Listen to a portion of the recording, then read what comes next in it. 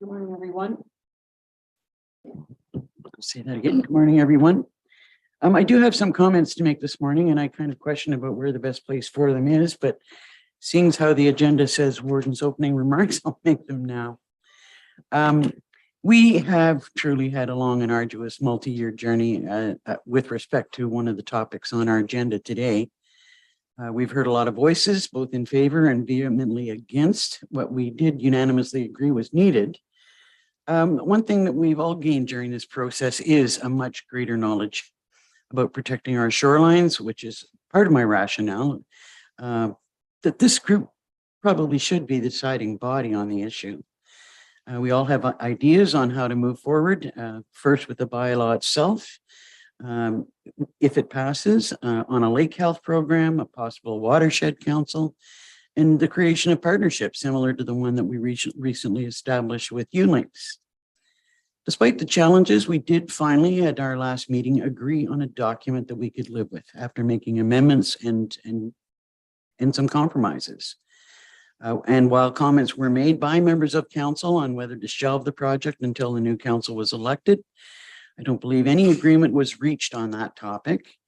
There's no lame duck associated with this project, given that it has been budgeted despite concerns about that. With no changes anticipated by council other than the legal review and associated comments, we did determine by resolution to hire a lake health person and sending the draft bylaw for its legal review. Having received the legal comments and knowing that there was sufficient votes to pass the bylaw, it did seem appropriate to me to move forward with a vote, which would allow the lower tiers to then give us the authority to continue to proceed, particularly with those other ideas like the Watershed Council, a lake health program. With respect to the new position agreed upon by resolution, our CIO will speak to that shortly.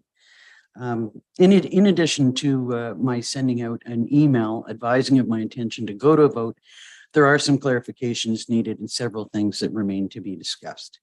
So having said that, I'll ask for a roll call and we'll do the land acknowledgement and then I'll turn comments over to Mike.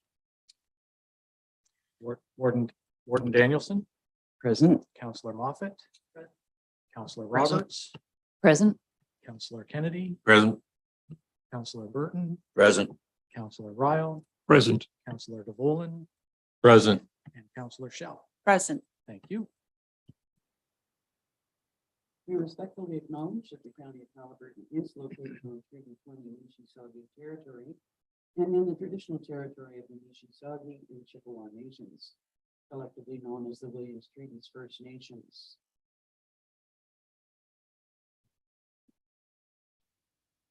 We acknowledge a shared presence of Indigenous nations throughout the area and recognize its original Indigenous inhabitants as the stewards of its lands and waters since time immemorial. Before we adopt the agenda, I think I'm going to let Mike make some comments because there will be a slight change to the agenda, if council agrees. I thank you, Warden. I think this is the first time in my 32-year career I've started with an amendment to the adoption of the agenda motion with an apology. But I do owe council one. In order to do that, I need to provide some context. So you'll recall that a number of years ago, it was actually the previous council that started this process. Richard Taylor provided a legal opinion on the legislative framework, which again, the previous council reviewed that in detail. It really talked about the options available under the Municipal Act and the Planning Act and which I guess the extent to which we could regulate activities on shoreline. The previous council had reviewed a couple iterations of a draft bylaw, which the former director sent for a legal review with the goal of reviewing it from an implementation and enforcement standpoint. When this council provided direction at the last meeting for a further review, I sent that to the same person who had done the previous review. Mr. Dre is licensed with the Law Society as a paralegal, and he's very qualified to provide a legal opinion.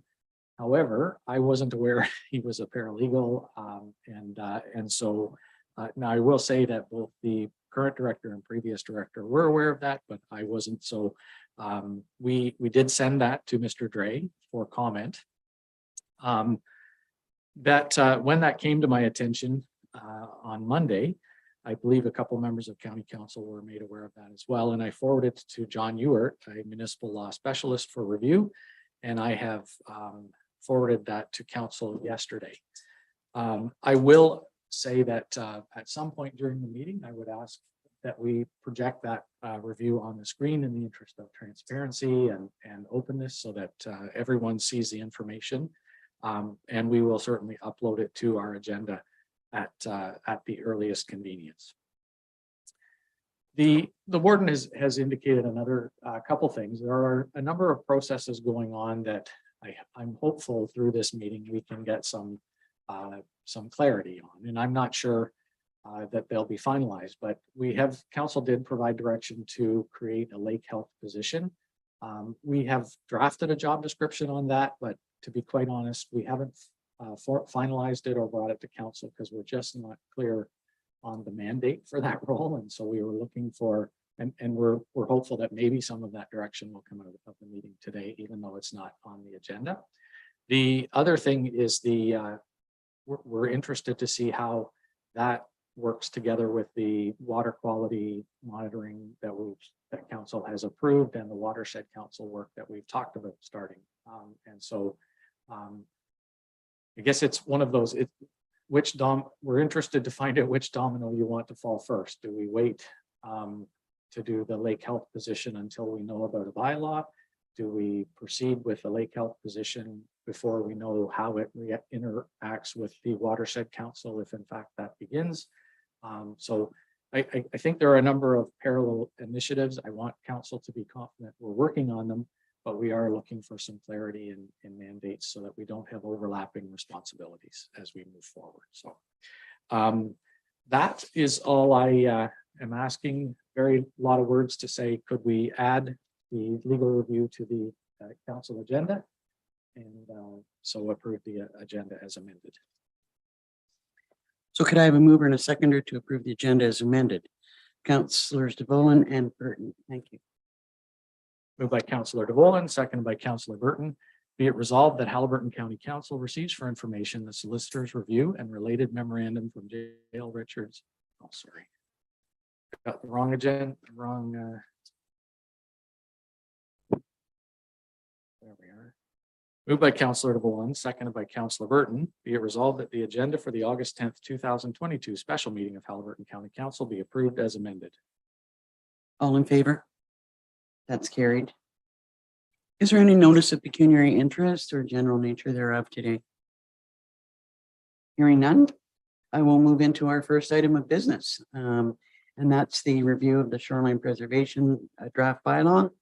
And we will bring in Mr. Farragon from J.L. Richards and Associates.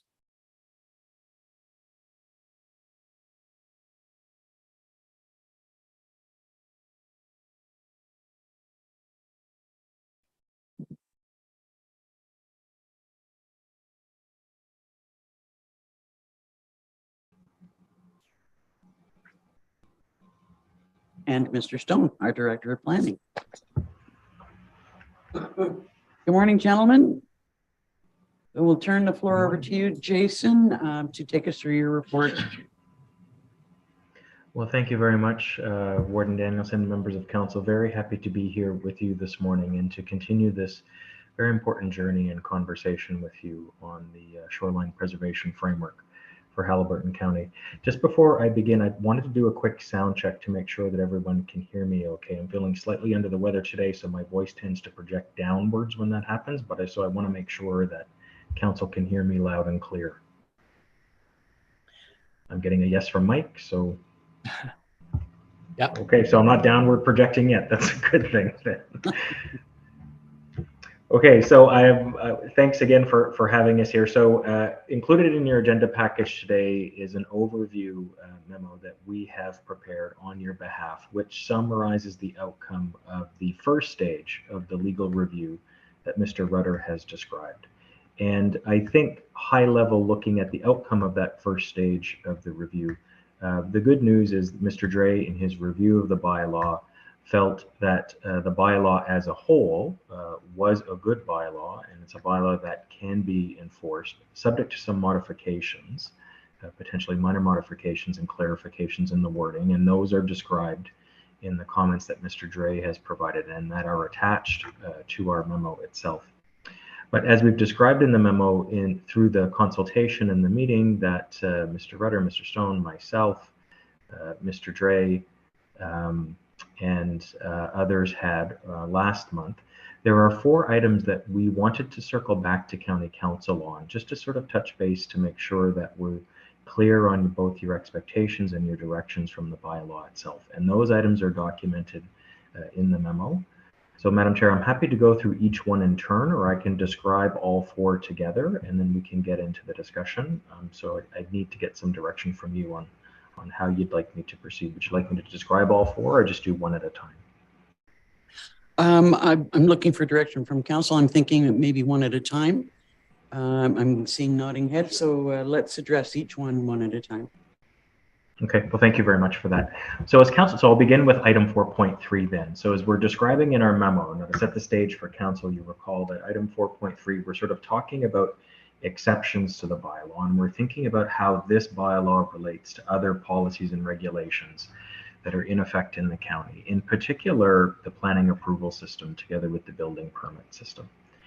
And council will recall in earlier iterations of the bylaw, there was a predefined standard in the earlier drafts, which said if someone is building a building, that they would be permitted to clear trees and alter the grade of land within a 5-meter buffer of that building in order to sort of basically achieve construction. As council may recall, when we did the stakeholder consultation, the first and the second round of stakeholder consultation as part of the review last year, one of the things that we heard from the development community was some concerns around the specificity of the 5-meter standard. And they were seeking some flexibility to, understanding the intent, they were seeking some flexibility to ensure that they could do what they needed to do to achieve a building permit while still respecting the strategic intent and the outcome that council was seeking as part of the bylaw. In our discussions with Mr. Dre last month, while he's comfortable with that provision, I would sort of say he sort of did obviously caution, because it is a performance-based provision in the bylaw and doesn't have a numerical limit, that council just sort of be aware that that distance can vary depending upon the site, the building that is being constructed, and the method of construction itself. So it won't always be a harmonized standard. So for council's benefit, I'd gone back in anticipation of this meeting, looked at the building code itself, specifically provisions around site grading. And I'll read to you a provision there from the code. So what it says is that the building shall be located, or the building site graded, so that water will not accumulate at or near the building and will not adversely affect adjacent properties. So that is the standard for site grading in the Ontario Building Code, and that standard is performance-based as well. So I sort of suggest to you, I guess my recommendation would be that we should keep the performance-based standard in the draft site alteration bylaw. It does align nicely with the performance-based nature of the building code as well. But understanding that there may be some variability if the bylaw is approved by council, there will be some variability in how much vegetation may need to be cleared or how much grade may need to be changed in order to achieve construction of a particular building on a particular property in the county. So I'll stop there, Madam Chair, and I'm happy to take any questions on that one. Thoughts, comments, questions? Councillor Moffat. I guess a clarification, if you're saying the performance-based criteria aligns with the code, then are you saying that what is currently in the draft is acceptable or needs to be changed? It's acceptable. Through you, Madam Chair, acceptable. Great, thank you. Just wanted that clarification. Any other questions about that particular issue? So you're satisfied that we can maintain the same wording that we've got in the bylaw now? Councillor Moffat. Yeah, as long as we did hear loud and clear for the contractors around that concern, and if this alleviates that concern, allows construction to continue and still aligns with the code, then I don't think there's much more good or bad that can happen around it. Okay, thank you. So I think you have your answer on that, Jason. So if we want to go to the next section. Thank you, Madam Chair. So the next section. Hang on, my apologies, Councillor Ryle. Jason, it was just a question. If in the event, like looking at the building code, so if in the event that that they cannot hold the 5 meters as it's defined in the code, that would be a negotiable thing when they're doing their building permit. Is that what I'm hearing? So through you, Madam Chair, and apologies, I may have been unclear in my remarks. So it is the opposite. So the code does not have a defined standard, nor does the site alter or the proposed shoreline preservation bylaw. So they are both performance-based. So they would allow some professional judgment to be applied on a site-by-site basis, understanding the outcomes of both of that piece of legislation, as well as the shoreline preservation bylaw, which are aligned because they both talk about grading and drainage and erosion and impact on neighboring properties. So I think actually moving to a performance-based standard in the case of the shoreline preservation bylaw is the better policy choice because it is more aligned with the Ontario Building Code. Okay, carry on then to the next section. Thank you, Madam Chair. So I'll take council then to section 14.1, and council will recall that we had considerable discussion on the concept of the review and the update of the bylaw. And in his review of the bylaw, Mr. Dre is just sort of cautioning that in terms of the enforceability of the bylaw, that better language may simply to say that council commits to reviewing the bylaw both on an ongoing and a periodic basis. So Mr. Dre's concern at the time was by committing to updating the bylaw on an annual basis, if the county had failed to undertake an update on any given annual basis, that may open the bylaw to challenge from an enforcement perspective. So he's recommending a change in language to sort of ongoing and periodic basis in terms of the frequency of the update to strengthen the enforceability of the bylaw itself. So I guess the question to County Council this morning is, would you prefer to keep the 1-year language within the bylaw, or would you prefer to move towards the language that Mr. Dre is suggesting, which references ongoing and periodic review of the bylaw as an alternative? Councillor DeBonne and then Councillor Moffat. Yeah, I mean, definitely I agree with the suggestion here. We've seen how 2 years of COVID, that things that happen on an annualized basis didn't happen. And this is a huge improvement. I think it aligns with our intent with this, that it isn't done and left forever and a day before you do it. And that I fully expect, unfortunately, in the municipal world that we have today, that anything we do in terms of bylaws or rules are going to be challenged at every level. It's unfortunately the world we live in. So this definitely will remove some ammunition for somebody to use to try to undermine whatever we do. Councillor Moffat. I agree about alignment with the intent, and also maybe perhaps from the opposite side, is it also allows, it would allow the county and the public to be able to respond as needed to anything that might crop up that, you know, when things are this big and this new, something could come up that either needs enhancement, you know, refinement, modification, and you don't want to say, well, we can't do it until the, you know, we've only do it once a year. So if it can be addressed on a more responsive basis, I think that's helpful. I agree. I think this what is being suggested meets the intent, our intent, to ensure that we keep an eye on the process and its success. But as Councillor Moffat says, if something came up, it would also allow us to deal with it right away. So I think you're hearing, Jason, that we will go with Mr. Dre's recommendation on the change in wording there. Thank you, Madam Chair, for that. So we can move to section 15.1. Thank you, Madam Chair, and apologies for stepping ahead of you on that one. So I'll take council then to the third comment, and this comment really comes through the collaborative sort of conversation that occurred last month around the bylaw, and it was a very healthy discussion and interesting. You know, when you work so hard on something and you get it to a point, and sometimes it's good to kind of step away from it a little bit and come back and look at it again. And through that process, the team had a really good discussion around, firstly, Section 2 of the bylaw. And I'll take counsel there first because it's helpful to understand, I think, this set some context for the comments around Section 15.1 and those definitions. So Section 2 of the bylaw speaks to the area of application. And Section 2 of the bylaw makes very specific reference to shoreline. And shoreline is a defined term. And through our discussion, as we were looking at the definition of shoreline, and which includes a secondary reference to body of water, and then going back and looking at the definition of prohibited area, those two definitions in particular, body of water and prohibited area, they're subject to some interpretation there. And our recollection of the conversation that we had with County Council is that County Council was interested in protecting the shoreline, the first 20 meters back from the high water mark.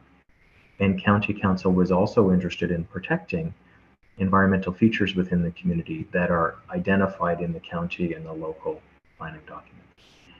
And when you go and read the definition of body of water in particular, it can be interpreted in two different ways. It can be interpreted in that council is seeking to protect wetlands only within the defined shoreline area, so that first 20 meters back from the high water mark. It could also be interpreted as County Council wished for that protection to be extended to wetlands beyond the shoreline area.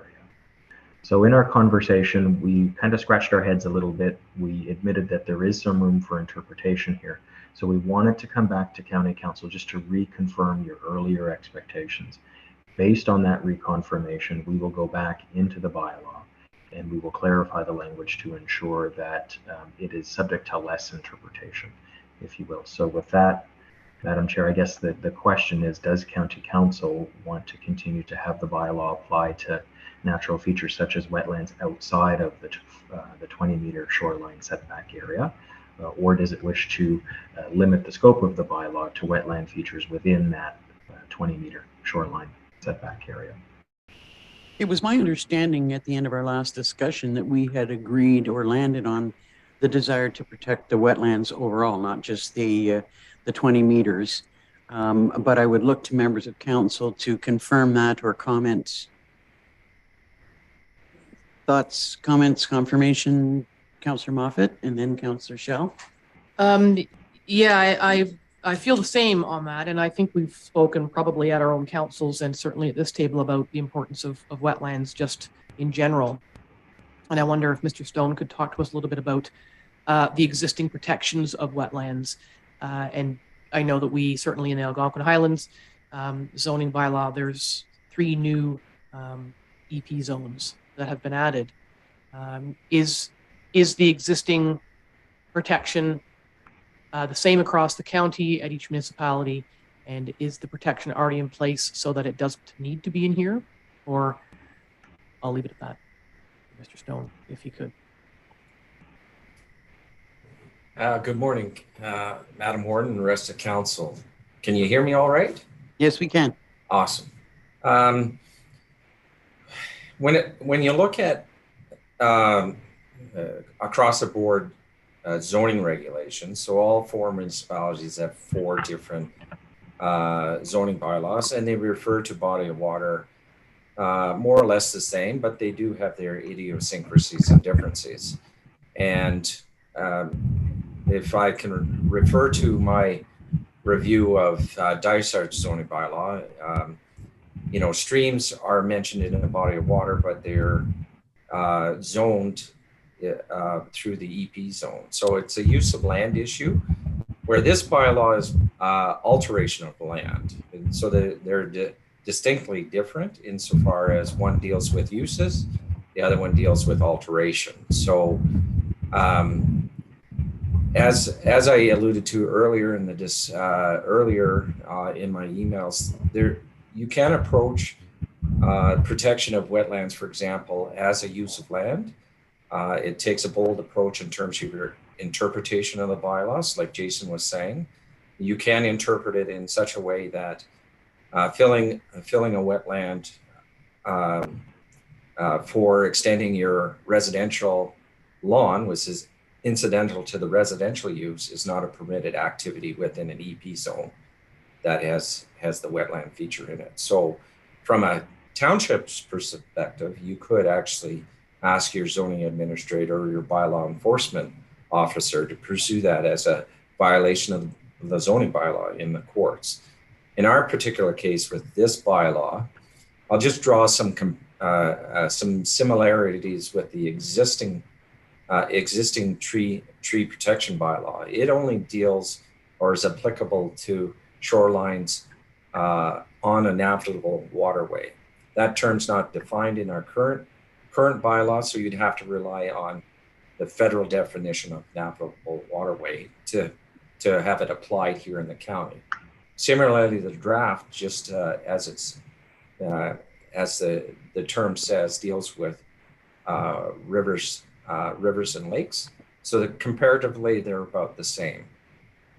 You have to sort of further interpret it, as Jason says, to look at natural features, schedules within the county official plan to interpret it that it is extended to things like provincially significant wetlands. And again, if the townships designate and zone wetlands, then through their OP and zoning bylaw, you could interpret this bylaw applies to those features. But as Jason said, we had a healthy discussion about this, and I know I raised it. He's referring to my interpretation, which I think everybody raised an eyebrow when I mentioned it. And I think we all concluded that, the bylaw could be served with more clarity with regards to that definition. We'll go to Councillor Shell next. I was just going to confirm that that was my recollection as Okay. well. Thank you. I think back to Councillor Moffat. With all due respect to Mr. Stone, I just heard Charlie Brown's teacher. So I don't live in the planning world. I'm not a planner. One of the things that we're trying to do and have worked for so long to do is simplify and clarify. And the answer you just gave, neither of those for me. So I guess what I'm looking for is, what's the recommendation and why? See, if we, from the parts I did understand of what you said, is that there is no one place where it says thou shall or may versus thou shalt not. It sounds like it's inconsistent perhaps across lower tiers, that it's open to interpretation, and the municipalities could direct their staff to think that's what we're trying to get rid of. Is we're looking for the one-stop shopping that we and the public can easily understand the boundaries, because it's the ongoing confusion around some of the interpretations that is continuing to feed a lot of the angst. So I'm wondering if we can, if you could try again to simplify and clarify about that section, because if people have to, it's like a website, and when you open a website, and if you have to go more than 2 clicks, you're out, you're gone. So if trying to find out if somebody can do something around their property takes more than 2 clicks, shall we say, they're not going to do it. I'm not going to do it. So we need to find the way to put the right things at the right place in the simplest language, so that it isn't incumbent upon a bunch of people to try and figure out and interpret lower tier legislation. I just want a simple resolve for this. If it's confusing and different across the 4 tiers to me, or the 4 municipalities, then to me it should live here, and what lives here should supersede, or the changes should happen at the lower tiers. And that's something we talked about in April, is what changes for OPs and bylaws would need to happen. So I'm looking for the easiest, most concise place for things to live in that same language. I have to wholly concur with what Councillor Moffat said. I just kind of, my head kind of exploded while you were talking. I'd like it to be simple. I don't want us to get into a process, or personally, this is just my thoughts, where we have to go to all 4 municipalities and try and get everything in alignment, where it is so much easier and simpler for everyone for us to make a clear statement that we wish wetlands to be included. That is one of the things that I think a lot of us heard a lot about when we were talking about what bodies of water. It was a very loud voice that said that they wanted the wetlands protected, not just 20 meters of them, but beyond that. So I'm just looking for Councillor Rael and then Councillor. The only thing, Roberts. Steve, I have a question on is just, I just don't want to get into a confrontation between us and provincially designated EP wetlands. I'm sure they have a series of regulations they have to follow. They have a whole list of things. I'm sure that there are enforcement bodies that take care of that. And I just don't want to set us up to the point where now we have two clocks. One that they have to deal with from the provincial side of it, and one that they have to deal with it from the county side of it. So I also believe we should be protecting wetlands, but I think it's just, maybe it's a different version of clarity on, we have to have one set of rules for doing stuff. And I don't want to set us up so that we're now, well, the EP provincial says this and we've said that, and here we go around the horn. So I really hope we can avoid that. Any response to that, gentlemen? Go ahead, Mr. Stone. Well, not to overstep my role here, but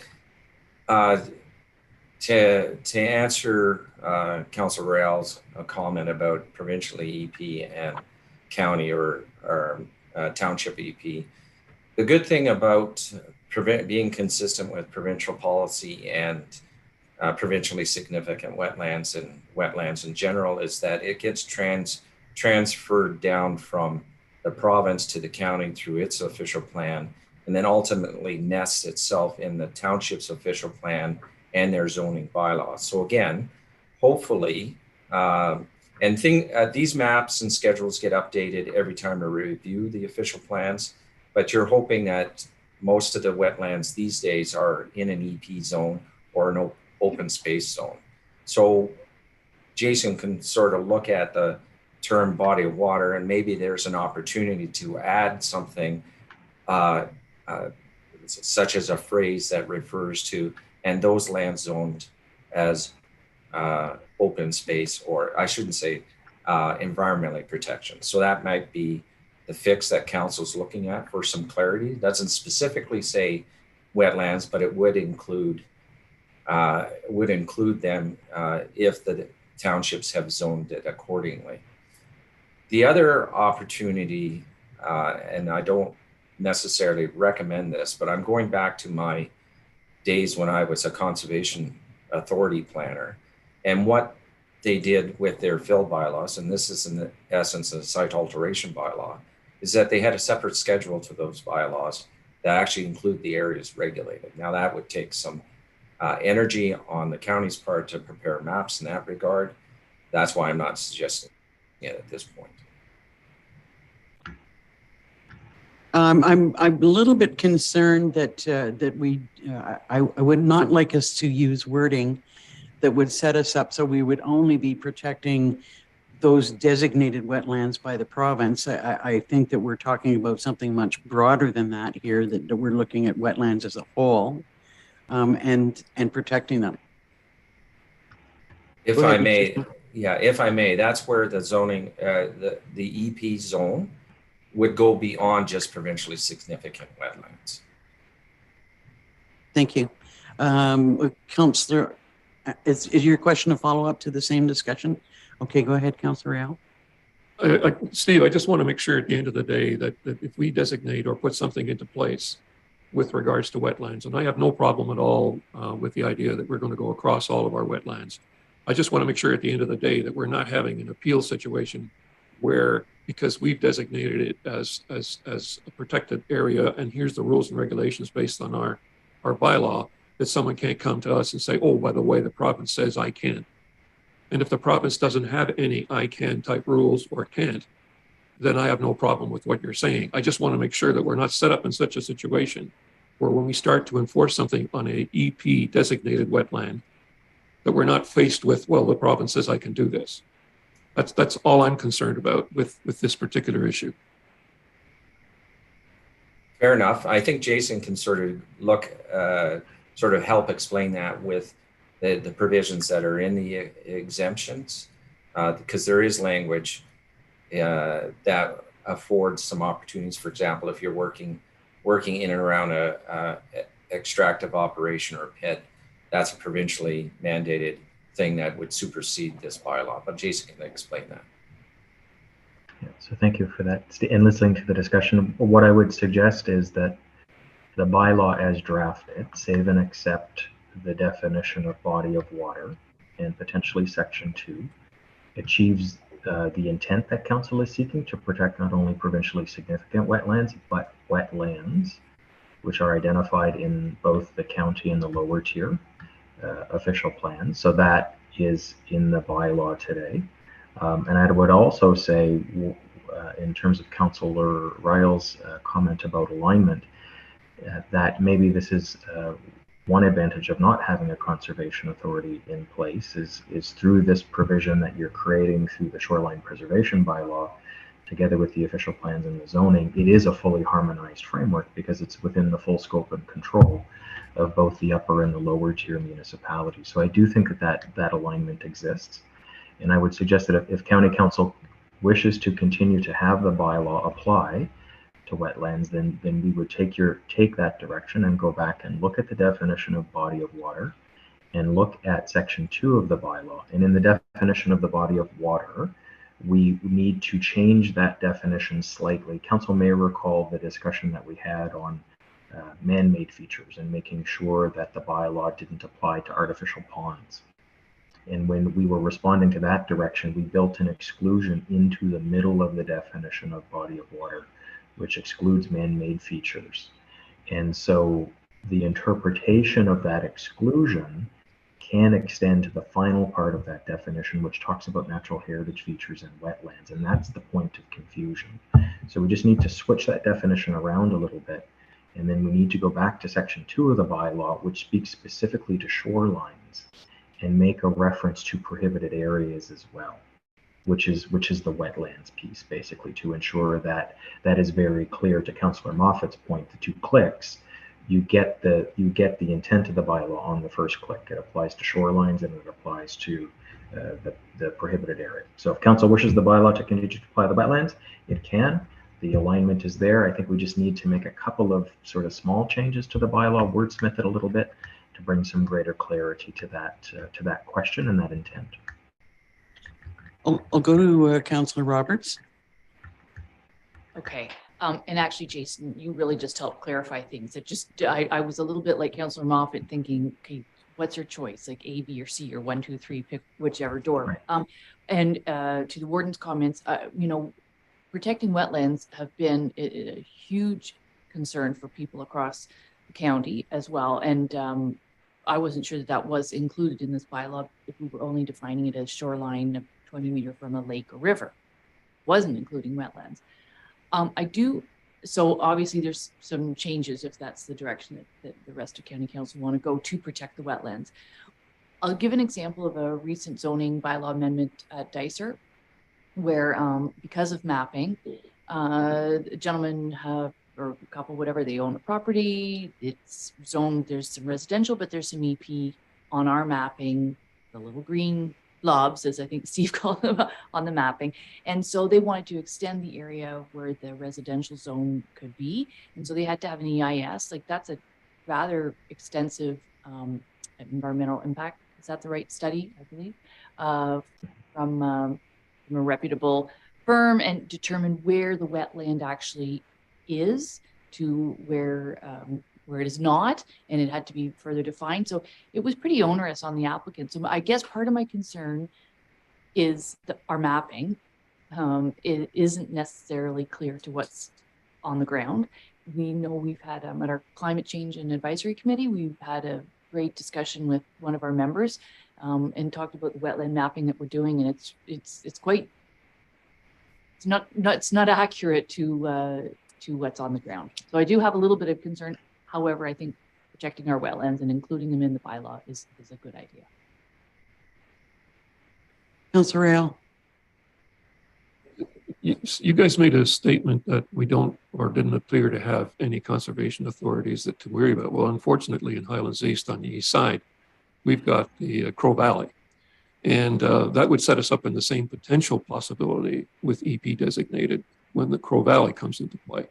So I'm going to assume that you've already either gone through or will be going through to make sure that we don't have any challenges with Crow Valley over there as well. So through you, Madam Chair, if I could respond to that, that was my comment and my error. I was thinking about conservation authorities that applies to the county as a whole, and acknowledge that Crow Valley does have some area of jurisdiction within the county. And to respond to the question, yes, that alignment is there. And I guess to offer an observation on the earlier comment about the quality of wetland mapping, I would simply say that Haliburton is not alone. We work with a number of different municipalities on projects, and the quality of natural heritage mapping is something that's consistently being improved within the province of Ontario. And through the periodic review and updates, as Steve has mentioned on the official plans, those are council's opportunities to really sort of drill in to those schedules and make sure that they're accurate and reflect council's strategic intents and outcomes for their community. I just want to go back to Councillor Roberts' comments, because I mean they're extremely valid. One of the things that we've been trying to do throughout this entire process is to reduce the hardship. Try and keep costs at a minimum to the best extent that we can, and that's really made me think. I still believe that we want to include wetlands in our definition of bodies of water. I'm just wondering if there's any way that we can address Councillor Roberts' concern.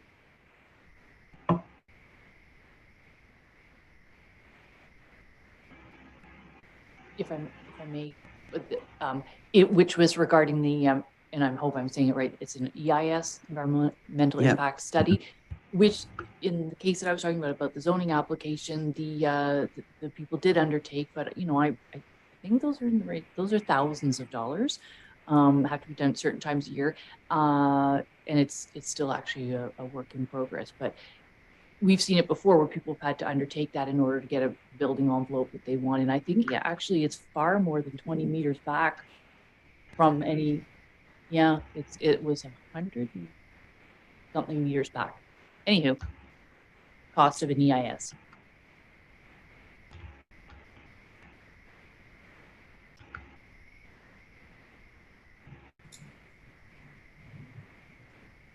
Further thoughts, Councillor Moffat? Yeah, I appreciate what Councillor Roberts is saying. We had a similar situation for an application where there was a identified wetland that actually didn't exist. So I think that's maybe a note to staff that some of the tools that we use may not be exactly aligned. And yes, those studies are expensive. And I think part of the overall intent of this entire glacial process is around the expectation or the obligation of stewardship. If we all know as, sort of fully formed adults that wetlands are the lungs of the earth, and we have lots of them in Haliburton County, and you have one on your property, it's a stewardship opportunity or obligation. And so we almost shouldn't have to put anything in place to govern that, but sounds like we do. And unfortunately what goes with that is could be those studies. I think, I'm sure that'll open up a whole email can of worms, but the bottom line is that this is an overall view to maintain what we have for as long as we can. And there are a number of applications that just simply require those kinds of studies, and already. So I still think that we need to include wetlands in the definition. I'm seeing agreement. Go ahead, Councillor Roberts. Yeah, I was just going to say, I wonder if, because, you know, I know it was your intent, maybe not today, to bring it to a vote, but to, and whether we vote or not vote, but to at least get to a clean copy, and we're not quite there yet. We're very close. And so now we're kind of having some discussion about wetlands and start to make some of our heads spin. Part of the whole thing is you could review, could you put that on the shelf for now and say this is a concern, but not included in the bylaw. And then, because right now you're going to have to come back and change some definitions, and, you know, I suppose we still have several months of this term, but I'm just wondering if that's something that would be, it's not included now, but it's up for review. Just going to throw that out there. So in order to not clarify, if you're trying to get to the clean draft, could that be a consideration for the second draft, a second iteration, and still have a bylaw? That is something that I plan to address. For now, I am hearing council say that they want wetlands included in the definition, and I'm seeing everyone nodding their heads. So carry on if we can to the next section. Thank you, Madam Chair. 17.1. Yes, section 17.1. So the final, what I would sort of describe as substantive piece of feedback from Mr. Dre was looking at section 17.1 of the bylaw.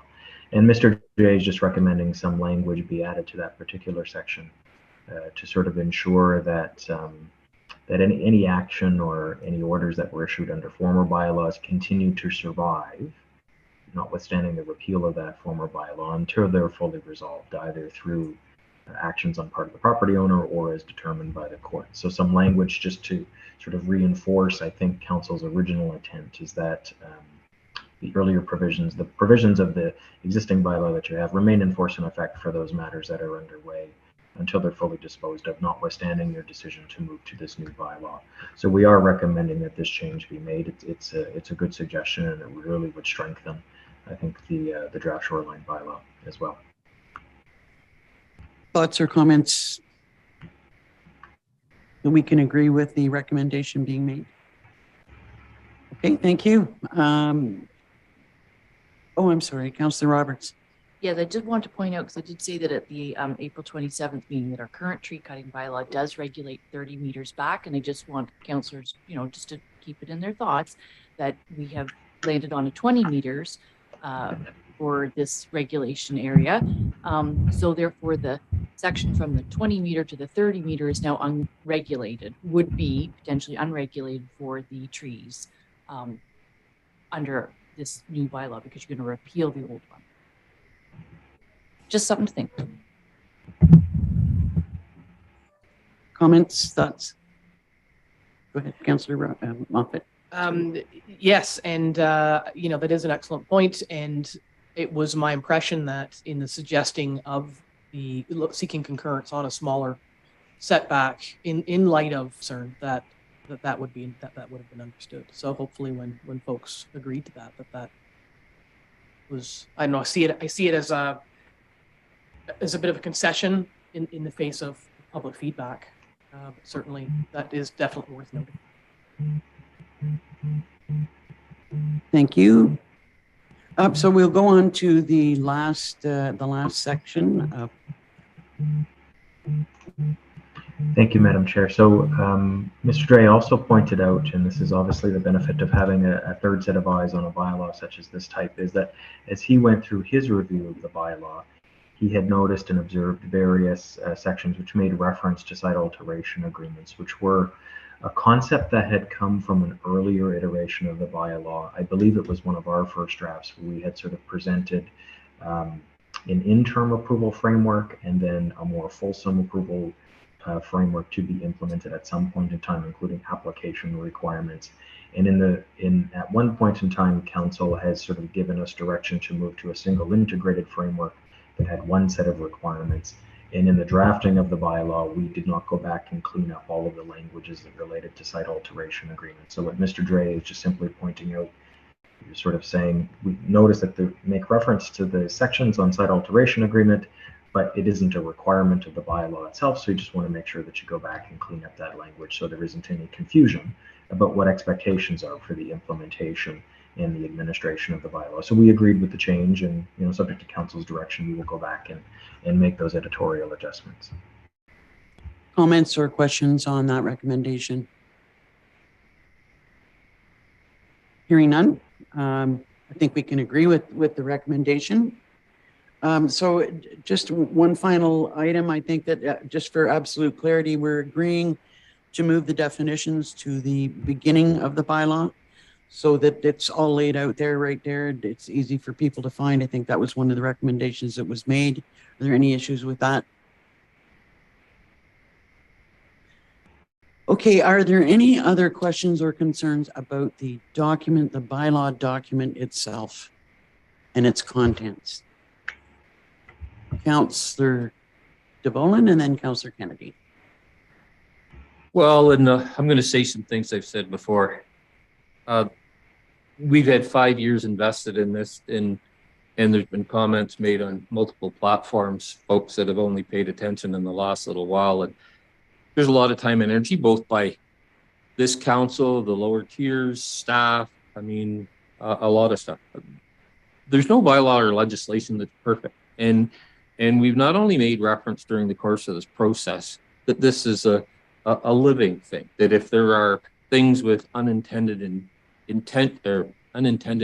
outcomes, that the council can quickly change those things and whatever, with whatever we pass. I can say that I think this is a good product. I think it passes a whole bunch of standards or tests, and when I compare it to other jurisdictions, I think it's about as good as I've ever seen. And I am ready to move forward with this. The reality is, I'll put my hat as an economist on, water and our natural environment is our principal asset of Haliburton County, and we need what we need to do it. Does it add complexities and costs, both corporately with respect to municipal taxes that we'll have to pay for some of those things, and individuals that will have to pay some fees as we do things on the property we own? I think it's a prudent and wise investment that guarantees that generations that are far beyond us still can enjoy sort of things that we do. I know there's lots of comments out there about these sort of things being draconian. Reality is there are those in society, and we're increasingly seeing more of them in our community, people that want to do what they want to do and not play by the rules. And we have to create a framework that does the best that we can, that's the least cost, that is the least offensive to the people that live in our community, but with the longer view that we need to protect this. Because I was just in Newfoundland this year, and obviously there were some mistakes made back with regard to fishing, both domestically and internationally, and we just passed the 30-year anniversary of that still being there. I would say there's bad policies, decisions made both in Canada and internationally, and I don't want to see the land and the water that we have in Haliburton County 30 years from now lamenting that we might have done something that could have avoided or mitigated those sort of things for our community. And I'll shut up now. Thank you, Councillor DeBolen. Councillor Kennedy. Yeah, just to your comment, Madam Warden, I thought we were going to probably go through the document. There's numerous instances in here where it says discussion, clarity. I thought that was the next step. Like, there's a lot of bullet points on this red line. I recognize a lot of them are there, and I think some of them are with respect to the definitions and moving them, shifting them. To me, I think that the points that Jason has raised as areas of concern touch on the body of those comments.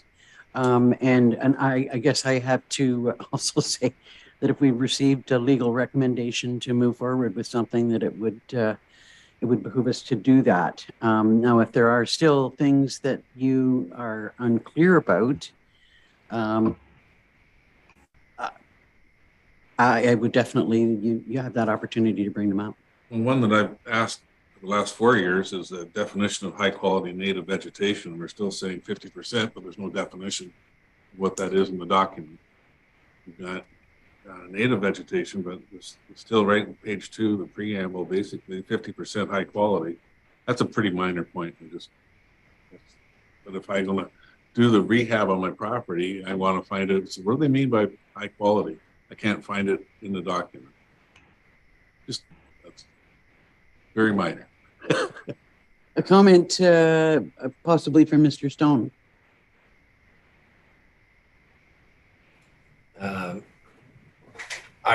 To be fair, that would be something that staff would have to be interpreted as part of its review of any permit application. So historically, for example, I've been involved in tree cutting, and for every really good tree that gets removed, we ensure that species specific to the area are replanted. And there's varying scales of planting. So for example, 3 to 1, 5 to 1, and in some cases, if it's really significant tree removed, 10 to 1. So that's usually something we do on a site-by-site basis, and it's iterative. We have a discussion with the landowner and seek consensus in terms of what that vegetation buffer will look like when it's restored or planted. And again, it's usually based on vegetation native to the area.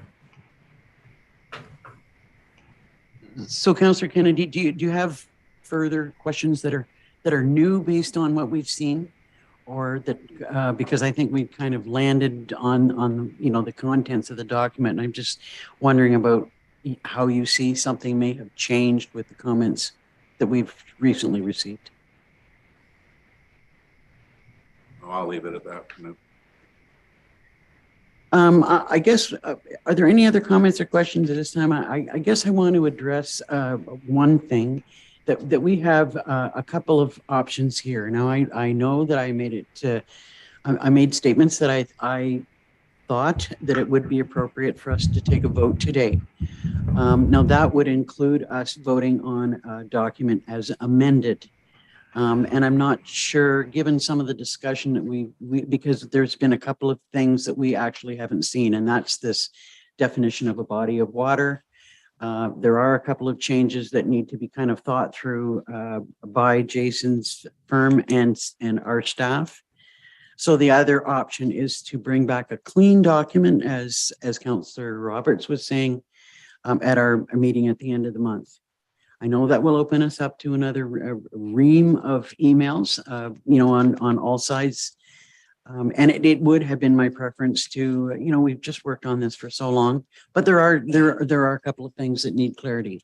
So there are those two options. I'd like to hear thoughts on that. We'll start with Councillor Schell and Councillor Moffat. Yeah, and I can live with that, provided that it's coming back to this council. We keep hearing about how you're lame duck, you should be making this decision. Everybody's alluded, this has been on our table here for 5 years. So using the lame duck excuse is stupid. If people want me to take the next 3 months off and sit on my deck by the pool and get paid, I'll happily do it, but that's not why I was elected. I've sat on council for 16 years, and I realized that when I'm sitting here, I represent the county as well.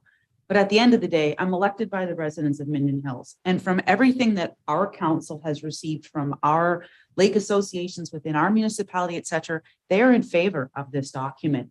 I know that some of the other councillors sitting here from some of the lakes within their district are not in favor, but I have to, and Brent as well, we have to vote based on what we are hearing from our constituents. And I am prepared to do as you said, bring back a clean copy so that we all have an opportunity to see it. But once that's done, I would like to see this council either move this forward or put it to bed. I don't like the idea of leaving it for the next council. I think it would sit here for probably another year, while maybe could be 8 new members of council sitting here that have to come up to speed if they haven't been paying attention. And go through the whole process. And go through the whole process again, and maybe they're sitting in their 4th year going, oh, well, maybe we should put it off to the next council.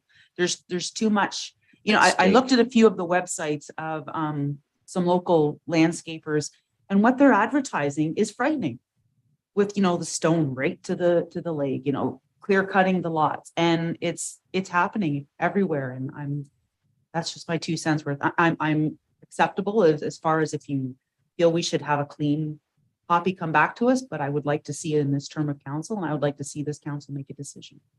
Thank you. Councillor Moffat. Thank you. I concur with Councillor Shell, and I think the clean copy is important because that's usually what we do. And you know, I think we're all going to get on the soapbox here. You know, I think the comments from the public are well understood. You know, there's people who just from the beginning have thought it's overreach, plain and simple, and that's just what they believe, and that is fully understood. Something I've discovered too is there's a number of people who are, from my conversations, feel like they're insulted that they're being pre-convicted of a crime they have no intention of committing. So people are saying, "Don't paint me with the brush of the bad people." Unfortunately, we can't pick and choose to whom or to what we apply different regulations, and we still know, to Councillor Shell's point, that you know there's all kinds of things being done on the land this week, including I think there was a backhoe in South Lake in the lake 2 weeks ago and redesigning somebody's shoreline, and that's the kind of stuff that needs to stop. What I would like to see is something in this term. I used the word glacial a moment ago, and we have been at this so long that you know, again, the comments that it's trying to be shoved through is laughable, because it is in fact the slowest process I think I've ever been involved in, and that's a good thing, and it's also a bad thing. We've answered the questions, we've approved the legal recommendations.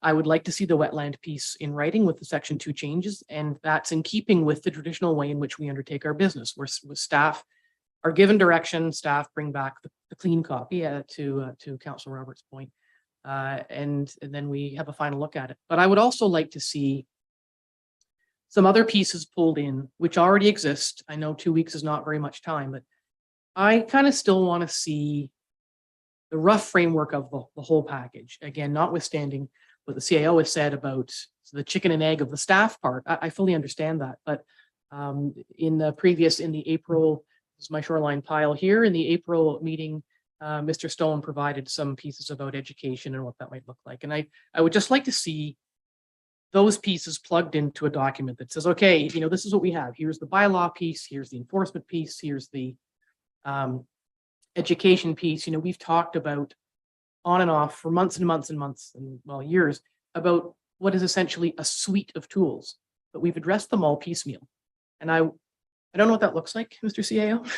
I can feel the heat emanating off of him as he's thinking, what do I do?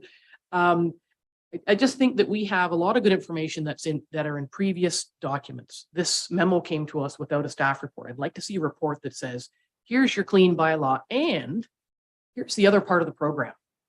And I'm not saying that we're going to hire 2 people who wear blue shoes and have curly hair. I'm saying Here's what we're proposing. Here's what we're proposing. This entire program will come to look like this. We have heard loud and clear about the need for education and promotion and possible incentives. And, you know, we have organizations in the community that will come and assess your shoreline and from whom you can buy the appropriate plants. I want to know that all that's going to be part of it. And it's easy to say verbally, well, yeah, it will be. We're just not there yet. Well, then let's just take a minute and write it down. So I'm not asking for a full kit. I'm asking for a clean bylaw and a little bit of the extra stuff that we have had in previous reports. It just rounds out the package. And if we can do that in 2 weeks, I agree with Lisa Shell, that Councillor Shell, that we should be looking at doing something. I think, and I'm hoping that you're speaking in general terms. I mean, there's obviously going to be, you know, once and if the bylaw is approved, I think that will have an impact on how some of this unfolds. But I think if we're asking for a general outline of how these things can fit together, because it's got to fit together, and I'm hoping that a general outline will be achievable for staff to bring back to us. Look at that smile. Of course, it's achievable. Councillor Real, and then Councillor DeVolen. I totally agree with Councillor Moffat and the position it's taking. And when I went and talked directly to the people that I represent in Highlands East, I think right now I probably have 80–90% of the people who are very supportive of the written document that we have now. Obviously, the amendments we're making are not going to change much of that, so it's going to be basically supported the same way. My questions are all coming about is how's it going to work? Specifically, the permitting system itself. Nobody seems to have a clue in the public that I represent how that's going to happen. Now, I don't like Councillor Moffat. I'm not interested in micro detail. But do we have an idea how this is going to work? Like, do we know how the system is going to work? How it's going to be implemented? How it's going to be administered? The kind of process that's going to be followed for violations and potential reconciliation and or fining. Again, don't need another document this size, but surely there's got to be some kind of a summary bullet point type scenario that says the permitting system will follow this path. The violations will be done this way, so on and so forth. And it's going to be very difficult for me to go back to the people that I represent without some kind of an answer, because my answer right now is I don't know. And that answer is not acceptable. I do believe that has been to some extent asked and answered of Mr. Stone, who's spoken to the subject. But, there's nothing in writing, I can see that we do need some general idea about how this is going to unfold. And there's no doubt that we'll have more discussion about this, past or not. If I may, we talked about the possibility, and I think Councillor DeVolen mentioned the Coles notes. That would be a great idea. But can we have an outline for the Coles notes before we pass this thing, so we know that what's going to come, and then I can sit down with the people that I represent and say, hey, listen, you got some really serious concerns. We are going to be addressing them, but we got to get this show on the road. And I think that's only fair to the people. To the issue of Coles notes, and that has been something that we've all been asking for a long time. I think one of the challenges with the Coles notes has been you can't develop a set of Coles notes on something that isn't finalized. It doesn't exist yet. That's part of the challenge. And I know that each time that we looked at a different iteration of the bylaw, it would have helped people, because there's so many questions out there. I mean, we've heard so many of them, and in particular from Councillor Moffat, who's we need some easy way to explain this. And I think that now that we have landed on a document that we can live with, that we can do that, or should be able to do that. Councillor DeVolen. A couple of comments. The first one, an analogous situation, like a provincial statutes, the decision is made in the legislation passed, and the regulations, how it rolls out, that follows after. And I think there's mechanisms to do that. Yes, we need to know where we land before we can do that. I think there's been lots of good discussions in many meetings that we've had in terms of the aids and the tools. And I think in the broad strokes, in terms of education, whatever, some of that probably can be thrown together in time to give a notion of where we're going with this. But I think then the hard work will begin to have the detailed information that will come to the public. I definitely am in favor of a clean document coming at the end of the month, that it's comes and it's not a subject of discussion at length today, and it's a yes or a no, and we'll do what we will. Anyways, that's my opinion. Councillor Kennedy. Yeah, thank you. Just to follow up on Councillor Rael, the idea of the permitting and what goes on and the simplification of it. Section 11 under securities, I've been asked clarification on where, it says in here, where a security deposit is required in accordance with the bylaw. I was unable to find an actual place where it defined when that kicks in, because is it if it's a $10,000 job, do I need to hand in a certified check for $10,000 plus do the work, because it's 100% of the estimated costs of the project that you have to secure with. So that's the kind of the what ifs that we're getting down to. But that if we're going to come back with some clarification, I'd like we don't need it today, but Just to clarify that, when that actually kicks in. Okay, so what I'm hearing is that we are looking for a clean document to be brought back to our council meeting at the end of the month. And I would urge anyone who's got any questions about, some of the details or things that are outstanding in their mind to talk to Steve, to try and put as many of those questions or concerns to bed before that date. Any other comments? Councillor Roberts? Yeah, thank you. Yes, definitely. I agree with you on that everybody wants to see a clean copy. I don't know if we're going to be able to have some of the other questions answered in 2 weeks, but because agendas have to get posted, to us the Friday before. Councillor DeBolen brings up a good point. And so I'm a little confused of, we can have a clean copy, but it is the rollout of that. So actually our next agenda item talks about sort of a phased approach. Like, is there any possibility to look at, well, here's a clean copy. And I acknowledge all the work that everybody has done, every single one of us at this table, all the staff, all the people in the community that have been following all this and making comments all along. I still don't feel that this is the time to pass and enact a bylaw. So I'm a little, I would, I've very clearly stated how I would vote already, but that doesn't mean I don't think we've done really good work. I just think the implementation is going to be a lot more complicated, and I think that needs to be clearly spelled out prior to, for instance, can you have a bylaw that's enforced in like the future date? So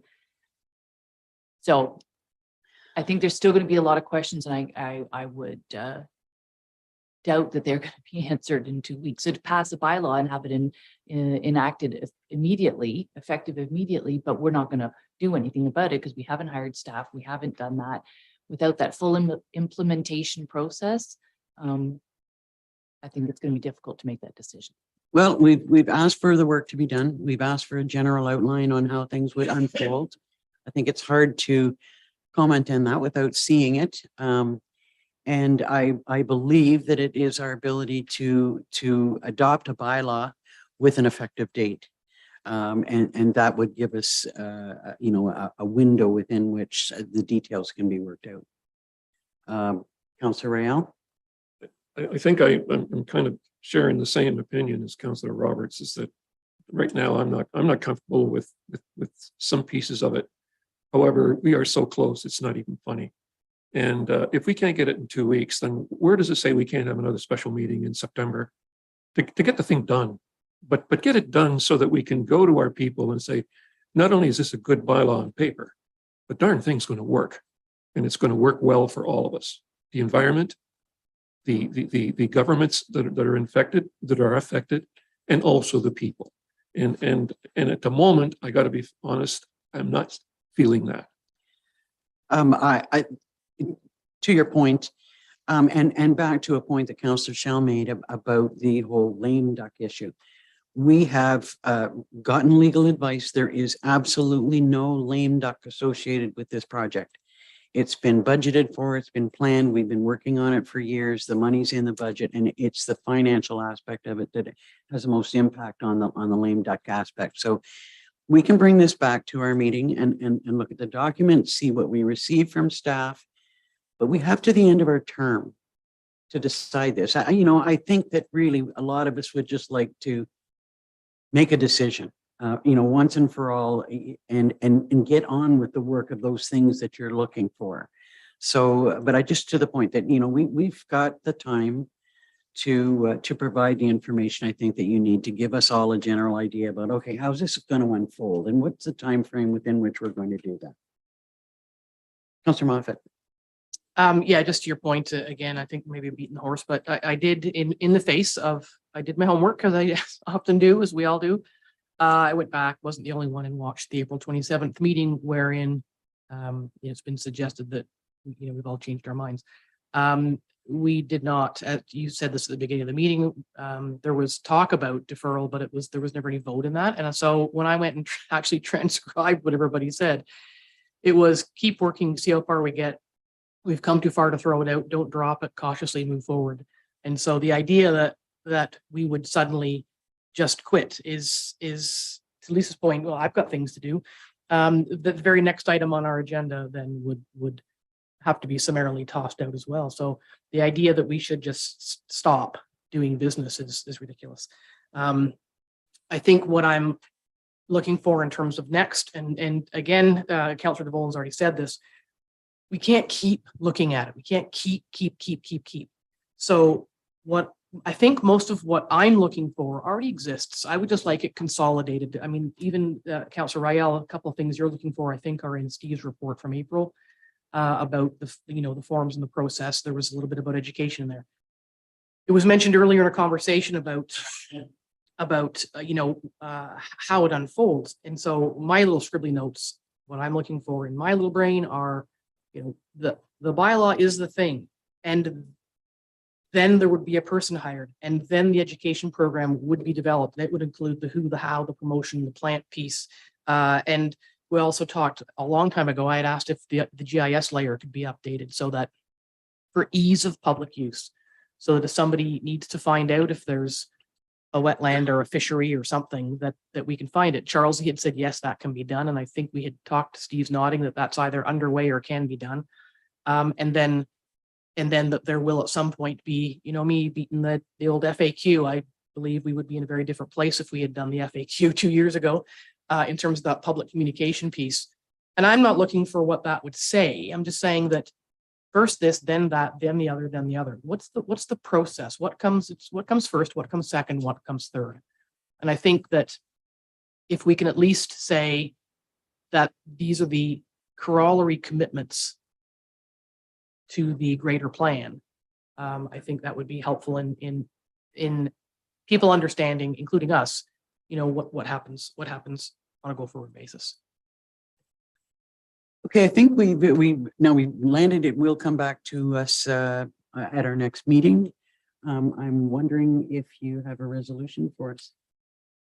I've drafted something and Let's maybe hear it before we put it on the floor. be it resolved that Haliburton County Council received the memo dated July 28th, 2022 from Jason Farragon of J.L. Richards entitled Haliburton County Shoreline Preservation Review Outcome of Solicitor's Review of Refined Bylaw. The draft bylaw with comments from Mr. Paul Dre and the comments received from the municipal solicitor, John Ewart. And that Haliburton County Council direct staff to incorporate those comments and council direction related to the questions outlined in Mr. Farragon's memo into a revised bylaw that will be placed on the August 24th, 2022 agenda for a final vote. Councilor Moffat. Were you going to, just for sake of transparency, put Mr. Ewart's opinion up there? Because Yes, I was actually. I think it's important Thank that you. It was going to be my Well, next request. somebody raised a good concern and it was immediately addressed. And I think that we owe the public Yes. that show and tell. So Mark has that. If you could project it, Mark. Councillor DeVolen. So again, I will just kind of go through it item by item or paragraph by paragraph because the public hasn't seen it. So John begins his memo by saying, it's his understanding that we're in the process of creating a new shoreline preservation bylaw and have developed a draft that's been prepared and reviewed by consultants that we've retained. The result is a draft, which will be considered today, of course. A review of the draft bylaw with proposed changes as identified by track changes serves to meet the objectives of a bylaw passed pursuant to either section 135 or section 142 of the Municipal Act. Section 135 of the Municipal Act provides that an upper tier municipality may prohibit and regulate the destruction or injuring of trees in defined areas. Section 142 of the Municipal Act 2001 further provides that an upper tier municipality on delegation by a lower tier municipality has the authority to pass a bylaw respecting the dumping or placing of fill, removal of topsoil, or the alteration of the grade of land within the jurisdiction of the lower tier municipality. The wording of both the bylaw with proposed changes in the writer's opinion serves to track the legislative objectives of both section 135 and 142. Accordingly, the writer has no objections to the proposed wording contained in the draft bylaw. The bylaw as drafted is in accordance with the provisions of the Municipal Act 231 and in the writer's opinion, capable of being enforced. With any bylaw, there is often a risk that the bylaw will be challenged. The challenge is often the validity of a particular section or definition contained therein.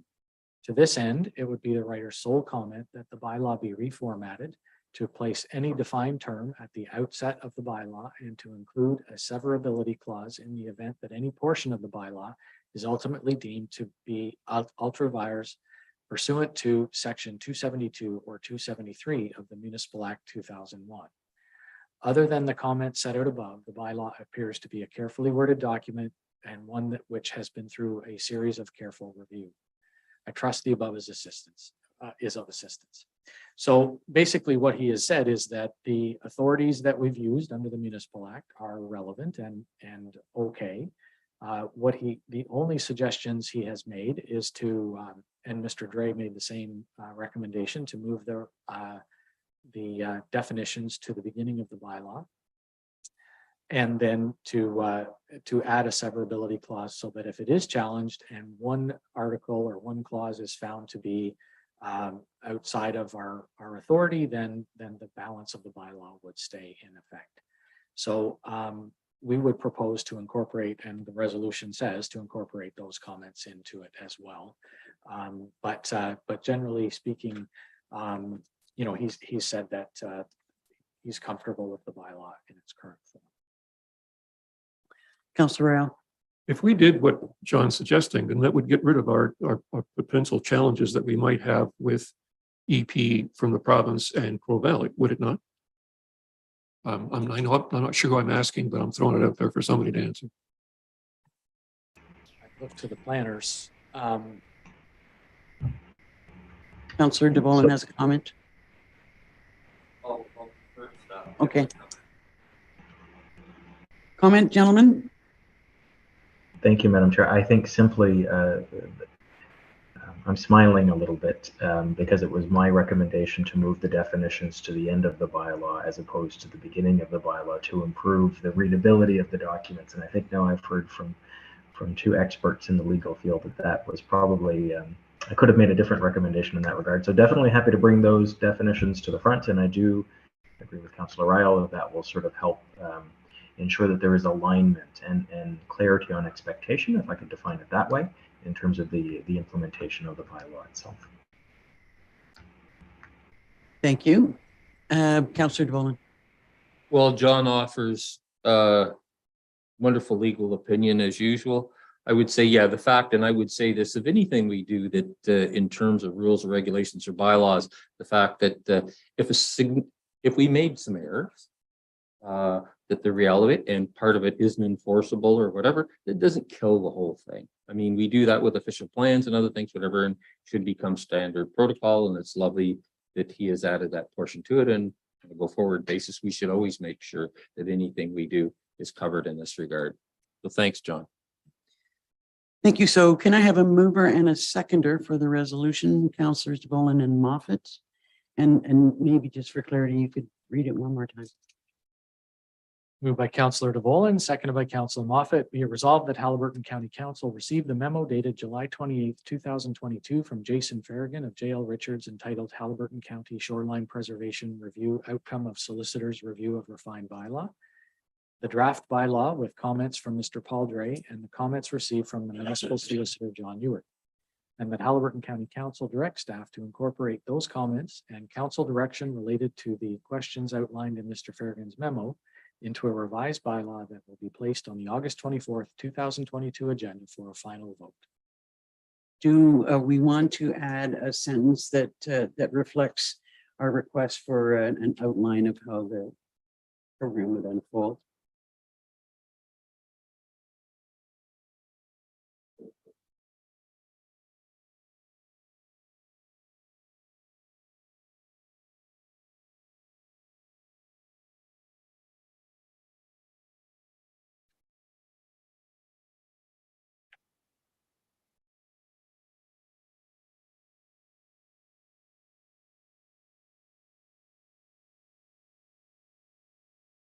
I always love the silence during crafting. No pressure, really. Councillor Roberts. If you want, I can hold my question until after the vote on this. Okay, if you would. It's just a general question.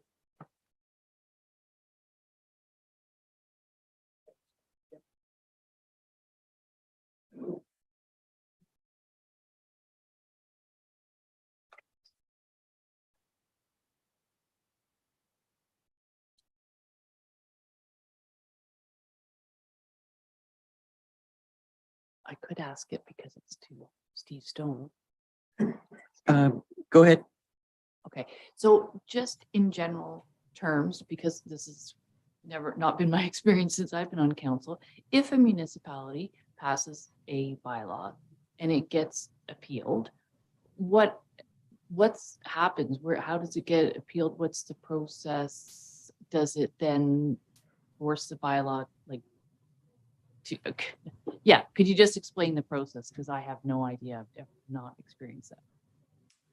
Well, I may ask for Jason's support on this, but it's a municipal act bylaw. And so there's, and maybe Mike as well can step in. I know zoning bylaw amendments are appealable to the Ontario Lands Tribunal. I believe the process, if somebody has an issue with a municipal act bylaw, it would have to go through the provincial court system through a judicial review. But I've never experienced that in my life. So. I think we need to go back to the motion. If you could read the addition that you've made. And further that staff be directed to prepare a staff report detailing how the bylaw will be implemented, including the processing of applications, staffing, education, and when it will become effective. All in favor? That's carried. Thank you. Thank you, gentlemen, for your work on this particular project. Jason, I know that you don't feel well. And if you feel that we do have, I think we're going to take a 15-minute break. If you feel during the next part of the discussion that you need to step away, I just want council to understand why. I know that we have Simran and Tori, both that will be making a lot of that presentation. So I just want everybody to know that we thank you. We hope you feel better. Actually, we hope you can stay with us, but we understand if you need to leave. Thank you for that, Madam Chair. I am fully invested in our work with Haliburton County, so my intent is to hang in there absolutely as long as I can. So thank you for that. Okay, we'll take a 15-minute break, or actually it might be just a tiny bit longer. So 10:45, we'll come back.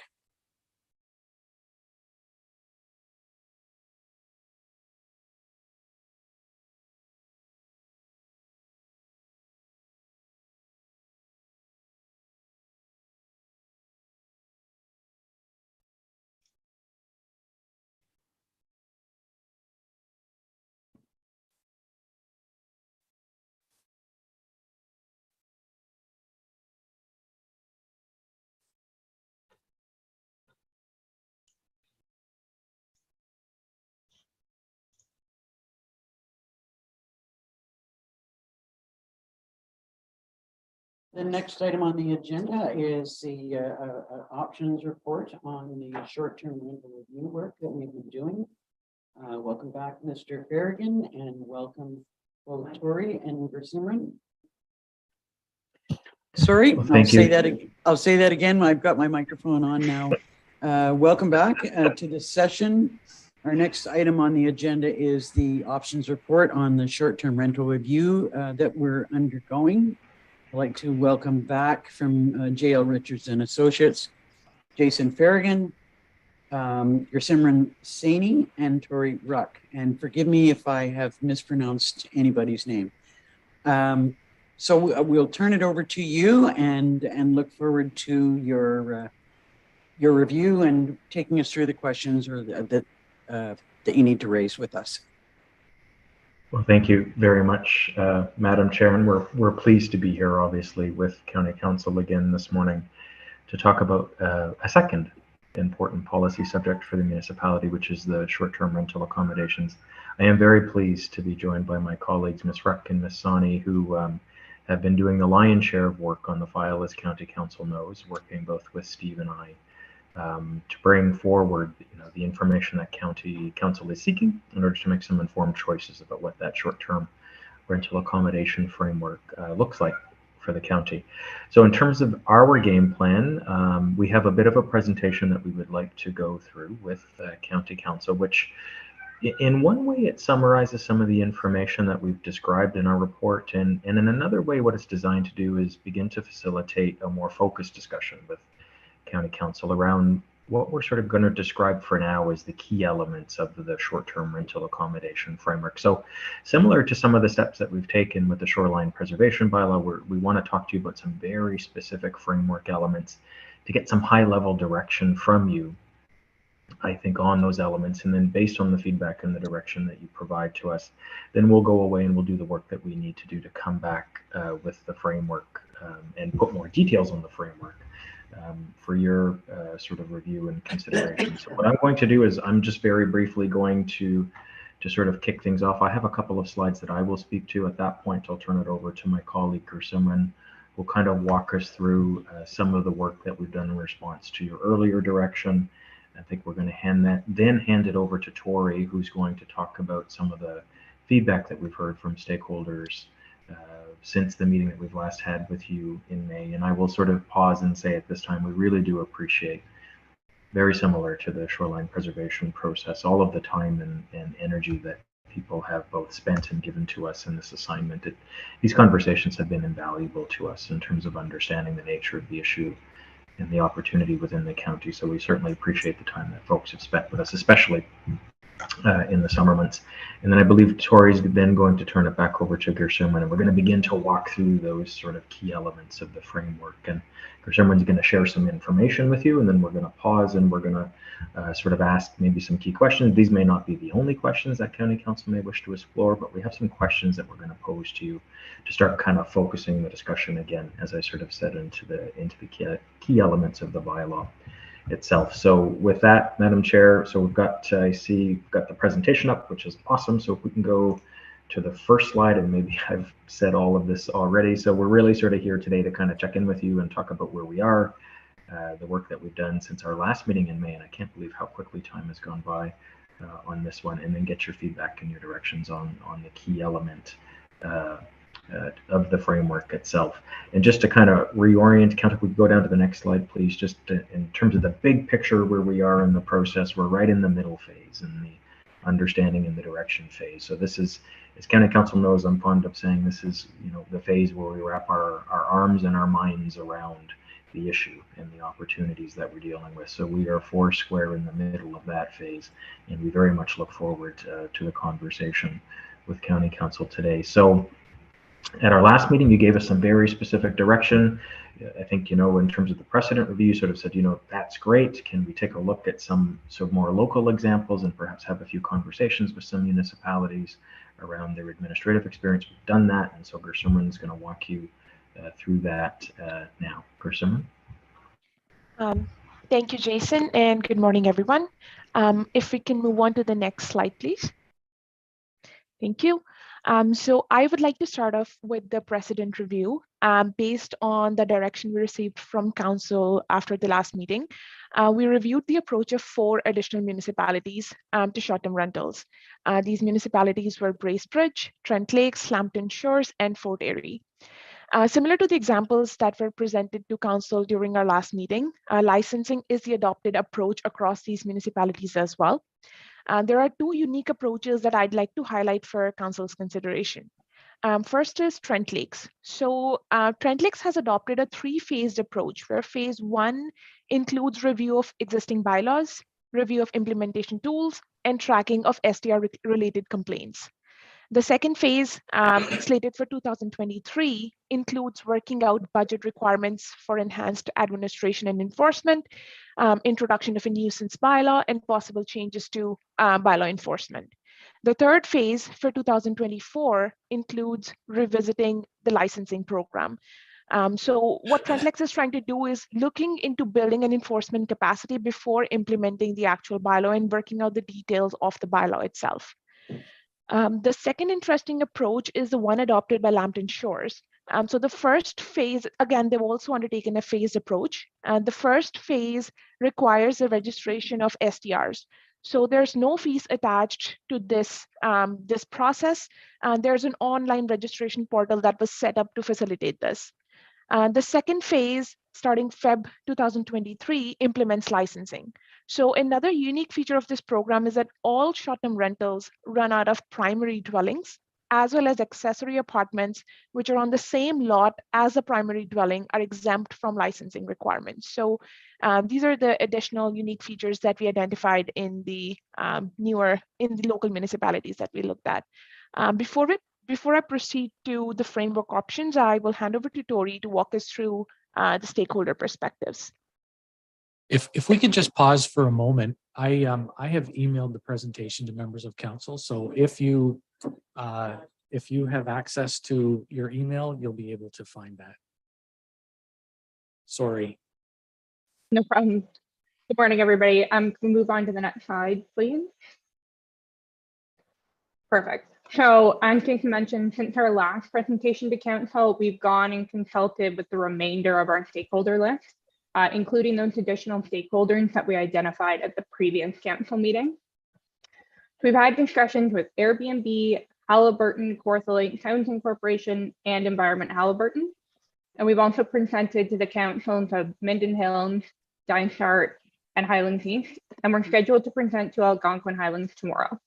And further, we've met with Lambton Shores and Lake of Bains to discuss their short-term rental policies. And we've also held 2 focus groups. So the first with local cottage rental agencies, and the second with members of the economic development and tourism industry. The next slide, please. So the next 2 slides, what I've done is sort of showcase the most important point made during each of these conversations that we've had. So from Airbnb, they said that licensing will help to build a database of short-term rental owners and operators. The Housing Corporation noted an increase in rental unit conversion to short-term rental units, which they're concerned about due to a lack of rental units in the county. Environment Halliburton expressed concerns about a seeming lack of respect and protection of the natural environment, while the cottage rental focus group noted that renting with them ensures accountability and to know who to contact for complaints, as opposed to short-term rental platforms like Airbnb and Vrbo. And the economic development focus group promoted regulation of short-term rentals to allow them to continue in order to combat some of their negative elements that we've identified before. Can we move to the next slide, please? Thank you. So when we talked to councils, Minden Hills Council expressed concerns related to zoning giving lenience to commercial short-term rentals and creating a shortage of affordable rental properties, which is also in line with what we heard from the Housing Corporation. Dysart Council noted that all residential short-term rental units need to be covered under the policy and not just cottage-type rentals. And Algonquin Highlands noted that commercial and non-commercial short-term rentals should be distinguished from each other, be safe, and be located in appropriate locations, for example, along a private road. Could I just ask, is that Algonquin Highlands or Highlands East? Algonquin oh, sorry, you are right. That in Highlands East. We're talking to Algonquin Highlands tomorrow. My apologies. I get the 2 mixed up. So thank you, that's a good catch. And then finally, in our discussion with Lambton Shores, they explained how they chose that 2-phased approach with registration this year and licensing next. And council wanted a short-term solution, but didn't have the resources or the framework in place for full policy implementation this year. And then Lake of Bain staff recommended that Halliburton County have 2 dedicated staff members who fully understand the framework and the policy in place prior to launching the framework. That's what we heard from them. I'm going to pass it back to Chris Simran, who's going to start discussing the framework options. Yep. Thank you, Tori. So in the next section of the presentation, I will present the framework options for your consideration. I will facilitate the discussion by providing a brief summary of precedent and literature research as it relates to the topic of discussion. I will then present the questions for council's discussion and request comments or direction based before we proceed to the next framework option. So the first consideration before council is the level of service that is intended to address short-term rentals. Now, the spectrum of service level spans from education and awareness to registration and all the way up to licensing. Education and awareness includes provision of core information, and it may include additional information based on the service level, to providing information to general public and STR operators. This includes basic things like the definition of an STR, the bylaws which apply across the county and/or their municipalities and are relevant to the operation of an STR, and they may include noise or nuisance bylaws, or other bylaws which regulate waste disposal, parking, or fireworks. It includes advising on good neighbor guidelines, as well as advising on the avenues that the public has in case of a complaint. This can be done through the county or lower tier municipalities website in combination with brochures available at the township or county offices. The second item on the scale is registration. This requires all STR operators to register and provide details on the STR, which may include location, whether it is the operator's primary residence, the number of STRs run by an operator, and I'm just referring to short-term rentals as an STR throughout this conversation. And this will also assist in building a database to understand the current situation of STRs, because there's currently a lack of data local to the county. The third approach is licensing. This includes regulating the STRs in the county through a bylaw, which contains provisions on maximum occupancy, parking rules, fees, appeal rights, among many other things that we'll be discussing today. Again, council can also choose to adopt a combination of these approaches.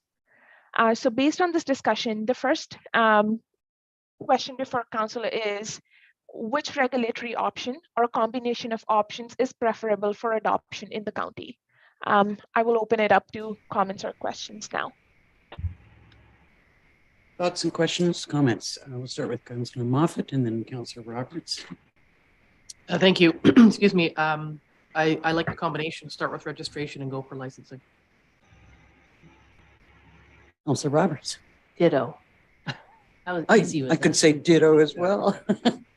Yeah, I think that a combination of these are required, and I guess we would possibly. What are your thoughts on whether that should be a phased approach?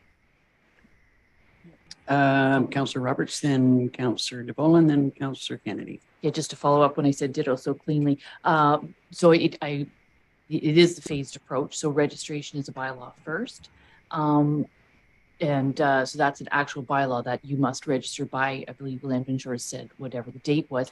Can you remind us of the consequences if people didn't register by that certain date? So through you, Madam Chair, it could lead to fines, it could lead to demerit points, or it could lead to them not being able to operate their STR anymore. So that would depend on how we would want to set up our enforcement, which we will again discuss further in this presentation. Councillor DeBolen. Well, I'm going to say this, and this may seem too simplistic to many, but wonderful presentation, all the stuff that's there. I've used these type of accommodation in 6 provinces, and I can tell you, I think Lake of Bays has done a wonderful job.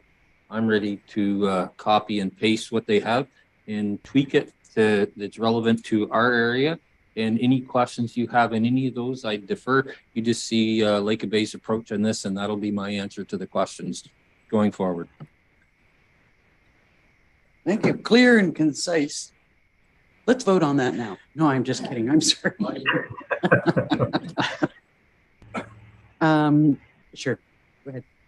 Is Lake of Bays, did they go do registration and licensing, or did they go straight to licensing? I did read them all at our previous meeting, but I can't recall. So through you, Madam Chair, the licensing, the phased approach is taken by 2 municipalities that we've looked at. One is Lambton Shores, and the second is Trent Lakes. All other municipalities have at least not passed a registration bylaw. They've straight gone to licensing. There may have been other background work that they may have done prior to bringing the bylaw in place. So we could require licensing, but with registration as part of the process? Yes, so the way Lambton Shores has approached this is they've started registration this year. They gave, I believe, 3 or 4 months of time to all the STR operators to register through an online portal. So that gave them a database of where is the STR located, how many, is it primary resident, are primary residences being used as STRs, or are whole unit rentals dominant in the municipality? So that is a kind of database that was built from the registration process. It will also assist in understanding the level of enforcement and the level of administration that is required and the staff capacity that is required to enforce any regulation that we put into place. And then licensing will begin next year from February, I believe. But what you could incorporate both of those in the same bylaw, I guess is what I'm asking. Yes. Okay. Question from Councillor Kennedy and then back to Councillor Moffat. Yeah, thank you. I guess clarification, is a primary residence also a cottage? We consider that as a seasonal residence, not as a primary, and I think most of our short-term rentals are cottages. So is that, like you're saying, a number of primary residents and whole unit rentals? Not just need clarification on those two definitions if possible. And I have a follow-up. Yep. So through you, Madam Chair, that would depend on how we would want to define or how primary residence is currently defined in the lower tier municipalities bylaws. It could mean we could have a cap of, let's say, if a residence is occupied minimum of 150 days a year, it is a primary residence. Or if it is not rented and is occupied by only the owner or a long-term tenant, then it is a primary residence. So it would depend on how we would want to define what a primary residence is. Okay, we're back to Councillor Moffat, then DeVolen, then Morrell. I'm not sure of the timing. Everything we do seems to have a little calendar hanging over it. If the registration is intended to determine the level of resources or the number of resources required, doing that first for that purpose would allow an appropriate allocation in the next budget cycle by the time licensing occurs. So the timing might work for that. Councillor DeVolen. Well, I'm going to jump into seasonal versus permanent residents. It's an issue that I've spoke at length to both provincial and federal government, especially the federal government.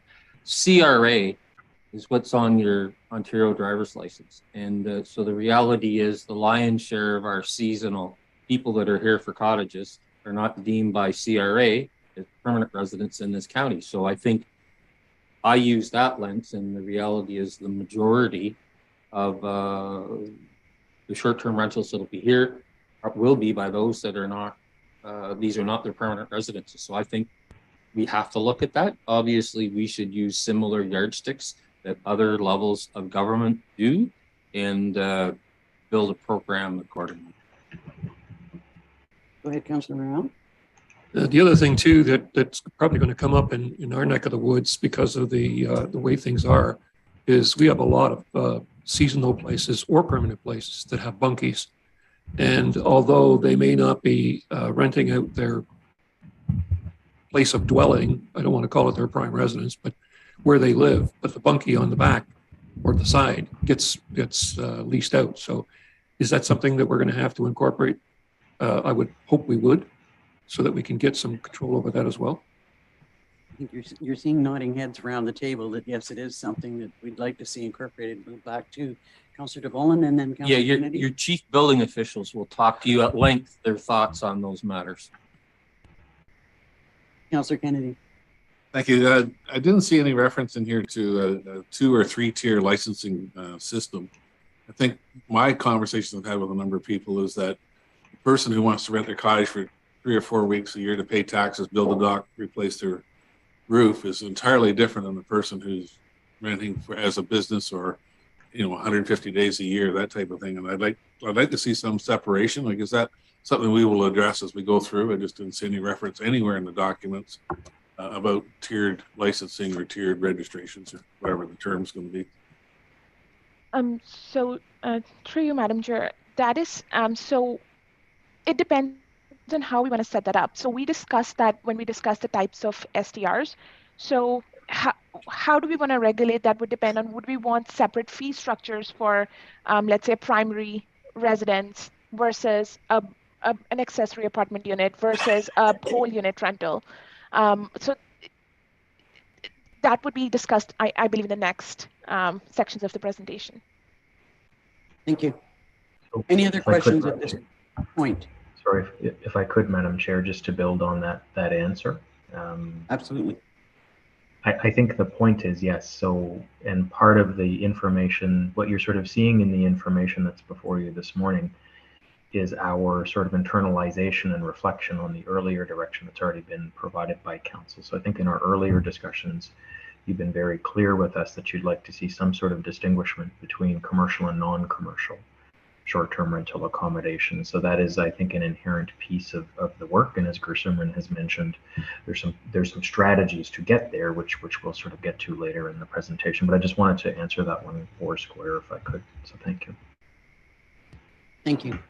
Councillor Moffat. I just circling back, you have the head of the table, not me, but where did we land on the service level? Is it straight to licensing as Councillor DeVolen has suggested, or where I don't, because they're coming to us tomorrow to Algonquin Highlands, I kind of want to be able to say what the county chose today. So have we landed on a service level? Is it registration and then licensing, or straight to licensing? I heard a combination, a phased combination, but I look to council to comment on that. Councillor Burton. And I certainly agree with the registration and the licensing. Councillor Rael. Yeah, I think we need to do both. How do you license if you don't have a registration? You got to have both to know who's being licensed. And I believe, and I'm hoping that everyone else says, that there is going to be an education component to it as well. Councillor Roberts, did you have a comment? Does that answer your question? Thank you. Okay. Carry on, Gersimran. Thank you. If we could move to the next slide, please. So the next slide is the type of STR and fees. So these two items are interconnected, as President Review suggests that most municipalities apply fees based on whether an STR is a primary dwelling or a whole unit rental. And again, we could define that. We could look at the definitions of what a primary dwelling or a whole unit rental would mean for the purpose of this bylaw. We could review the definitions in the existing lower tier municipalities policies and bylaws as well. So looking at some of the surrounding municipalities, Huntsville has an application fee of $55, along with $500 for a license fee of $500 for a primary residence and $750 for whole unit rentals.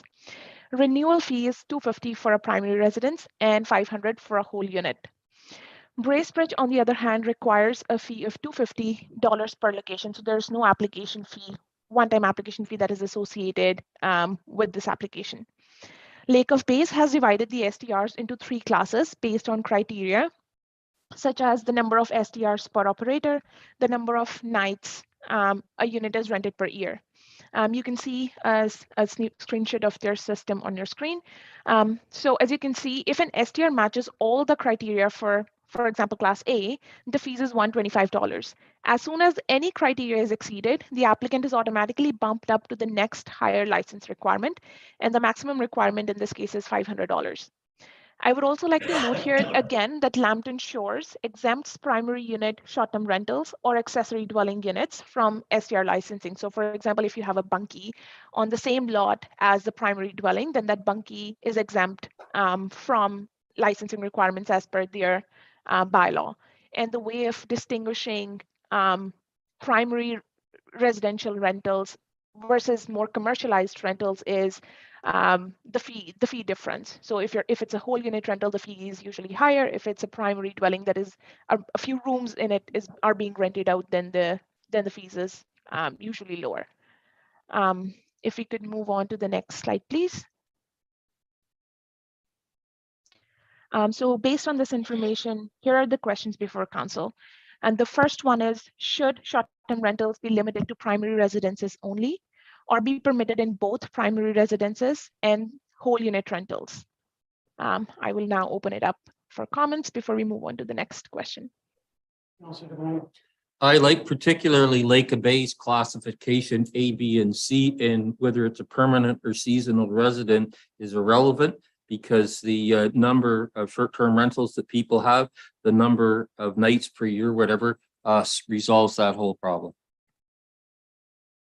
Thank you. Councilor Moffat. I agree completely.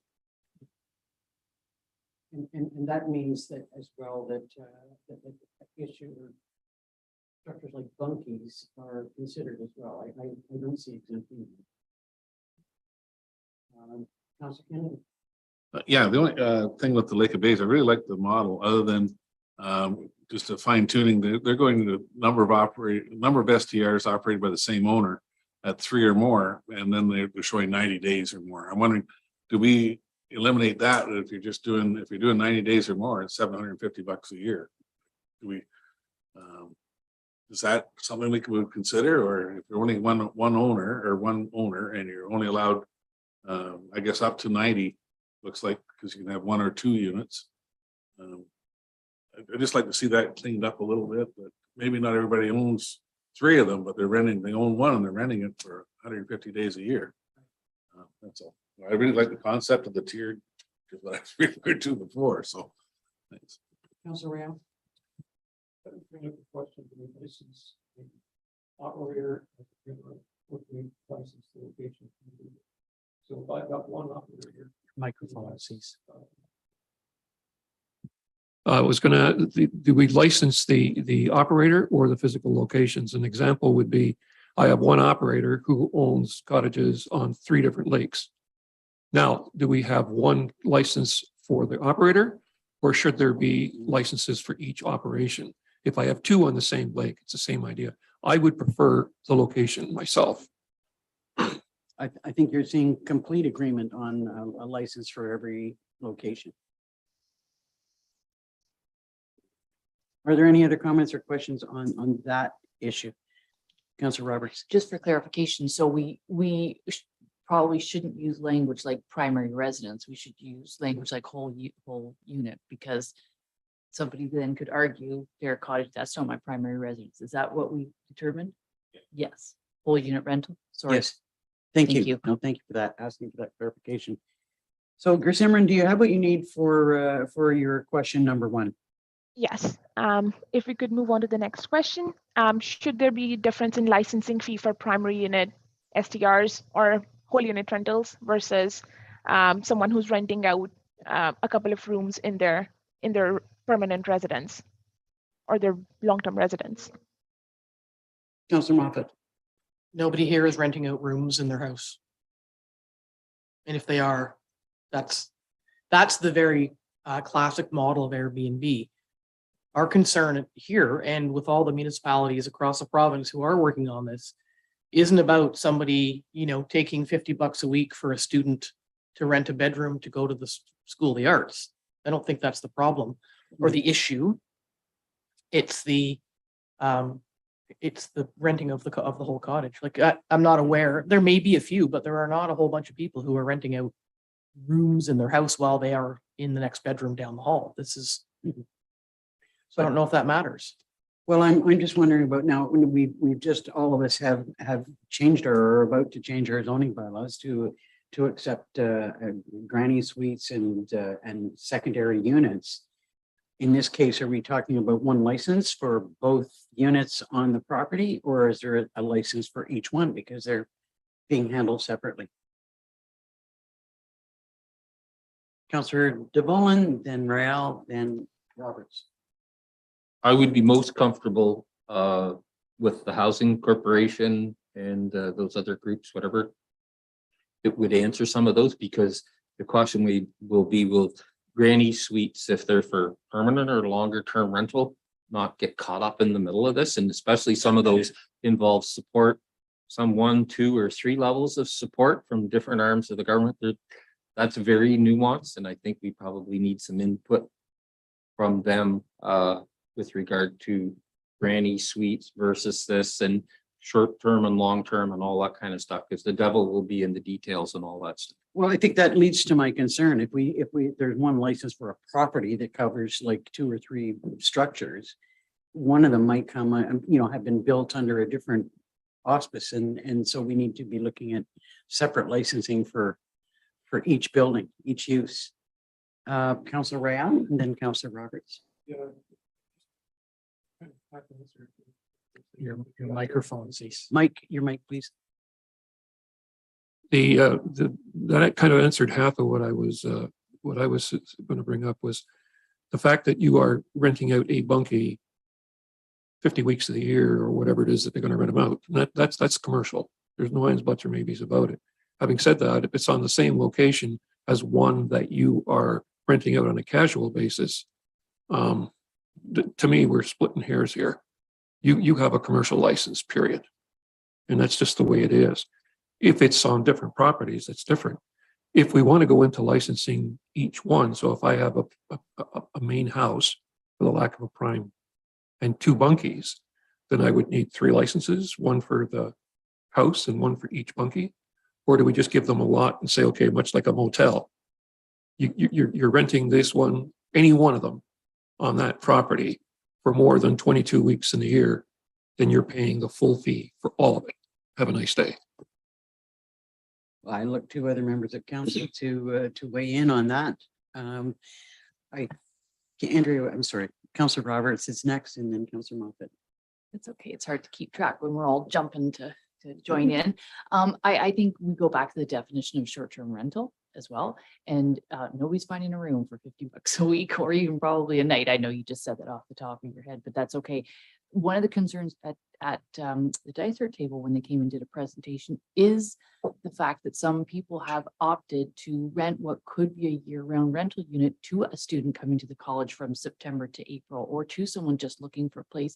It's much more economical to rent that room out as a Airbnb or a VRBO or however, whatever you're doing your own platform. So I am in favor of anything that is under the definition of short-term rental, which was I think 28 days, less than a 28-day rental should be regulated. Because certainly at Dysart, we do know of properties that have been taken away from the housing stock because it's more economical to do short-term rental. Councillor Kennedy. Yeah, just going back to somebody. My apologies. Go ahead, and I apologize to Councillor Moffat. You go ahead, yeah, I was thinking about the room rental. Could we actually include those kinds of things in the bed and breakfast? Almost, their guidelines have certain things that they do. Person that owns the building is on site. And so if you're renting out a room, maybe that doesn't actually maybe qualify, because I'm thinking of the person who's going to the art school for a week. It is a short-term rental, but so do you need a license for it? And that's a question we have to answer. Or do you include it under bed and breakfast kind of rules, or I'm not sure. Just something else to muddy the water. It is a question that we need to consider, and I'm not sure what the answer is. And Councillor Moffat did. Well, I think we've landed back where I started, which was about, I know it's only because the consultant said, renting out a room in a house where you live. And other than that happening for the purposes of the school, like no one's going to come and rent a room in my house for their holidays and I'm sleeping in the room next door. But that was the original intent of the Airbnb model. I've said a number of times to, keep the widow Mildred in her place in the annex after Ralph died. I mean, that whole home sharing model has tremendous value in lots of applications. That is not what's occurring here. I don't think, it's not my understanding that that's why we're going through this process. But it definitely is another consideration is how far does this go? And if, used to be a long list of folks who would rent out rooms in and around Halliburton Village to accommodate students going to the school. And I think that list is pretty much dried up because that's why there's now the development of the housing. So do we need at this point to consider what Councillor Kennedy has said, Or do we set that aside, put it in the parking lot and come back? Are we going to nail, because that's what people are going to conceive it to be, nail somebody who's just renting to a student for a week in the summer? I don't know how far this is supposed to go. So I'm asking that question, but facetiously, because we need to know what our limits are. I'm thinking that a student coming for a week in the summer is likely to be more of an Airbnb type of application, where my concern is that for the longer term students that are here for a season, for a full semester, that's a different circumstance where we want to make sure that there's still something available for them.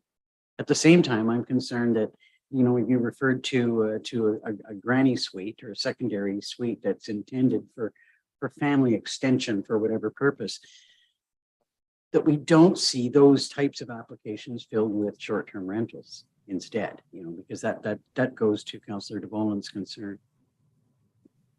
And the thing is they are. I mean, the act was changed to try to accommodate an increase in housing needs in rural environments, not to give people a chance to turn their garage into like a money-making endeavor.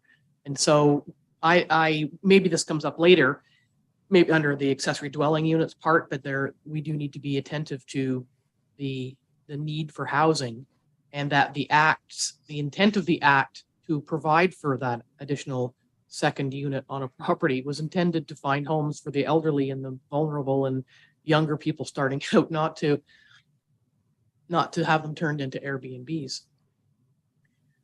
Or I'm sorry, rentals. It's unfair.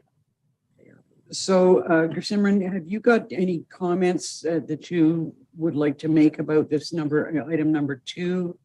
It sounds to me like we need a little bit more clarification about how that would break down as we move forward.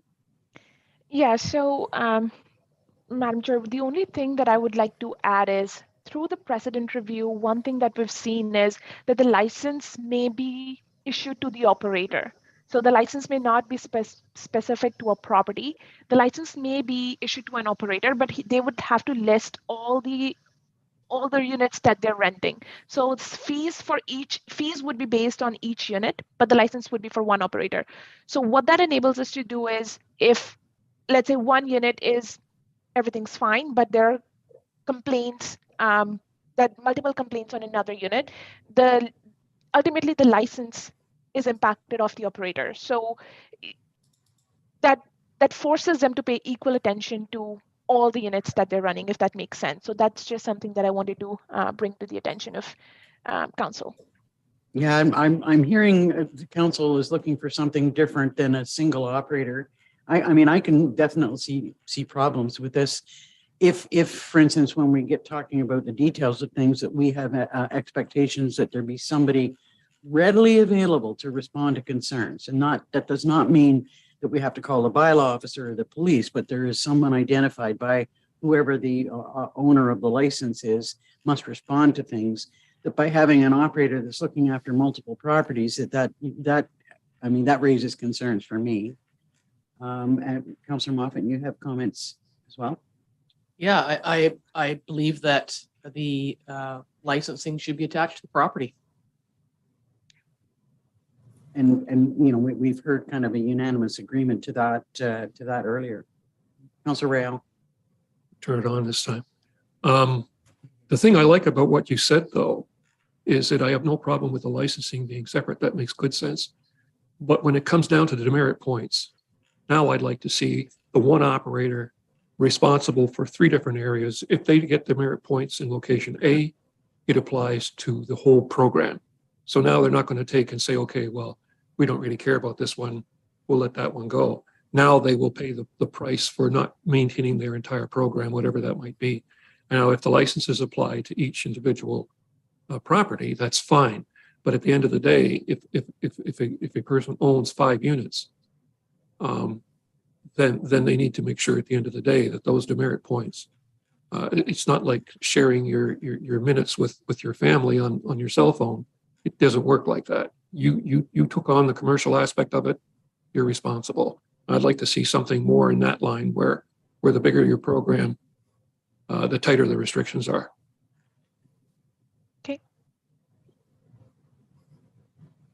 Mr. Stone. Just, it may be inappropriate for me to chime in at this point, but I heard that there's some interest in the Lake of Bays, and I just happen to have their bylaw up for the licensing of short-term rentals, and they actually define what a short-term rental is. And so you can include a bylaw that suits the county with that regard. So for example, there was some discussion on bed and breakfast, and they chose not to include bed and breakfast, for example, as a short-term rental. So you can be very distinctive and separate those that you want to license from those you don't. They go on to define what is a dwelling, property, owner, and that licensee and things like that. So those can form the basis of your bylaw through your definitions. Thank you. Thank you. That does provide some clarity. Councillor Moffat, I see wheels turning. Yes, and I believe because there are specific requirements for B&Bs in our zoning bylaws where there has to be, the person has to be a resident, in resident, and they're renting out a room. But they still fall under the zoning criteria of the zoning regulations around B&B. So that's helpful. And that might also address, you know, somebody renting out a room to, as you'd mentioned earlier, renting out a room to a student, or just trying to find the way that looks after what needs looking after, but doesn't punish everybody who's just trying to get by.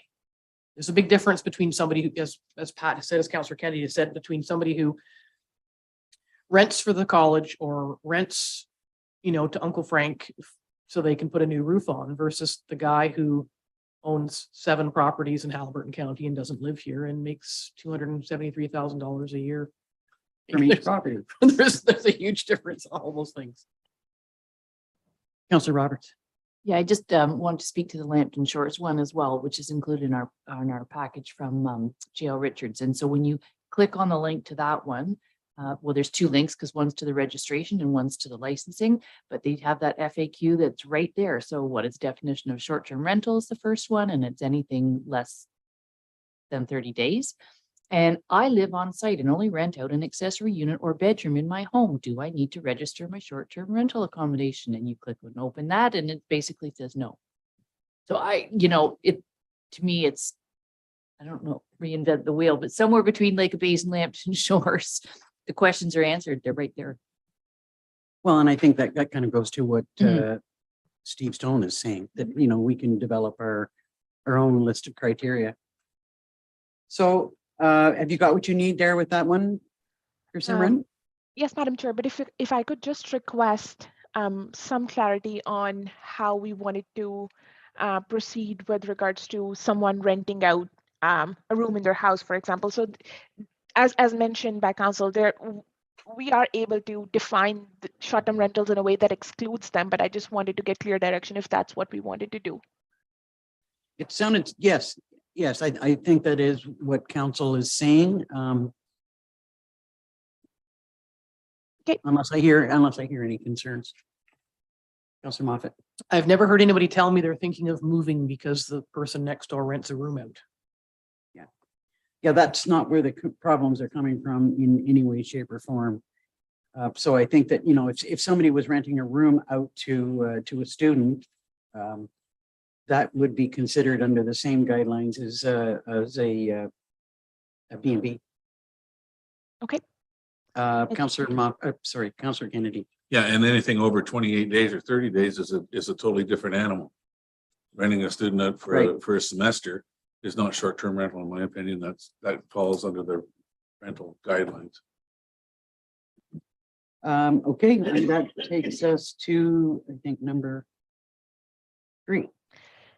Yes, so the next question is, should a dwelling, in case of a whole unit rental, be required to be occupied by the owners or long-term tenants for some time before it can be rented as a short-term rental? So this stems from what we've noted in Niagara on the Lake. They require the whole unit rental or the whole unit or the residence to be occupied as a long-term residence or a long-term rental for at least 4 years before it can be it can be used as a short-term rental. So is that something that council wanted to consider and pursue as well? Is that something that council wants to consider? Councillor Moffat. I'd love to consider it, but I'm not sure how appropriately applicable it is, because the situation that needs addressing is occurring now. So you're not going to say to people who have an entire economy or lifestyle based on a rental system. This is about managing rentals that are occurring. And then, because later on we get to the question about grandfathering, and I think it's day one for everybody. I don't care how long you've been renting, but day one is day one for everybody. And if you're going to do that, then the only thing you could do is say, okay, if you're going to be a new rental, you have to occupy for 4 years. But then we will hear the great hue and cry about the go forward is unfair compared to the look back. And it just would sound like the Shoreline Bylaw all over again. So I think there's some things we have to give up for the greater good. I think the greater good doesn't really serve us to have people. I don't see how that's going to work without offending those who've been doing it or are doing it now who don't have to do that. If that makes sense. I'm seeing concurrence. Councillor DeBolen. I'd like to see, I can see how CRA and others can define whether you have it as your principal residence, but I would love you to see how that you're going to verify municipally whether it is or is not your principal residence and how many days here and all that. That's a total kettle of fish that I think we shouldn't even consider in this region for a whole bunch of reasons. Councillor Roberts. I don't think that was what the question was, though. No, the question was, do you need to have owned it for so long before you're allowed to rent it out? And I'm totally concur with Councillor Moffat. Impossible to enforce. It's already happening. The horse has left the barn. No. Occupied. It says Occupied. Not owned. Occupied. No, either way. I mean, someone could be buying a place in this September with the intention next year to rent it out for the month of July to cover the taxes or something like that. I don't see how we can set it, and I'm not in favor of that. Okay, Councillor Kennedy. And I think we want to watch the language on occupied or owner, because I could lease your cottage, Warden, and then for a year, and then turn around, throw it on Airbnb. So I think we have to be cognizant of that fact too, and that's another kettle of fish, right? Yes, it does. And I think it's happened, I think, already. Well, and I was actually, it hadn't occurred to me that, that you might not own a property but you lease it and have turned it into, a short-term rental. I thought, oh my gosh. I don't think it should be allowed either, but that's, something we need to discuss. Okay, further comments on that question? I think that's been asked and answered. Number 4 for Simran. Yep. Number 4 is, what will be the fee structure for licensing in the terms of, do we want a separate one-time application fee every year? What do we want the licensing fee to be, and how did we want a separate fees for annual renewals versus the first time licensing fee? Councillor Moffat. I like the Lake of Bays one. It's clearly laid out. The more you have, the more you pay. That only makes sense. And I don't believe those fees are unreasonable in comparison to the amount of money some folks are making. This is about management and control. It's not about, shouldn't say control, people get goofy about that word. It's about management for our collective success. Yeah. And so there has to be a fee, because we obviously are going to have to hire some people, and the fees have to go. We'll talk about that later, where the fee is going to go. Part of the fee has to be enough to justify the operation of the system. I agree, and I think that they're reasonable enough that if you're looking at someone who's just renting their property out for a short term in order just to pay the taxes, not as a commercial operation, that's a fair fee for someone like that. Councillor DeBolen. Yeah, I mean, tourism is a competitive business, and to have the same fee structure as our adjacent neighbor in the county makes good sense. I mean, I work in retail enough and need to be competitive with your neighbors and to align with them. I think it's a great idea, including all the comments that are already made about what looks as a reasonable fee structure. Any other comments about the recommendation that we use the Lake Bays model for fees? Councillor Roberts. No, I don't disagree with having, the more you own, the more you pay, so to speak. But I think there was another question in there. Sorry, I'm flipping back and forth through screens, opening Lake Bays and whatnot. But whether the application fee and the licensing fee are different. Like a lot of things, your initial application fee might take a little bit longer for staff to review, and an annual license fee is just add this and that. So that's a question. I'm also fine with having one fee for the initial application, and then on an annual basis, a different fee for the annual license. But Thoughts on that?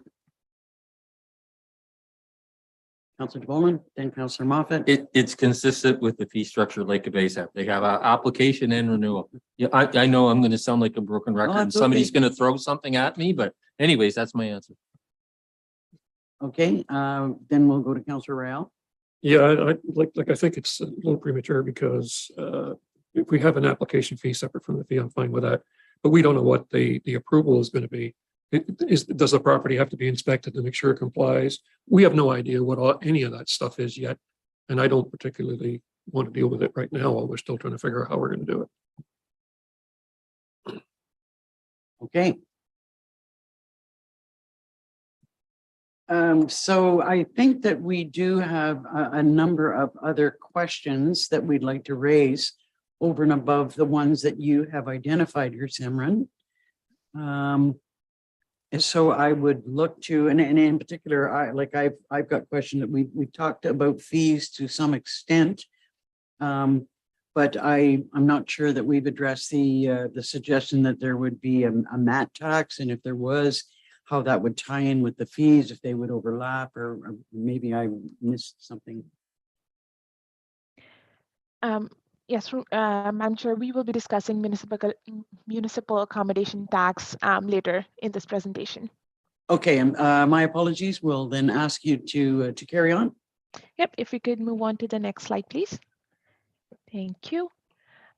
So looking at regulation of density, precedent review suggests that some municipalities regulate SDR density through their licensing bylaw.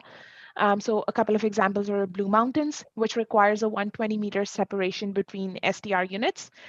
Prince Edward County permits a maximum density of 15% of existing dwelling units within a 120-meter radius in a residential zone for STRs. Density may also be regulated through zoning. So if you're in a residential zone, you should have the following setback distance. If you're in a rural zone, the density, a higher density may be permitted or a lower density may be required. So also worth noting is that regulating density through STR bylaws is not a common feature across all precedent municipalities, and it's only a couple of examples that I've listed here. Based on the above, council must consider if STR density should be regulated. If yes, which approach is preferred? I will go with Councillor Kennedy, then Councillor Moffat. First thing I thought of when I saw this density thing was recreational docks on lakes that we're getting chastised that our lakes are over capacity with number of docks on the lake. And I'm thinking if we go to density, if we set whatever the number is, there's going to be a lake there that is above that density. So as I said to the one person with the docks, I said, okay, we'll have you're saying that it's the province says, recreational capacity is 140 docks and there's 200 docks. So let's have a lottery and 60 of you are going to lose your docks. I don't think so. But that's my concern with density. I think the horse has left the barn on this. So maybe we're too far down I don't know what the density is like on Canisius Lake. I hear there's 200 rentals. I don't know if that's right, wrong, indifferent. So that density, what is that? We could look at that maybe down the road, or once we get this thing up and running and get some kind of idea from the registration process of what our densities might be. A little premature to set one right now, I think. I hear your point about the issue of density, and I look at this particular question differently. I look at it as separation from your neighboring property. And to me, that would be regulated by whatever is in your zoning bylaw for each zone. I just saw 15% of existing dwelling units. I think that that's also part of it. And I mean, I just kind of concentrated on that. Oh, how are we going to deal with that? Councillor Moffat. Yeah, I mean, I think of just my, my property and my brother's property, if we don't, but if we were both going to rent, one of us can't. And so the horse is out of the barn on this. And I think what we'd be better to do is, and again, this isn't about elimination, it's about management for everybody's collective best interest. So if you aren't going to go and tell every other property owner they have to cease and desist because who picked them? You can't do that. And so maybe it's better to look at things like, the landscaping requirements and stuff, that if they're deemed to be too close, whatever that is determined to be, or that they need to plant or something. I don't know, like there needs to be another way to provide people the enjoyment of their own property against some of the, horrendous complaints that we have heard over the years. But I don't think density, it's impossible. Density isn't the way to do it. We can't. It would apply if it was an apartment building. I'm just wondering if, I agree, the horse is out of the barn. I guess I'm wondering if, for instance, you have a specific lake that is like it's at capacity and then some, if you want to consider no new permits in certain areas or not. Councillor Moffat. But what would be the difference between if a property exists with a dwelling on it, what does it matter whether the family is using it or renters are using it in terms of capacity? There's only, unless you're going to, that you address that with the number of people that are allowed in a bedroom. We've heard a lot about overcrowding. So we've also heard about, well, my neighbor, there's no difference between renters being really loudmouthed and foul, and my neighbor is loudmouthed and foul, and he lives there year round. So I think we need to be careful about people aren't being penalized unnecessarily, because a lot of people will feel that this whole process is penalizing a whole bunch of people, no question. I don't know that if the lake's at capacity, it doesn't matter whether there's 8 people there on a weekend or 8 people living there. Okay, I see your point. Are any other comments or concerns about that, Councillor Dolan? Just briefly, the fact that only 2 municipalities have done it, I think is your lesson. Those are both jurisdictions that have had challenges or rules on this for a very, very long time. And I would say the fact that everybody else hasn't done it probably have landed on the same comments that you've heard today in this chamber. So I'm hearing the response to that particular question, Simran. We don't want to regulate density. Okay, thank you for those comments. And if we could move on to the next slide, please. Thank you.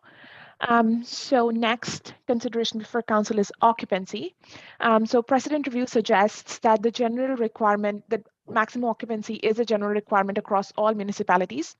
What we've seen is usually 2 persons per bedroom. Certain municipalities allow additional persons, such as Blue Mountains, which allows 4 additional persons, and Niagara on the Lake, which allows 2 additional persons. Also, municipalities often cap the maximum occupancy. So for example, if someone has a 5-bedroom apartment, they could technically have 2 persons per bedroom, that would be 10 people. But if maximum occupancy of the STR is capped at 8, 10 persons would not be permitted. So they could still rent out only to 8 persons. Prince Edward County, for example, has capped the maximum occupancy at 8, while Lambton Shores has capped it at 10. Based on this discussion, and the first question before council is, what should be the maximum permitted occupancy for short-term rentals? Comments? Councillor, we'll just go around the table. Councillor DeVolen. I have 2 comments, and this will be from live with somebody that deal with building and septic loads and inspections, whatever. And I'm sure there's some folks that are environmentally concerned within the community.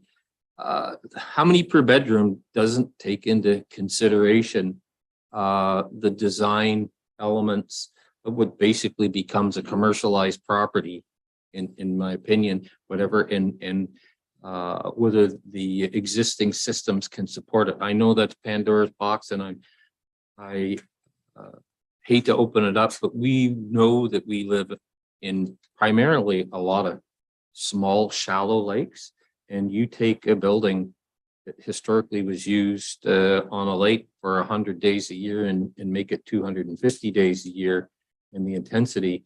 This is a whole other byproduct of this. And trust me, I'm in favor of short-term rental accommodations. I think for economic well-being of the county, it needs to be there, but it's another whole element, like the bunkies, whether they have kitchens and plumbing in them and all that, whatever. That's a whole other dimension you're opening up here. And we definitely need to talk with our staffs about how we would consider that. And given what the rules are in Ontario, how they're going to, in application, when we register and have these things inspected, not only by our building officials, but by our fire departments, there are other things that are going to happen here that is going to create some concerns and load for municipal staff with respect to both of those things. This is not simple. But we do want to try and keep it as less complicated as possible. And you know, I mean, there's where we run into some complications. Councillor Kennedy. I was thinking the same as our building permits and septic inspections. It's we do, and it's 2 people per bedroom. That tells you need a 3,600 liter tank. If it's not 3,600, then you're not going to get licensed for 8. You may get licensed for 4. I think we can make it simple like that. Just keep as same rules apply, whether you're rebuilding your cottage or renting it out. Leave it at that. Councillor Roberts.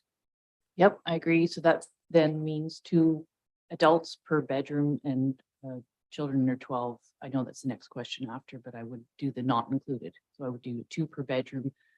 But I would still maybe cap it at 10 adults. So, I mean, But if the building, I'm sorry. yes, If the building permit only allows 2 people per bedroom and there's 3 bedrooms, that's that's 6. 6. But you're then adding 4 people that are going to contribute to a septic system that isn't. No, I would, the maximum permitted is 2 adults per bedroom. So if somebody has it, but there are okay. cottages out there that are 5-bedroom Okay. cottages. I hear you. Sorry. But then therefore their septic system has to be designed for 5 bedrooms. So I would not cap it at 8 people, I'd cap it at 2 people per bedroom. But seeing as we're probably gonna ask about children, I'm just gonna throw that in there, children and 12. And I was the same with 2 people per bedroom. I did think about capping it at 10, but that's not really important. I think the 2 per bedroom is quite important. Councillor Moffat. 2 per bedroom, children count because they use the washroom. Mhm. And as long as at the other end of this, as has been mentioned, that the inspections and the building code in relation to the septic system capacity and adequacy is addressed, those should match. Regardless of what happens with numbers, those need to match.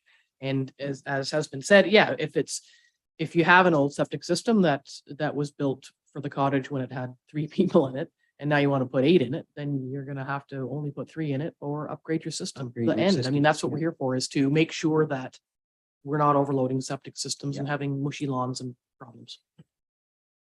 Councillor Rowell and then Councillor Shell. I think that 2 per bedroom would be the right thing to do, and that would not include and should never include trailers and tents. Thank you. Councillor Shell.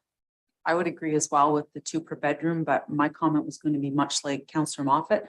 I would say children under the age of 2, because 3 and up, chances are they're flushing the toilet more than, maybe an More than adult might, anybody right? else. So just a thought. Or running the water. Okay, so that, I think you've got your answer to the number of people allowed in each property. To the question of children, and should they be included or not?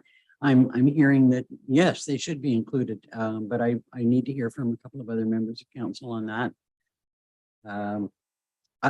Children included? Or if you want to exempt children, at what age? Go ahead. 2 sounds appropriate. Because I brought up the kid issue, I will concede to Councillor Shell's children under 2. I'm hearing nodding, I'm seeing nodding heads for Simran, so children 2 and under should be exempt. Perfect. And I think the last thing that we want direction on should, so we understand that we would want to have 2 persons per bedroom, but did we also want to cap it to a maximum of 8 or 10? Because I heard mixed opinions on that. So if you could have a clear direction, that would be helpful. Comments on capping and the number. Councillor Moffat. I go back to if there are 5 bedrooms and a big enough septic system, then then there can be 10 people. There are some properties in Haliburton County that are quite large and families use them. So, you don't want to say half the family or part of the family can't come. And again, this is about reasonableness in relation to management.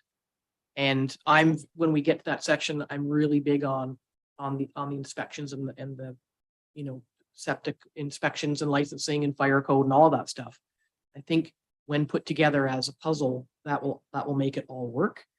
If it's a 1940s or 50s or 2003 cottage that has 4 bedrooms, then it's 8 people, and a septic system goes with it that matches, and it's inspected and licensed, and Bob's your uncle. To me, it is that simple in that regard. Basically, you're saying, it's strictly based on. There are places that sleep more than 10, and if I just think of families, there are families that have little reunions or certain birthday parties, and let's go rent that place, and all 16 of us can go. If the property can accommodate it, and it's licensed, and there's a code of conduct, if all the other pieces are in place, the fact that it's 16 shouldn't really matter in theory. Well, that would just go to the simple math, and it would be an 8-bedroom house, right? That's right. With a septic system that attaches with it, and That's adequate. I don't know if there's one out there. There might be. But the part, like, I don't see the need to cap it. I see the need to limit it to the people per Yes, bedroom, which I goes agree. back to Councillor Kennedy's remark, which is exactly what we do for a septic system. Any other thoughts that are in opposition to that suggestion? Councillor Shaw. Not necessarily opposition. I guess my only concern is it's somebody who wants to have a short-term rental, and they say, well, it's only a 2-bedroom, but we want to make it 3. So, we'll just throw a cot in the closet, and now that's considered a bedroom. Like, who's going to go in and say, well, that's not actually a bedroom? Is somebody going to go inspect and say, well, no, but they've claimed that it is a 3-bedroom? Like, is there? I think that goes to the building code. Yeah, and well. the inspection process. Okay. Exactly. Okay. So limit on- There are going to be people who find ways. Exactly. We don't have a living room. We have a big bedroom. 6 Councillor bedroom. Moffat? Yeah. I think it's just been said that it doesn't matter what is put in place, the intention behind it, somebody will throw a cot in the bedroom when Uncle Frank comes or whoever. And I think it goes back to the building code and what's the definition of a usual bedroom? And it's not, my parents for years had a bedroom that was used as an office, and it had a pull-out couch in it. And at Christmas, that's where the grandkids slept. Was it a bedroom or an office? And so in that case, what would it be used? What would it be called? In the original plans of the house, it was a bedroom. It became an office, but it was also a bedroom. We see Mr. Stone's hand up, who may provide us with some assistance in this regard. So go ahead. Thank you, Madam Chair. If, looking at the Lake of Bays bylaw, they define a guest room. A guest room is a room within a dwelling offered for short-term rental, intended primarily for overnight accommodation, which conforms to the standard of a bedroom as set forth by the Ontario Building Code. So again, you can define those terms in your short-term rental bylaw. Thank you. Okay, any more comments on that? So no cap, strictly sticking to the code. On to the next question. Thank you for taking us to the next slide. So the next consideration is parking. Precedent review suggests that parking requirement across municipalities is generally 1 space per bedroom. Lambton Shores, however, has taken a different approach, and they require parking spaces based on the number of renters. So if it's 1 to 4 renters, 1 space is required. And if the renters are between 5 to 10, then 2 spaces are required. We also looked at existing parking requirements for bed and breakfast establishments across all 4 lower tier municipalities. It appears that 1 space per guest room is standard. However, Dysart has an additional requirement of 1 space for every 4 persons that can be legally accommodated, and Minden Hills requires an additional space for the dwelling unit. Based on the above, council should consider which should be the minimum parking requirement for short-term rentals. Thoughts? Councillor Rao. Yeah, I'm not really looking at it that way. I'm looking at the lot. What can the lot handle? You may have 5 bedrooms. Can you park 5 cars? Or is your parking lot only wide enough to put 2 cars in it? And if the answer is you can only put 2 in it, then I don't care how many bedrooms you got, you can only put 2 vehicles there. And at the same time, go the other way around, using the same idea, would a group of people hiring or renting a room with 5 bedrooms, would they bring 5 cars, or would they all get in a minivan and head out there? So I would be more interested in looking at the property as to what it's capable of handling without blocking traffic and without doing that kind of stuff, as opposed to saying 1 per bedroom or whatever.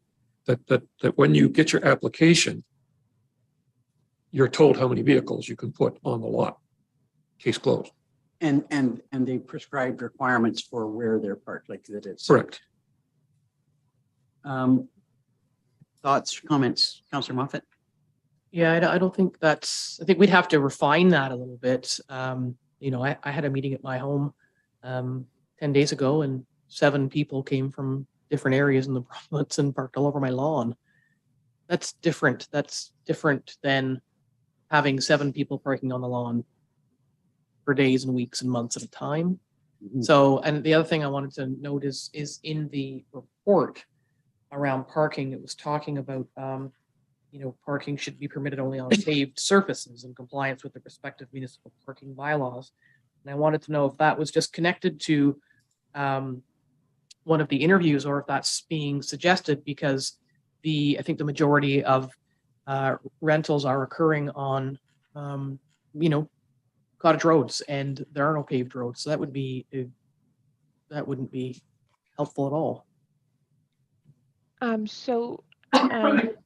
Through you, Madam Chair, if I may clarify that. So that is based on the precedent review. Most of the municipalities which have parking requirements set in their bylaw usually require that vehicles be parked not on lawns or on landscaped surfaces, but on paved or hard surfaces. So that's just where that recommendation or that provision came from.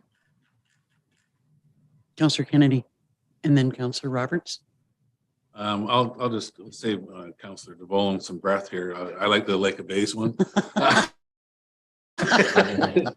It clearly spells out minimum 1 parking space per guest room. A parking space is defined as 3 meters by 6, compliance with other parking provisions, and vehicles are only permitted on the parking area consisting of a hard surface driveway, gravel, paved, concrete, interlock, or similar.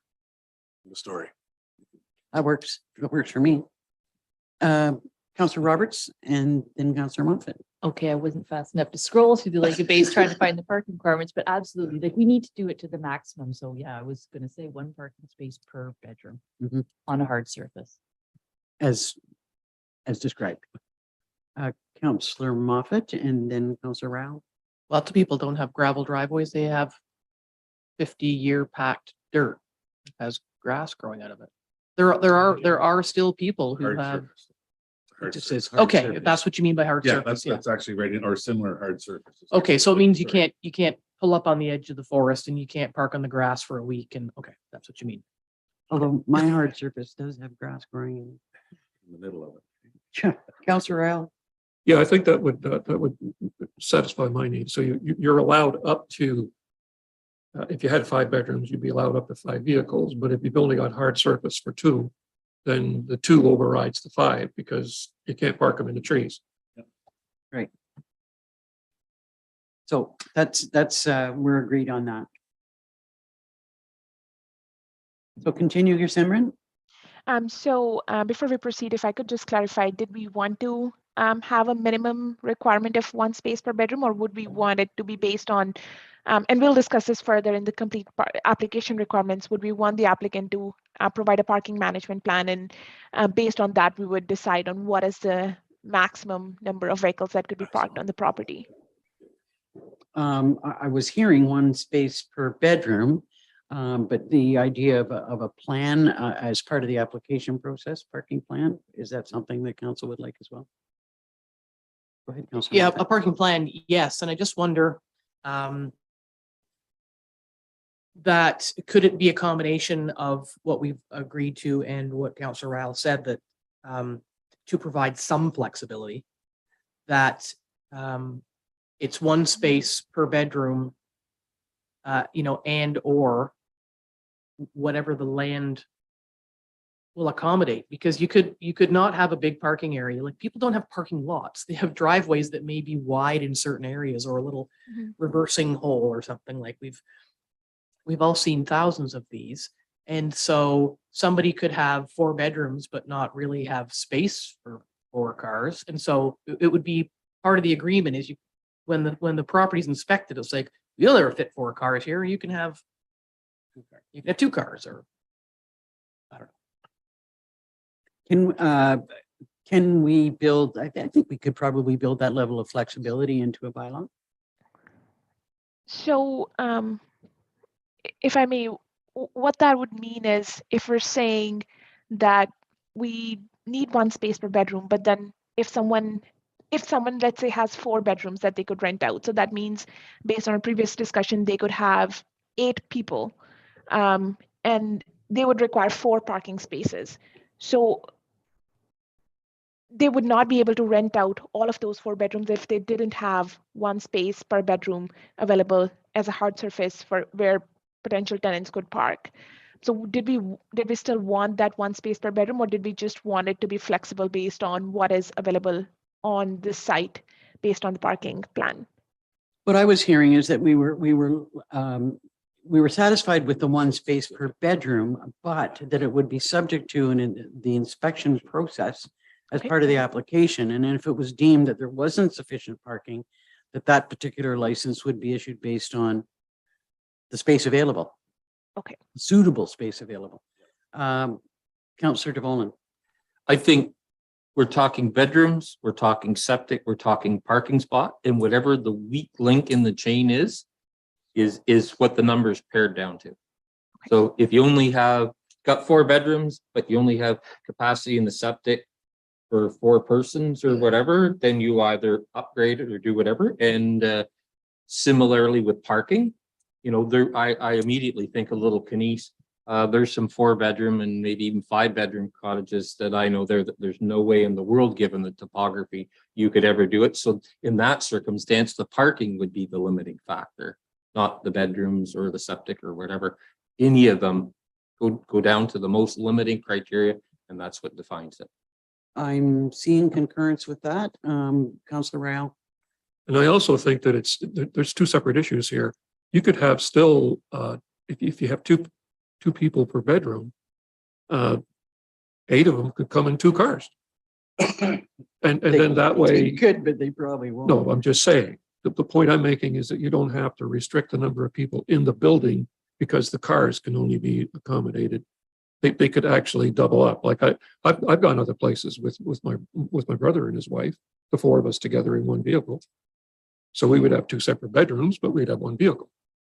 And I don't know why that wouldn't be allowed. Councillor DeVolen. Current experience, and I'm thinking of the one adjacent to my parents on Peninsula, that 4-bedroom, and that's being gracious. I mean, in the past, I've seen upwards of 16 people with 9 vehicles. So just You know, that's the practicality, how some things have been playing out. And certainly apart from a birthday party or whatever, there's properties that you probably all could tell on roads that are Airbnb that there is habitually vehicles on the side of the road all the time. So this would negate that. Councillor Kennedy.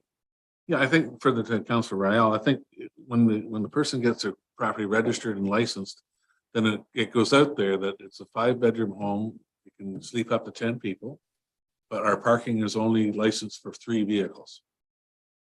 End of story. Yeah. And if there's 4 vehicles there and somebody happens to phone, it's a demerit point. Yeah. Okay.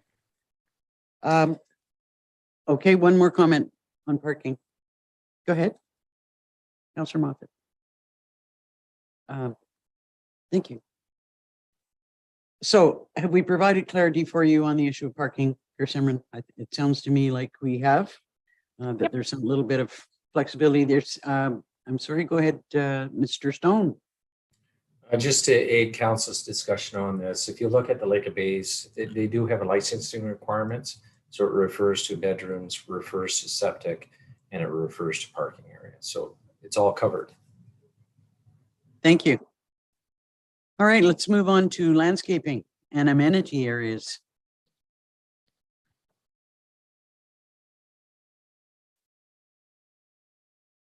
Thank you. So with regards to landscaping and amenity areas, some municipalities have landscaping and amenity space requirements within their STR bylaw. Blue Mountains, for example, requires landscaping along exterior, interior, or rear lot lines if the STR abuts a residential zone. Prince Edward County requires a minimum amenity area of 15 square meters, which could either be in the rear yard, a waterfront yard, or balconies. It also requires landscaping or privacy fence along interior and rear yard if the STR abuts a residential zone. Again, I would like to note that these provisions were not observed in a majority of the bylaws and that were reviewed in terms of the precedent research. Based on the above, the question before council is, should provisions for landscaping and amenity areas for STRs be included in the STR bylaw, or should they be regulated based on the existing applicable zoning bylaw provisions? I open it up to discussion. Yep. Councillor DeVolen. 2 comments. First of all, we're back to the 2 problem municipalities. The fact the rest haven't done this kind of gives me my answer. And the second part is with the shoreline preservation bylaw, we're trying to minimize and mitigate the changes that we make to the natural landscape, and this seems counter in principle to that. Councillor Roberts. Yeah, I don't think we should be including this. Again, back, I think Councillor DeVolen, you made a point earlier about, you know, if it's only in 2 out of the several bylaws that we've looked at, that means it's probably not a great idea to regulate. So I would say no. Councillor Moffat.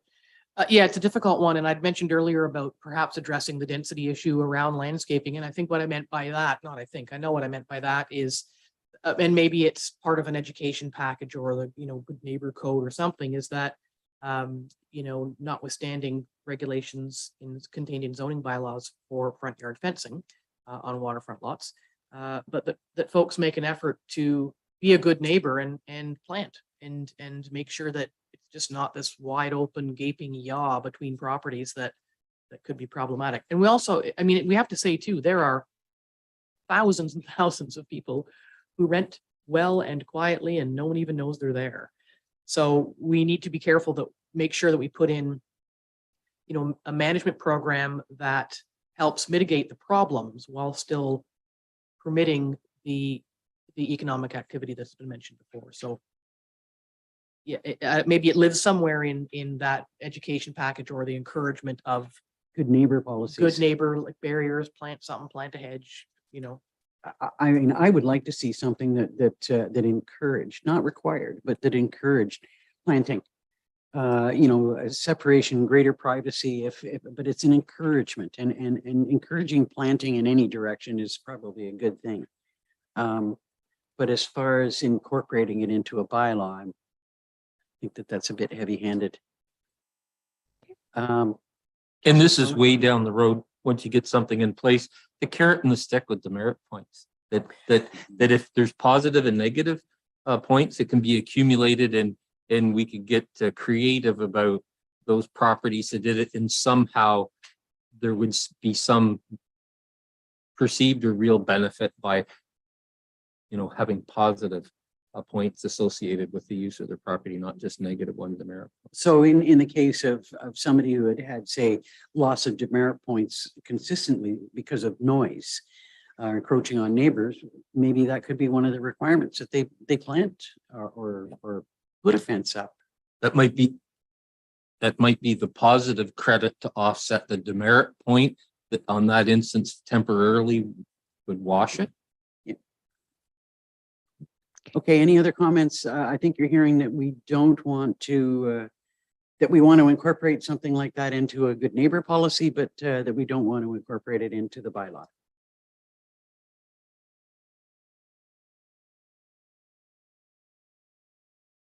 Are you there? Yep. Perfect. If we could move on to the next slide then, please. I'm sorry, I was just waiting for additional comments if there were any. Okay, so the next option for consideration is the accessory dwelling units. So there are three major approaches that we've seen with regards to this in precedent review. Again, Blue Mountains and some of the larger urban municipalities such as Brampton and Vancouver, they do not permit short-term rentals and accessory apartments. Prince Edward County, on the other hand, permits STRs on accessory apartments. And Lambton Shores, on the other hand, has altogether exempted accessory apartments, short-term rentals run in accessory apartments from licensing. So those are the three major approaches that we've seen. Based on the above, council should consider if STRs should be permitted or can be permitted in accessory dwellings, such as a legal duplex or an accessory apartment on the same lot as a primary dwelling unit. And this discussion could also involve bunkies. Comments, Councillor Moffat and Councillor Kennedy. There are a tremendous number of bunkies, carriage houses, and apartments over garages that that are being used and could be used. Now, those are the ones that I believe, correct me if I'm wrong, but were the intention of providing housing, not tourism accommodation under the Act. So that was, I think that was part of all that. And so this is a difficult one because, you can not have somebody in your house. There's an advantage. You could rent out the apartment over your garage and be in your house, and it serves a lot of good. Going back to if you're renting out the house and the apartment above the garage, is that one license or two? So we can circle back to that. I think that to me the moral dilemma is that we know that this is what's being used on lots and lots of properties. We, somewhere on the weekend where you could hear the neighbors converting their boathouse into a bunkie. And how does the housing portion fit into that? Like we need housing, and I mean I can see it from both sides. I can't see exempting them though, but just ignoring them because they are something that are being used on a regular basis. Oh yeah, no, there's no exemption. I mean, they would, if you're using a bunkie or an apartment above a garage, it's another unit that needs to be licensed and paid for. But should we be letting them be used, I think is the moral dilemma in the face of the housing challenges we're facing when we know that they are in operation today on hundreds of lakes. Councillor DeBolen, then Councillor Kennedy. And your building officials all the time are inspecting them and making them take the plumbing and other stuff out of them, whatever. This is back to the Ontario Building Code as it is today, before maybe new legislation on granny suites and other stuff fully comes into force. This is a really, really complicated one. Anyways, I'll wait and watch, but this is really problematic. As a perfect example, I mean, we not too long ago, I was aware of a permit being issued for a garage, and they wanted a loft storage area above it. And we need storage, we've got kayaks and, all the toys that they need to store. But all of a sudden it has beautiful dormers that are looking out over the lake and, stairs from the outside access. It turns into something that was not anticipated. Councillor Kennedy. Yeah, this is a complicated one. I agree with Councillor DeVone. I'd almost like to park that. It needs to be addressed or a little more thought put into it than on that part, but a recent one that just came up that was brought to my attention, I forwarded on to Councillor Shell, was somebody had rented a cottage. It was ongoing every week rental. And all of a sudden this week, not only was the cottage rental, they showed up with a trailer and parked that on the lot too. So Lambton Shores has actually laid it out pretty good because it addressed a couple things I never even thought of. A docked boat. You have a boathouse parked down there, and so that's not allowed. Any structure other than a habitable room. So if it doesn't pass our building codes, it's not there. Motor vehicle or trailer, unlawful residential unit, goes back to what you were talking about. Community housing, a docked boat, building or unit where short-term rentals have been prohibited, and a dwelling that's not been registered. They brought up a couple of things I'd never even considered, like bring a houseboat and parking it down at the lake. No. Well, I mean, and that's an excellent point. It's certainly not something that I would have anticipated coming up. Councillor Boland. Well, we've been dealing for over 5 years in Minden Hills with something that floats, and they wanted to buy the shore road allowance, and which they never were able to buy. And is it a structure under the building code? Is it a vessel? Whatever. And will we see every twist of the rules in regards to that going forward? We will. I'm not sure that we can do tons about it, but it needs to be part of the consideration of what we may or may not do, because it's 5 years and we're still in the same position that we were then, and no help from either level of government to give guidance, mitigation, or anything else. It has been dead zero. I'm sorry to change the subject entirely. It is looking like we're going to be a little bit longer here, and if we can get some subs delivered, would council agree that that's necessary? We have a couple minute break, so Let us take a 5-minute break. Thank you.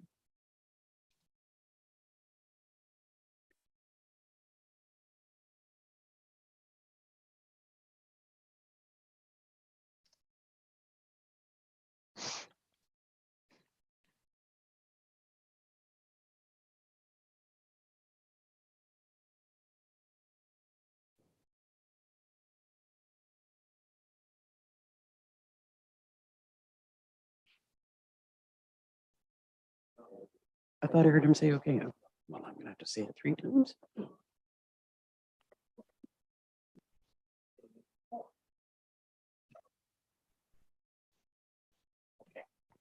Thank you for your patience. We're back live again. And so back to you, Simran. Thank you. Just if you could have the presentation up on the screen, please. Okay, and that is the correct slide. Thank you. Okay, so with regards to setbacks, what we've seen in the precedent review is that some municipalities may regulate setback requirements through the STR bylaw. And I think the only example that we've looked at or that we've seen this in is Lake of Bays, which requires a minimum interior side yard setback of 4.5 meters for all dwellings which operate as STRs. We also reviewed lower tier zoning bylaws to see if there were specific requirements for bed and breakfast establishments, which are a similar use to short-term rentals. We note that B&B establishments do not have specific requirements, and the provisions of the zone in which the bed and breakfast is located apply to it. Based on the above, the question before council is, should STRs be subject to specific setback provisions, or the existing provisions of the zoning bylaw should apply? Councillor Roberts. I think existing provisions of the zoning bylaw apply. I think it's getting way too complicated if we start subjecting to other setbacks myself, but that's, yeah, so existing zoning bylaw. Any other thoughts, or we're in agreement with Councillor Roberts? Councillor Moffat. So does that mean if this is probably one of those dumb questions, but so if a building on a smaller lot currently meets the side yard setbacks, then it's fine. That's what that means, right? Yep, that is correct. So as opposed to imposing something different. Yeah. That is correct. Yeah. Okay. Thank you. Okay. A follow-up. Actually, just to, maybe I didn't take notes or I was losing attention span, but to accessory dwelling units, the question that was before us before, did we land on a final? I That didn't they feel were like we not did. exempt. They were not exempt. Okay, thank you. I just put that in my notes. Councillor Moffat? However, before we decided that we needed lunch, there was a little bit of chatter about what else is, we need to define what is or isn't considered an accessory dwelling or unit for the purposes of this. You know, My a apologies. boathouse or a trailer or a motorhome. You could only have 2 bedrooms, but you can sleep 6 people in a motorhome. Yeah, my apologies, We because didn't- we didn't land there, and I do think we have to, that there's certain things that we would not accept as being units. Go ahead, Councillor Roberts. Yeah, I'm just wondering if in the definitions of back to what a habitable, you know, what a bedroom, what is a defined thing? So in a dwelling, a RV, a tent, a yurt, they're not dwellings, they have different definitions. So I think if we're clear in the definition section that you know, and maybe somewhere else in the education portion, we say that does not constitute one of your habitable bedrooms is what I'm trying to say. Any other thoughts on that? I agree. Yeah, I do too. So can we live with that? Okay, so that settles that. Back to setbacks. Thoughts on setbacks? To me, it would be pretty challenging at this point in time to set a different standard for setbacks. Councillor de Boman. Well, and I can think of some lakes in particular, but generally, for sure, there's probably 20% that are not compliant by current standards. So we're talking thousands a unit. To do anything different than what it is would be. And You then it need to kinda- flee to people just to deal with the setbacks. And it kind of goes back to, like, if we do work on and establish a good neighbor policy, that could be something that would be addressed. If you do have a smaller than standard lot, or, you know, you think there might be concerns, you could consider doing this. Councillor Moffat, then Councillor Royale. Yes, you could, in stitching the other pieces together, address that with the good neighbor policy, the responsible person within a X number of hours to respond and resolve, and the demerit point system. There's enough tools there to encourage more appropriate activity and action. Yeah. Councillor Royale. Yeah, I think we pretty well have to go that route, because I know in Highlands East, and I'm sure the rest are, we've issued legal nonconformances for a lot of these buildings, and now to all of a sudden say you can't use them, at least not for commercial or rental purposes, to me that's just not right. So I'm hearing no setback requirements. Perfect. If we could move. Well, on to the- as Councillor Moffat says, except as contained in our zoning bylaws. Okay, perfect. Sounds good. If we could move on to the next slide then, please. Okay, so the next issue of discussion, or the next topic of discussion, is enforcement. So there are 3 different aspects to it. So I'll go turn by turn. I'll explain the first one, talk about it, and then put the questions before the council for consideration. The first one is having a responsible person for STRs. It is a common requirement across all municipalities. This is essentially a contact person who is available to respond to complaints, queries, or grievances 24/7, especially where 24/7 bylaw enforcement is not available. So based on the above, the consideration before council is, should STRs be required to designate a responsible person to respond to complaints and queries? And should there be separate staff responsible for receiving STR complaints, maintaining STR database, responding to queries on these matters, and facilitating the STR licensing process? I open it up to discussion. Thoughts, Councillor Kennedy. I never learned anything unless it cost me money. So I think a combination of demerit points and hitting the pocketbook is not a bad idea. And that could be recovered from the renter. If I was the owner, I would have the security deposit may also include contravention of any of our regulations. Mhm. So that you hit them with like a $250 fine and 1 demerit point. And you get 3 demerit points, maybe you lose, you were allowed 8 people in that unit, you're now allowed 6, or you're only allowed X number of nights. I looked at a number of different ones, and they had one, and I don't even know where it was from, but increase with the number of violations, penalize the host $250. If within a single year the host has multiple violations, the fines rise to $500 and $1,000, and eventually result in revocation of the permit. So it's like an escalating that we've been talking about. Yeah, combination of two, merits and costs. So would we be agreed on both fines and demerit points? So the answer is yes to that. How about the issue of a responsible person available to respond? Everyone's in agreement with that. The issue of staff. Councillor Moffat. Yeah, I mean, this is like everything we seem to be dealing with in the last couple of years. You know, the tired old phrase, the community is changing and it requires a different level of governance. And in order to make this process work, there's going to have to be at least one staff person. And that is when we get to the, you know, which is next, the accommodation tax. Is if we do that, and where does the money go? Well, it has to fund the person. It has to fund the person who runs the program that keeps the community organized, like the house that Jack built. Councillor Roberts. I think the license can sort of break even with the staff, but the accommodation tax is under strict guidelines of how that can be spent and what can be spent on it. So that's what you just said, right?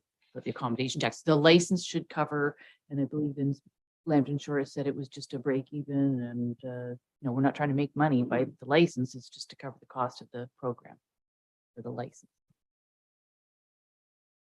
Yeah, and that's, I probably didn't speak clearly enough, that you're right. The mat has to be used in certain areas, and so we have to separate out the money to determine what it's going to be used for based on what it can be used for. Councillor Kennedy. We're getting into this mat tax. I want to stay on enforcement for a minute, just for a second before we move there. What happens is the enforcement section also going to deal with an unregistered unit then it discovered. That can be part of the enforcement package, and what we should be discussing what the penalties are for that. Is there a fine and or no permit for 2 years, 3 years? Should that be included in this section? I think it should be, absolutely. So we would look for something to come back with the, you know, examples of or discuss what we're looking for there. But definitely there needs to be a fine and some form of penalty if you don't get a license. Councillor Real. Maybe that's something that that Steve or Jason can sort out, is what legally can we do? Like, what is it that if someone turns around and says, up yours,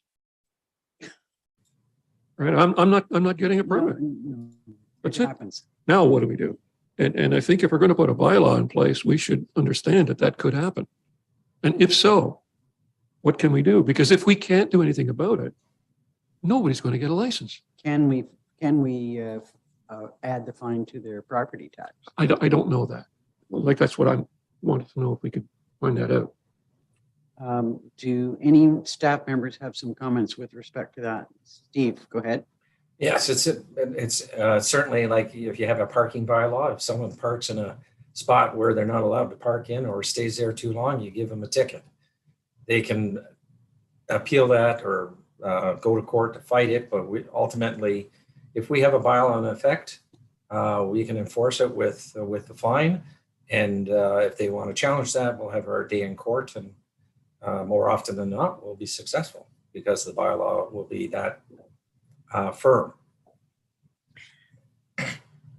Councillor Al and Councillor Moffat. I'm not really hung up right now about determining what that number should be. If it was, I just want to make sure that we have the ability to do that, and then we can set the number at some point in the future if we choose to. Councillor Moffat. My question is, what can it be? We know, going back to the the tree bylaw, we sat here how many years ago and said we wanted to throw the book at people who cut the trees contrary to the bylaw, and the province said, "Ooh, that's too steep. Can't do that. We'll make it 950." And as we know, and the public knows, is there are an awful lot of people who just consider that the cost of doing business. So Steve will know this is what limit of fine can we impose, or do all fines we want to impose need to be approved by the province? And thank you, Madam Chair, to the rest of council. So the fines, if you look at the Lake of Bays example, are very similar to our existing shoreline bylaw fines, 25,000 for first offense and 50,000 and 100,000 for subsequent offenses as well. And just like the shoreline bylaw, there was a lot of talk about ticketable offense. That exists in the current tree protection bylaw. Those actually ticketable offense are actually approved by the courts, but it's something that we go to get their approval of, and then we can then bylaw enforcement officers could ticket operators. But for more serious offenses, you want to take them to provincial courts, and it's not us assigning the fine; it would be the judge in that case. And as you can see by the Lake of Bays example, if they're really bad characters, they could actually get fairly substantial fines. I just want to go back to the question of staff. I think it's been acknowledged that there would probably need to be someone at the county level that is going to be responsible for kind of overseeing this. However, when it comes to enforcement, where is that going to live? Is that going to, or are all 4 municipalities going to accept that their bylaw officials are going to assume these responsibilities? Like what's the impact there? Councillor DeBolen. Well, I have 2 comments here. The first one is the days that bylaw enforcement lives in Monday to Friday during regular business hours is gone. And the reality is, whether it lives at the upper or the lower tier, that when you sign on that you're in that job, it's a 7-day-a-week cycle. Like if you were in EMS or fire or whatever, that's the way it is. So I think that's the first part, and will be a very important part to where we do this. Whether it lives at the upper or the lower tier, I don't have a prejudice either way. Whatever is more economical, enforceable. My final answer, how we fix all that, right? Anyways, but I'll leave that part alone where it lives. Other thought, okay, Councillor Rowell and Councillor Moffat. Yeah, I think Councillor DeVolen pretty well hit it on the head. It's not like the Shoreline Preservation Bylaw or any other bylaw that we've got. I mean, it's happening at Saturday night at 9 o'clock. So Monday morning, it's not going to make an ounce of difference because there's going to be nothing there. So if we're going to go the route on this with short-term accommodation or noise bylaws or anything that require the verification either at the time or very close to the time, we're going to have to budget for that, and we're going to have to buy into the fact that it's going to be needed. I've got to say that one of the overall concerns that I've heard over the last year are complaints are if you're going to have a bylaw, you need to have enforcement. You're not enforcing the bylaws sufficiently now. And so I think that we're all getting the same message with respect to that. Just one moment. I think Councillor Moffat is first, and then Councillor DeBolen, and then Councillor Roberts. Thank you. Yeah, I think this needs to be a full court press. I think we need to, it needs to live at the county, and the county, instead of delegating up, it's almost like we delegate down, and that local bylaw enforcement officers in the course of their duties, in whether it's through building, if they see things that needs to be reported or somehow taken care of. We've had a number of conversations, particularly through the shoreline bylaw, where about septic inspections or different things where the 4 municipalities aren't on the same page. And I've got one foot in Councillor DeVolen's camp anyway. Not this matter in a couple of months, what I think, but more and more the county needs to be the owner and operator of things that affect the whole county, and the lower tiers have to concede up into that for the greater good. So I think it does need to be a full court press at both levels. I think it should live at the county, and but it should be its fingers should go out into the lower tiers for sure. Councillor DeBolen. Well, my comment will be to our CAO and his peers around the county. I think this evolution is inevitable with bylaw and those sort of things. And I think there's a whole pile of collective agreements that are coming due in the next year.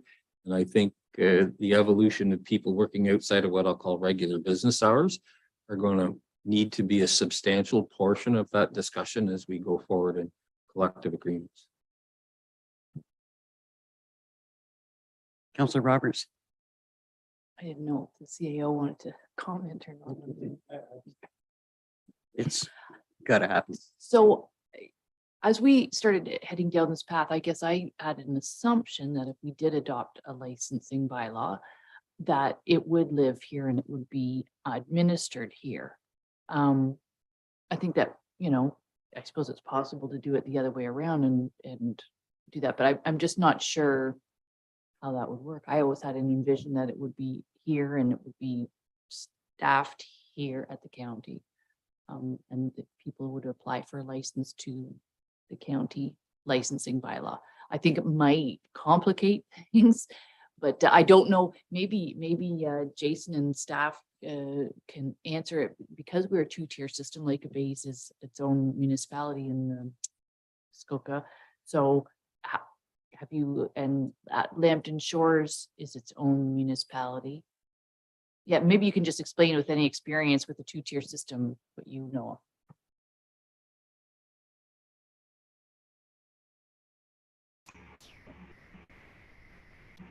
Jason's So gonna. I'm judging from, so I'm judging from Gershomran's pause that she'd like me to answer that question. And I think really it reminds me in a way of some of the conversations that we had around shoreline preservation, right? So these are really important service level choices for council to make, both at the upper and the lower tier. So I think there's flexibility one way or the other. I think we've heard your feedback today, and my suggestion is just leave it with us. And I think Steve and I can probably step back with Tori and Gershomran, look a little bit deeper at some of the models, and working with Mike, look at some of the service level implications. And then we can come back to you know, with some options maybe to consider in our next report to you, specifically around enforcement and how that can kind of unfold, and whether or not, you know, it's primary at the upper tier with some supporting roles from the lower tier, or some other version. I think there's many different possibilities to look at here, but I'm not sure if Steve wants to supplement that answer or not.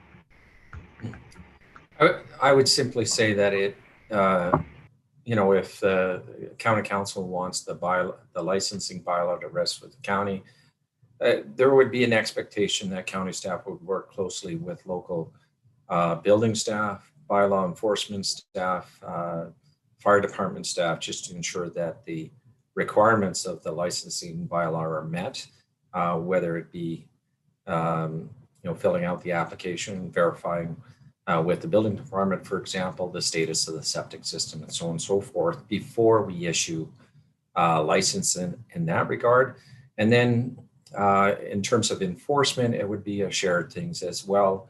I know my experience at Seguin was our building staff would go out there and say, oh, I think there's a violation. And so planning staff would show up. I would think similarly if the 4 township inspectors were out there and they say, oh, we think we have a problem. We have an unlicensed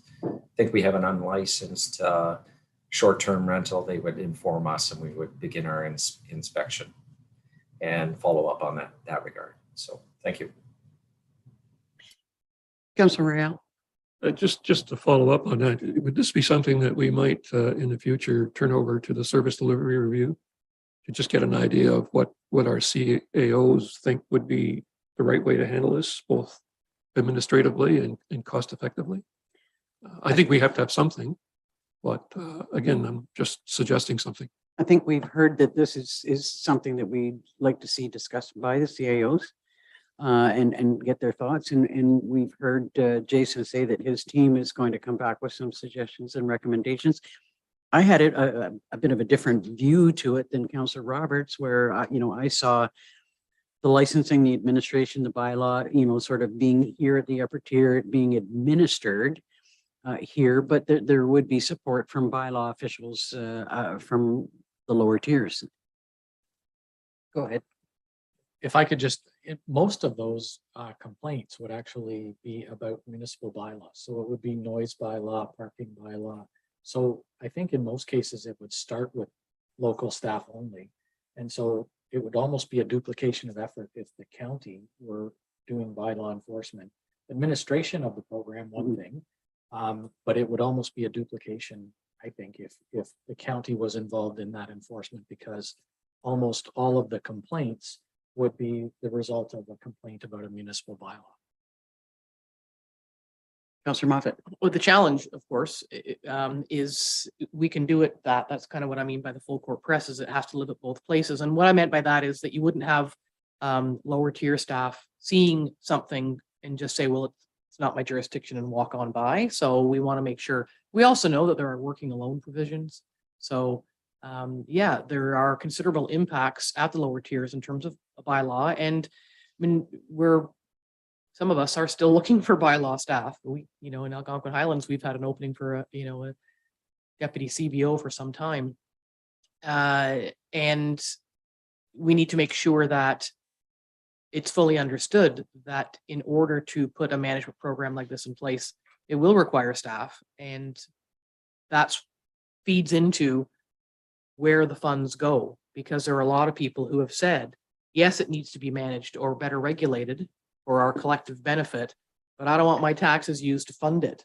But we have to pay for staff to do the enforcement for the collective best interest. So again, it's almost that stepped approach.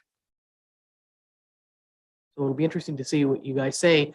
And to Councillor Ryle's comment about giving it to the service delivery review process, I'm kind of hoping that, that we have something confirmed to move forward by the end of the term. Maybe I'm dreaming about that. So we look forward to hearing some reports back on that particular aspect. So if we want to move along to what's next? So if you could have Inspections. the presentation up and running again. Thank you. So before we move on to inspections, if you could go back to the previous slide, please.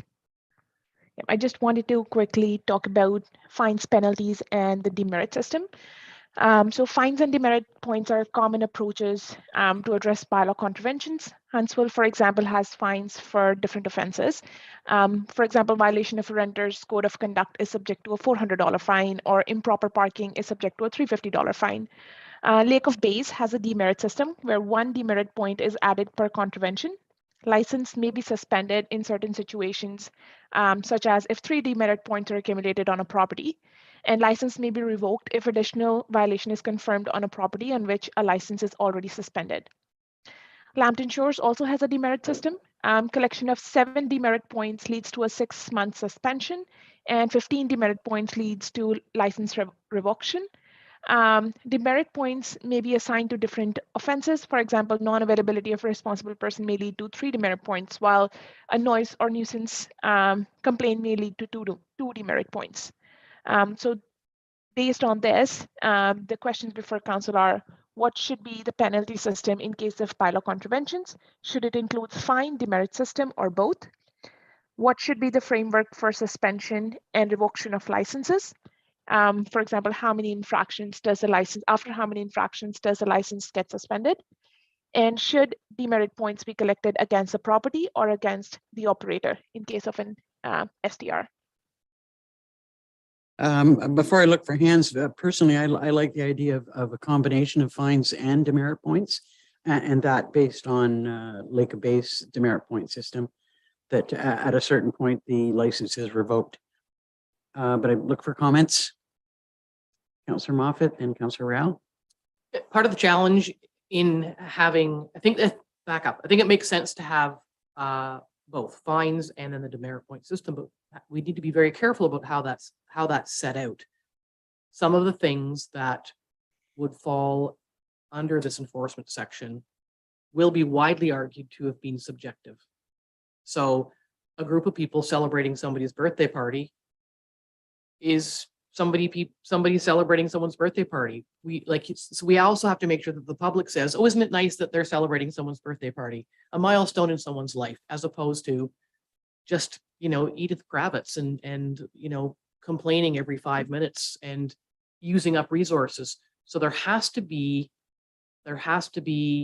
some very careful delineation that we don't end up arguing for days about what's noisy and what's not, and what's too much and what's not. And that to me is how this is applied is a kettle of fish. Did you have your hand up, Councillor Rail? I think Councillor Moffat pretty well handled it. Okay, Councillor Kennedy. Yeah, when I'm thinking about this one, I was thinking we should maybe limit it to only what's contained in the bylaw, the short-term rental bylaw. We have noise bylaw, we have parking bylaws that maybe supersede, or like they have separate enforcement components to those ones. So if the complainant about noise, then maybe you look at Algonquin Highlands noise bylaw. Is that where it gets referred to rather than the short-term rental one? I don't, that's the other part of it too. I'm pretty sure the people in Highlands East are a lot noisier. Lot than the noisier? people- But that, I just, it is another kettle of fish. Other comments about fines versus demerit points, or the combination of both, and how we'd like to. So I'm hearing both. Councillor Burton, both, but how that's applied. Go ahead. I like the Lake of Bays one. I think the Lambton Shores one is too generous. I liked the Lake of Base one too. I thought it was good, combined with fines. Councillor Kennedy? I had another thought that if it was a noise bylaw, that's covered by your lower tier, but it's a demerit point. Maybe no fine attached to it because that's covered by a different bylaw, but it still has been lodged under this one, and maybe it's incorporated in a part of it, but it's a demerit point. That's just a So we would just last have to second. work out a system that would link together. Any other comments with respect to that? So is that a good enough response for you, Samran? Yes, so I think what I'm hearing is, and I'd just like to add some clarification here. Lake of Bays has a similar approach where they add in demerit points, but not fines for each offense. The fines are larger, like Steve described before as well, based on the provincial court fines. So you wouldn't have a fine for a noise complaint or any of that. So that would lead to demerit points, but fines would be as set by the provincial courts, if that makes sense. Does that make sense, everyone? Yeah, okay, thank you.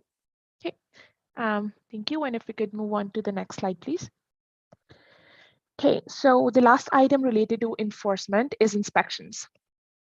Prince Edward County requires inspections every 2 years for whole unit rentals and every 4 years for primary unit rentals.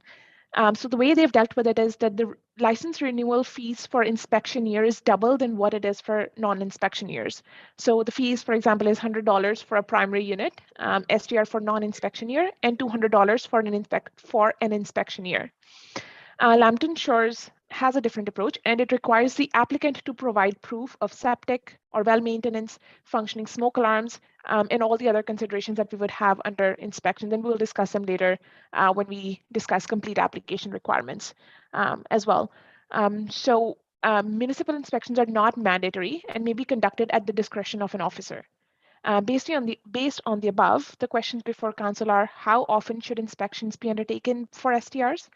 And should all inspections be conducted by municipal staff, or should it be the applicant's responsibility to facilitate third-party inspections through licensed professionals and submit proofs to the municipality?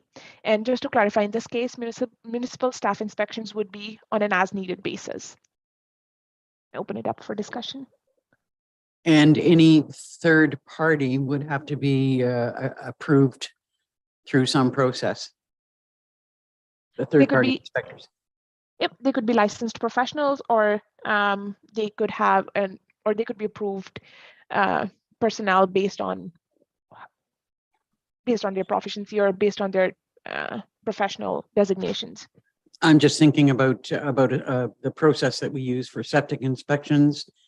where we did have a contractor to do all of the septic inspections, but you could hire an approved septic inspector of your own if you chose to. But it had to be someone who met certain basic criteria, and it wouldn't be an individual, it would be a firm. Yep. But thoughts, questions, Councillor Moffat? Yeah, I believe, I feel that we need to be careful around who gets to do the inspections, and that there would need to be a certain, agency affiliation, to licensed electrician or, somebody, I'm married to one, but somebody could be a volunteer firefighter, but that doesn't mean they're qualified to do inspections. There are certain inspection requirements, I believe, under the NFPA standards. So I'm okay with third party. I'm not at all okay with sworn declarations. And my apologies for anybody who feels insulted by that, but I know that there was a fire call last week where the property owner swore up and down they had working smoke alarms, and when fire service personnel went in, that was untrue, and it was on the scene of a house fire. So I'm not a fan of the sworn declarations on those issues whatsoever, because they are absolute life and death issues. You know what, I definitely agree on that. Other comments or thoughts on inspections? Councillor Ryall and Councillor Roberts?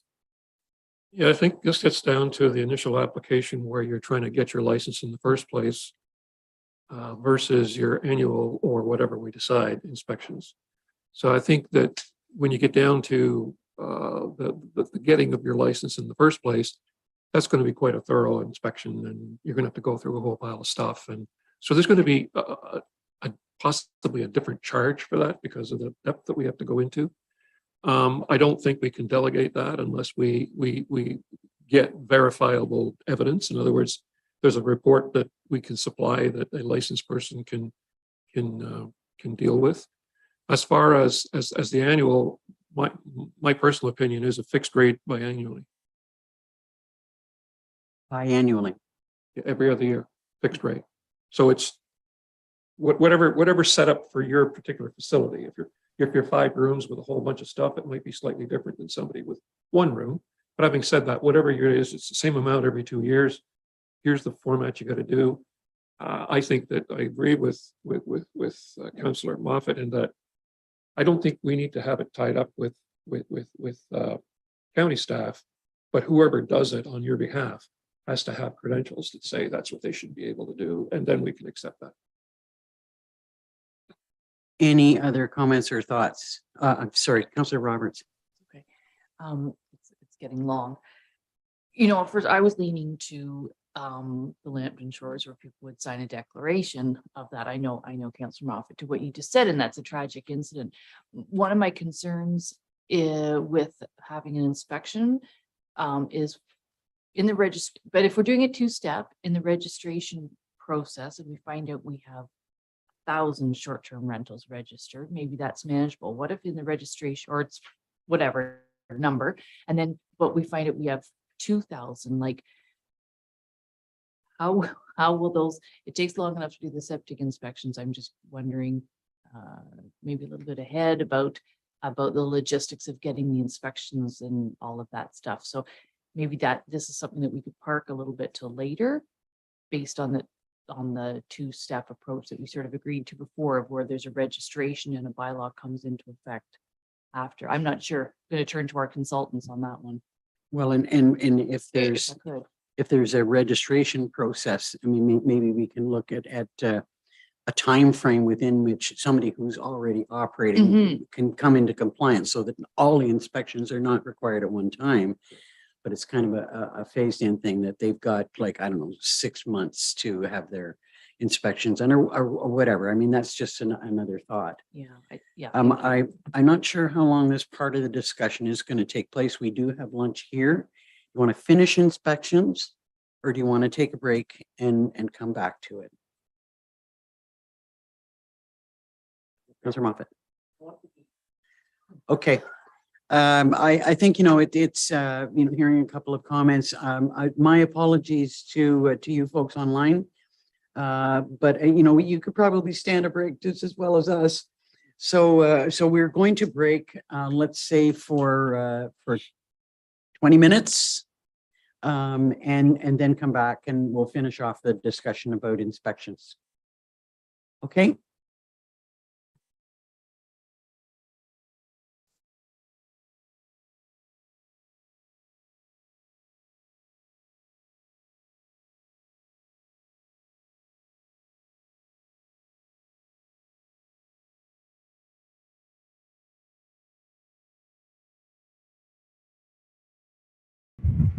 There's some kind of background noise. Sounds like wind. That's good. So further comments about enforcement.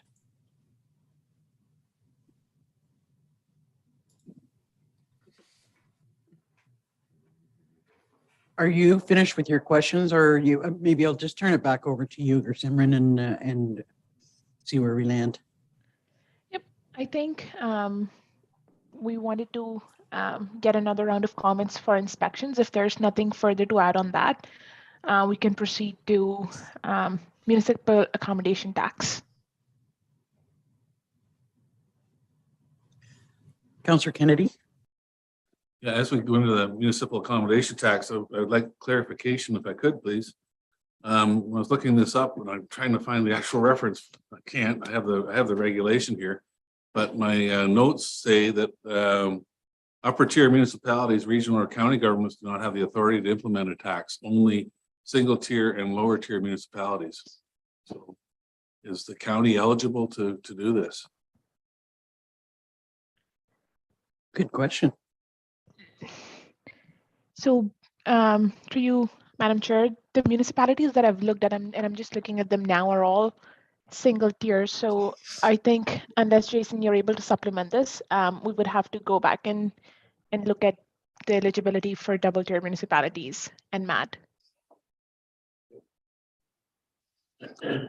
So do we leave it at that, or are there any comments that you want to make with respect to that tax? Councillor Moffat. Just in relation to the enforcement and any fine or demerit system, that if we were in any way relying on portions of the municipal accommodation tax to be turned into help fund the program, and we can't do it unless all four do it, which I just add further complication, that may impact fees if we're going to need staff and don't have access to the accommodation tax to help fund it. Mr. CAO. I know I've had some conversations. Scott Bovell, our Director of Economic Development, developed a MAT tax in his previous employment. And we've had some conversations that it would have to be the local municipalities that implement the tax, but they could designate funds from it to market the region to the county. And that is part of the whole process. You have to designate where those funds are going to go. So they could designate that to the county. And that's 50% has to go to tourism, and then the other 50 can be used by lower tier, which we would delegate up to the upper tier then. Or a portion. Okay. So it doesn't all have to go into the efforts of promoting tourism. It can help to support a program like this. Councillor DeVolen. Does anybody play cute enough with the funding? Is that enforcement and that things go well without people breaking rules is the ultimate way of promoting tourism in your region? I'm playing loose with interpretations there. So we'll look for some clarification with respect to that particular item. Yeah, we will do that on our end. In the meantime, I just like to brief on what we know from the precedent review on the municipal accommodation tax. And what we've found is that many municipalities such as Huntsville, Prince Edward County, Kingston, and Niagara-on-the-Lake levy this tax. The intent of this tax is to be used for tourism purposes, tourism promotion. MAT is generally charged at 4%.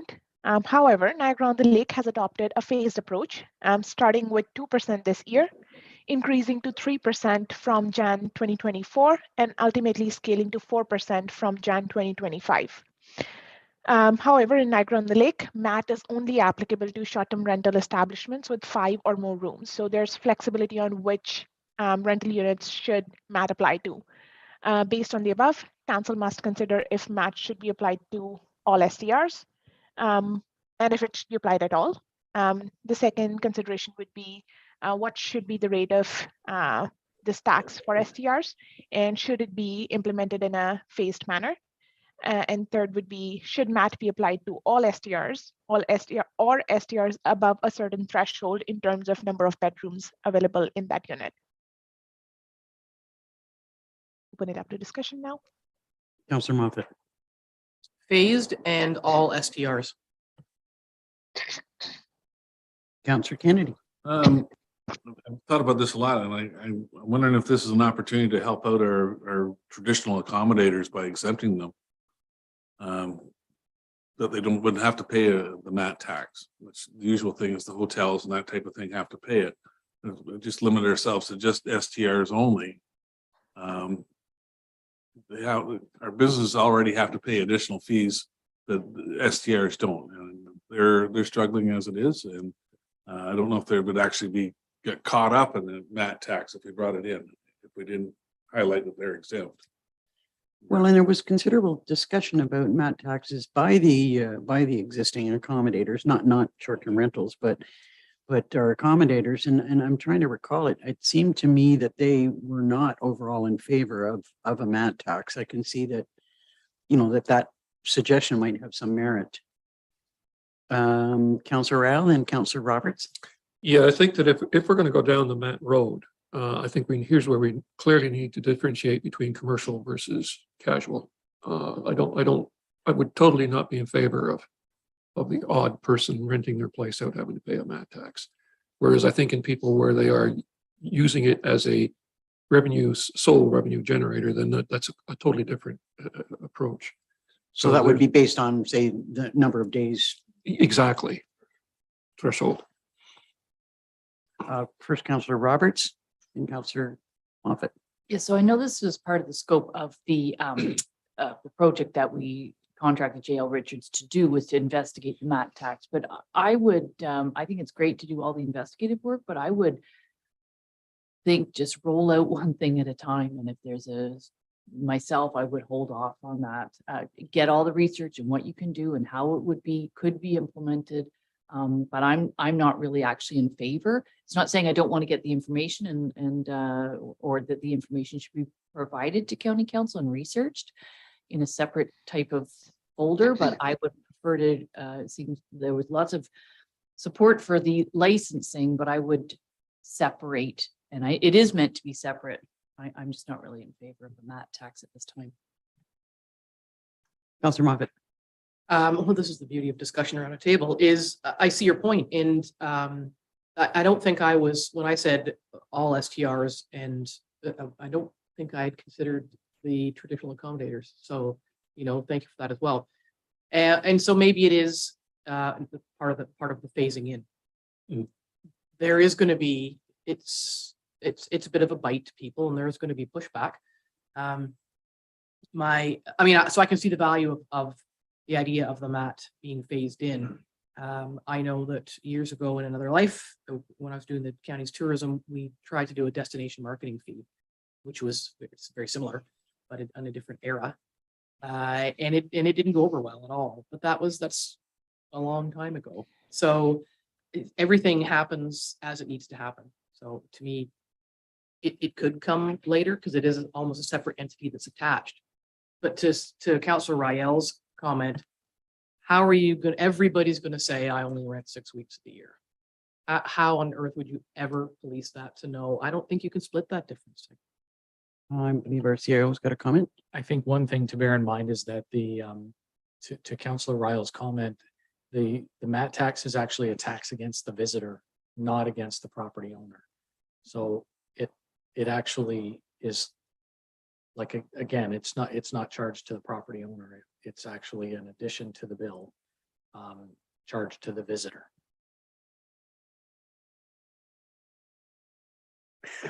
Councillor Rael and then Councillor DeVolen. Well, thanks, Mike. And now that you've put it that way, I totally agree. I think we should put this off to another day because we don't want to penalize the visitor or anything that needs to be done.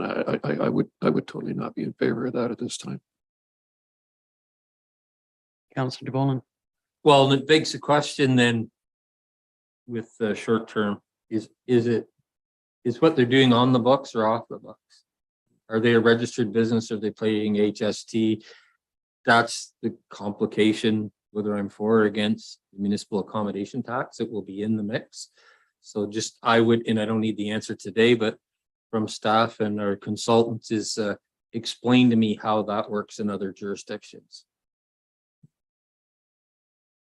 And one of the concerns that I've got is the issue of phasing it in, or let's do that later. I mean, we've talked about it before, and now we're talking about exempting certain groups. You know, if we implement a short-term rental bylaw without consideration of the municipal accommodation tax, are we ever going to do it? You know, I think we probably need to decide, are we going to do it or not? And then if we are, then when? Like, just so that everybody understands that this will become part of the process at some point in time, like a phased thing. Councillor Roberts. Yeah, and I think at some point, having this conversation would be obviously very good to have Scott Oval with us into this conversation and see what the pros and cons are. Because I think we've talked about it before about, you know, however many years ago when we were trying to create Haliburton County to, you know, to get people to come and, you know, to promote events and everything else. And now it's like, whoa, did you drive through Haliburton on last Tuesday? You couldn't get through town. Like, we're pretty darn popular, and maybe like the whole purpose. So we know what the purpose of the licensing is. It's to address parking and septics, and it is a regulation over all the concerns we've had about short-term rentals. So there's a purpose there, but what's the purpose of the MAT tax? Just to bring in more money to promote Haliburton County and our local municipalities? Like, how much more promotion do we really need to do at this time? So I think you really have to say, well, why would we even want to be collecting that tax? Are we doing a good enough job promoting? And we talked about before, are we ready for even more people? Some would say yes. I mean, those, anyway, I just think we should hear from Scott before we go too far down. As I said earlier, it's not to say that we don't do the investigation and whatnot, but. And there was one other thing, if I could just add. Yeah, absolutely. Is that and I've looked through just to, so I don't forget, I've written it down. Have we past talking about limiting the number of days per year in the licensing? We've already moved on to municipal, the MAT conversation. In the short-term rental, do we ever talk about, like, is a short-term rental going to be available 365 days a year, or we're going to limit the number of days?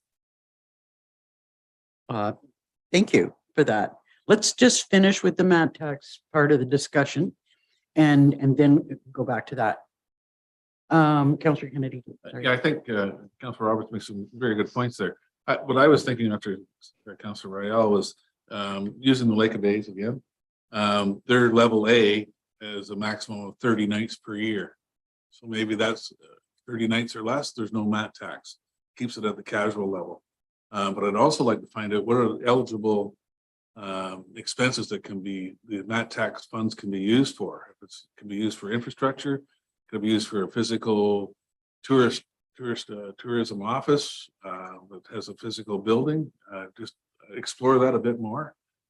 There's opportunity here. I know I talked to one local rental agency, and they felt that their business alone would generate around $75,000 to $80,000 in MAT taxes. So it's substantial amount of money. If you even take 50%, that is going to be used for tourism initiatives. And I think Scott will be a great one to draw on that to find out what are eligible. And I think that may be a big piece of what we do with this. Councillor Moffat. Yeah, I agree. I mean, we talked about at a previous meeting where we were looking for, I think Amanda was still here in the tourism role, and it carried over to recently in this budget, applying for a grant for content creator. And at that time, I kind of went on a bit of a rail and said, but we don't, to Andrea's point or to Councillor Roberts' point, we don't need more tourists. We need infrastructure. We need kids in the trades. We need a bus that goes to Peterborough so we can get, there's different things that we need. So think of it as just a replacement. If the MAT tax can be used for certain things, we now have an economic development department, and it can be used depending on what they're for. And so we could just reallocate how we use funds and how we access any grants. Once, if we know that there's a steady stream of money coming from the MAT to help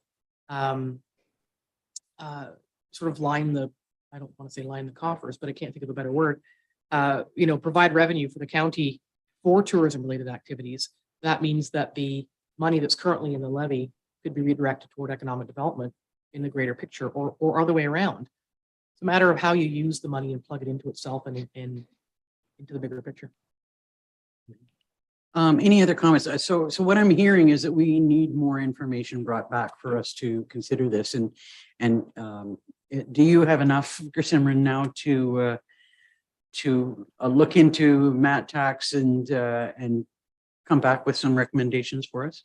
Yep, yes, that's definitely helpful. So our understanding at this time is that the intent of MAT is to be used for promotion of tourism, but what exactly that entails in terms of, can it count towards infrastructure? Can it be used towards physical buildings? So that's something that we'll look into and come back to you with in terms of our additional research and recommendations in our next meeting. Okay, thank you. Okay, back to Councillor Roberts. Question about the missed item. And I'm not sure where that sits, under which category. The number of days associated with whether you need a permit or not.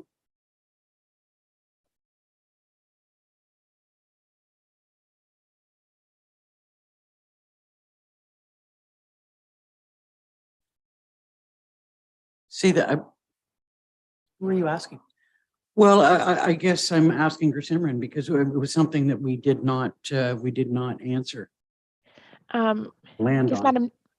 Yes, Madam Chair. So just in terms of the maximum number of nights that a unit can be rented out for, it is my understanding that we wanted to go with the Lake of Bays approach, and they do have the 3 types of licenses have a separate number of nights that qualify in that particular license class.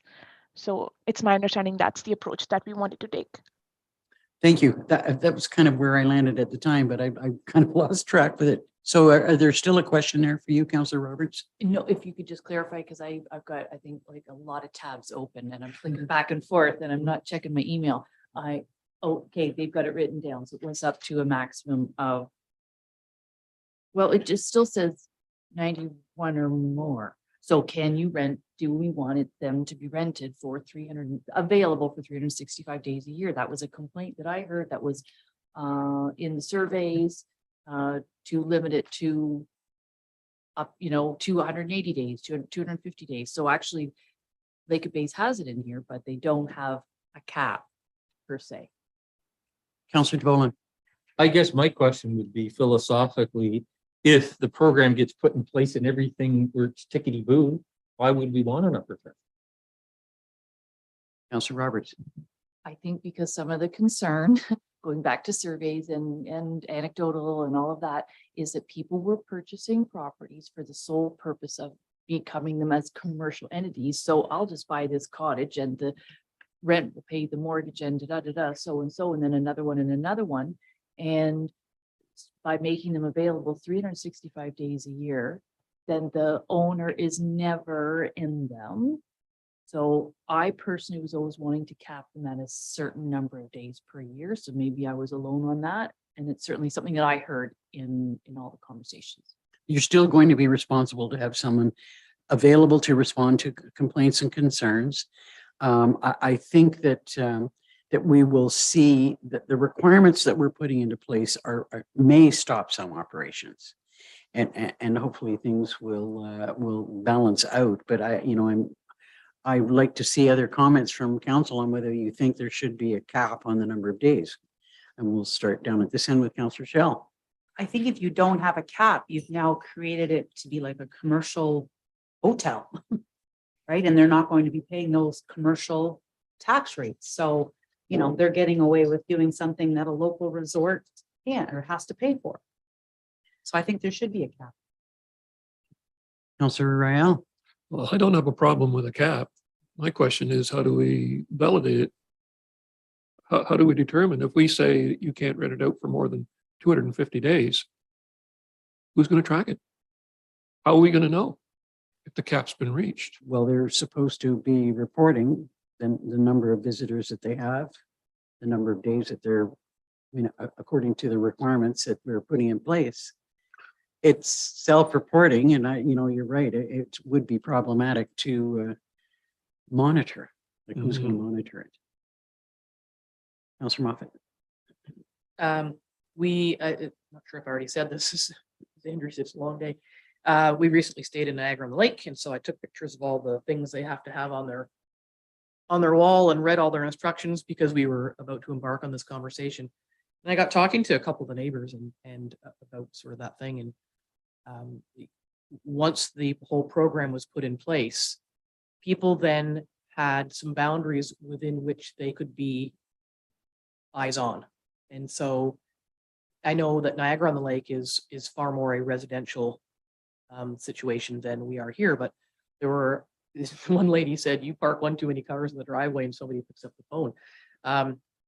And she said, instead of seeing that as snitching, they saw it as a collective community's investment in its well-being for the future. So anything can be unplugged, turned around and plugged back in. If you see it's glass half full and glass half empty, I suppose.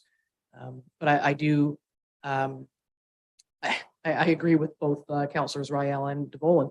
If everything else is in place and there's just, quiet enjoyment with the odd birthday party here and there, and process eliminates certainly the hundreds and hundreds of emails I've been keeping since 2012, then that's a win. But we do then have the resorts who are paying a whole different series of fees and licenses to run a commercial resort. And that, to me, that's a problem. Well, that's always been a problem for me. I mean, that's one of the reasons why I've always thought that we should be addressing some of this through zoning. Because, you've got two properties side by side. One just wants the private enjoyment of their property and they're paying X amount of taxes. The people next door don't care about their natural enjoyment. They want to rent the place out. They're making a fortune and they're paying the same tax. And that's not right in my estimation, but there's mixed views on zoning and whether it should be dealt with through zoning. Councillor Kennedy, sorry. Yeah, the other concern that's been brought to my attention when I've talked to people about, okay, let's limit this to 90 days, 150 days, whatever the number is. Well, that's all well and good, but it's still going to be jammed then from June till September, which is the prime time. And the issue, if it's 90 days, that's still June, July, and August are full every day.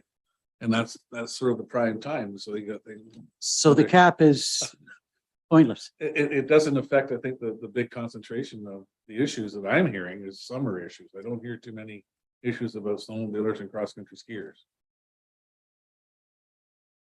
Okay, so I've not heard a consensus on whether there should be a cap or not. I'm getting mixed reviews. You got comments, Mr.? Well, I did. Councillor I Britton? just said I would have no problem with a cap, but I have the same problem as Cease did. I don't know how we're going to track it, how we're going to monitor, how we're going to keep track of it all, or what number that should be. We're not landing anywhere with this one. Councillor Kennedy. Councillor Moffat was first. Councillor Moffat. I'm on the cusp of forgetting the thought.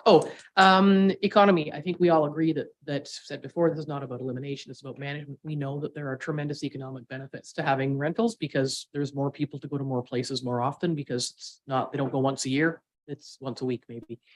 So to play devil's advocate, putting a cap on also is a bit of a gut punch to the economy because even though there aren't as many rentals in the winter, there are still plenty of rentals in the winter, and those folks are going into town and they're spending money. So we have to just always remember that we're trying to retain the benefits of rentals and find a way to manage and cap the problems. So it just seems this one's quite problematic, I think. Councillor Roberts. So I'm glad I brought it up and that we're So sitting am around I. the table and we're having good discussion, and this is very progressive. And to the two comments from Councillor Kennedy of the fact is, you know, it's not, probably not very many people are renting the third week of November, unless it's hunting, I don't know, but you know, it's unless there's snow, there's not usually. So, and maybe that is the shoulder season that we want some people coming up and just exploring our museums and our shops and our restaurants in the slower time. So for that reason, and also saying the Lake of Bays, it is a different scale for how many times you rent it, and make it available. So I think I'm satisfied with that. Back So to Lake no of Bays. cap, no cap, Lake of Bays. I think I have just a comment from Mr. Stone, and then we'll go to Councillor Kennedy. Go ahead, Steve.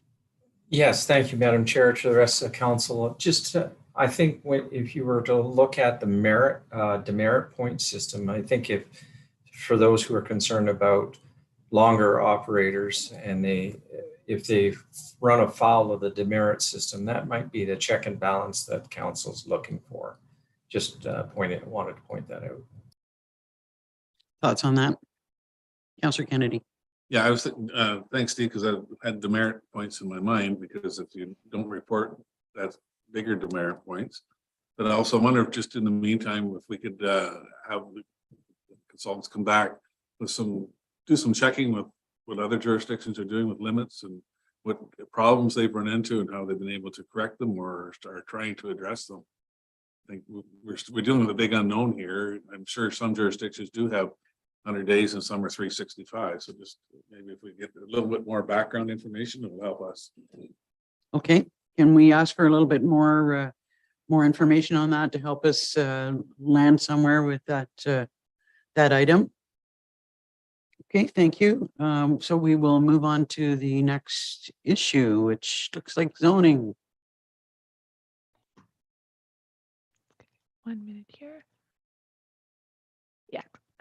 So the next consideration is zoning. Again, precedent review suggests that certain parameters such as setbacks, density, and even general location in terms of zones where STRs are permitted can be regulated through zoning. This would, of course, require an amendment to local zoning bylaws to introduce provisions related to STRs. So the question before council is, should STRs be regulated through zoning by permitting STRs in certain, let's say, residential or commercial zones only?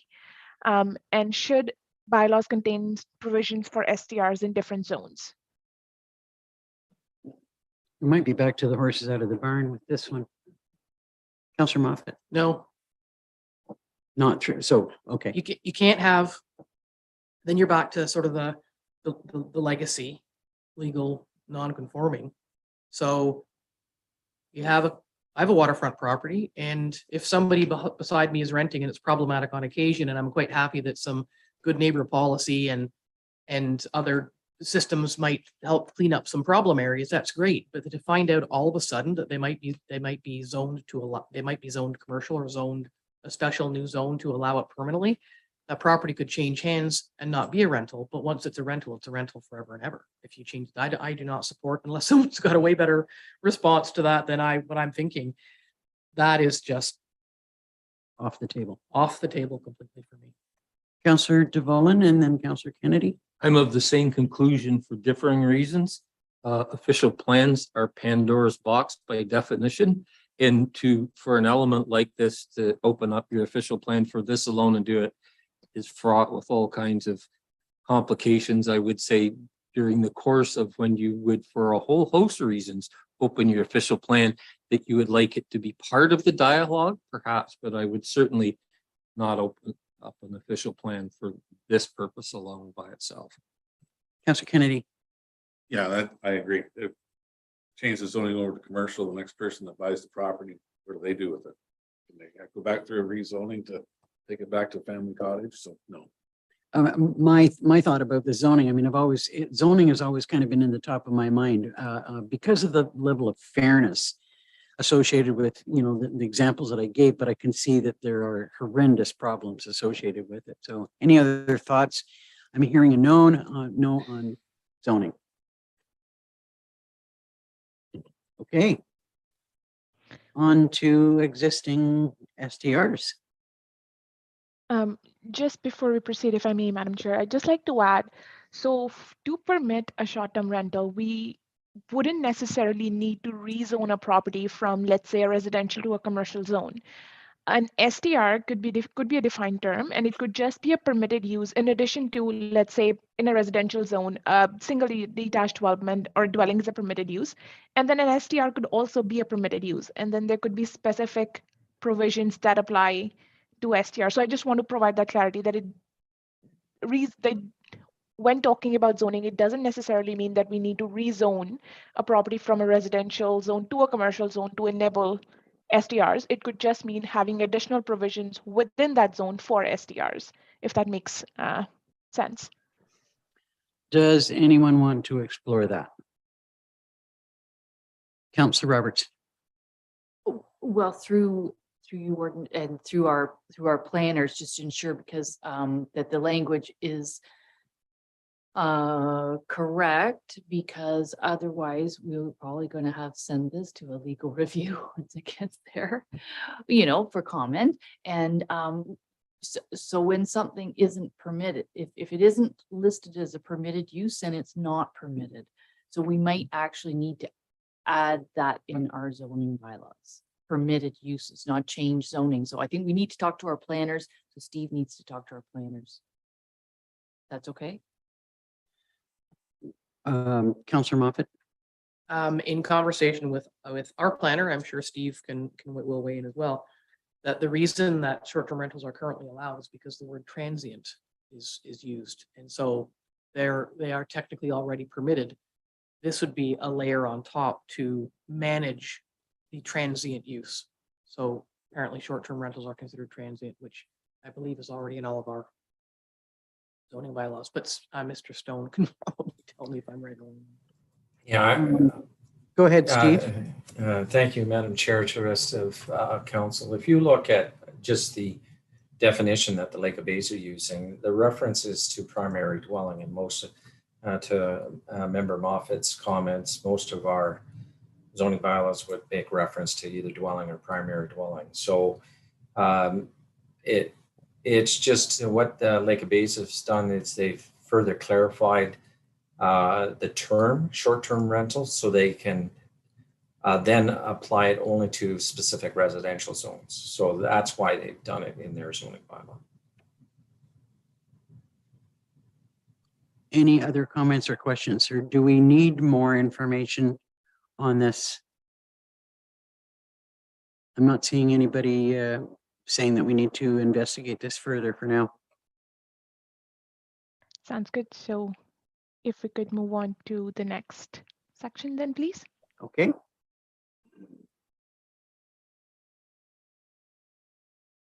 Okay, so we also need to discuss the existing short-term rental accommodations that are currently operational in the county. So the consideration before council is the addressal of these units. Council should consider if existing short-term rentals will be required to obtain a license for operating, or should they be grandfathered in as legal non-conforming uses. In terms of the precedent review, a majority or almost all of the municipalities have looked at licensing all operational STRs. For your information, and I open it up for discussion now. Councillor DeVolen, then Councillor Moffat. I was going to be hell no grandfathering, would just going to be my comment. Councillor Moffat. Well said, Councillor DeVolen. So unless I hear anything to the contrary, the answer is no, they should not be grandfathered. Perfect. If we could move on to the next slide then, please.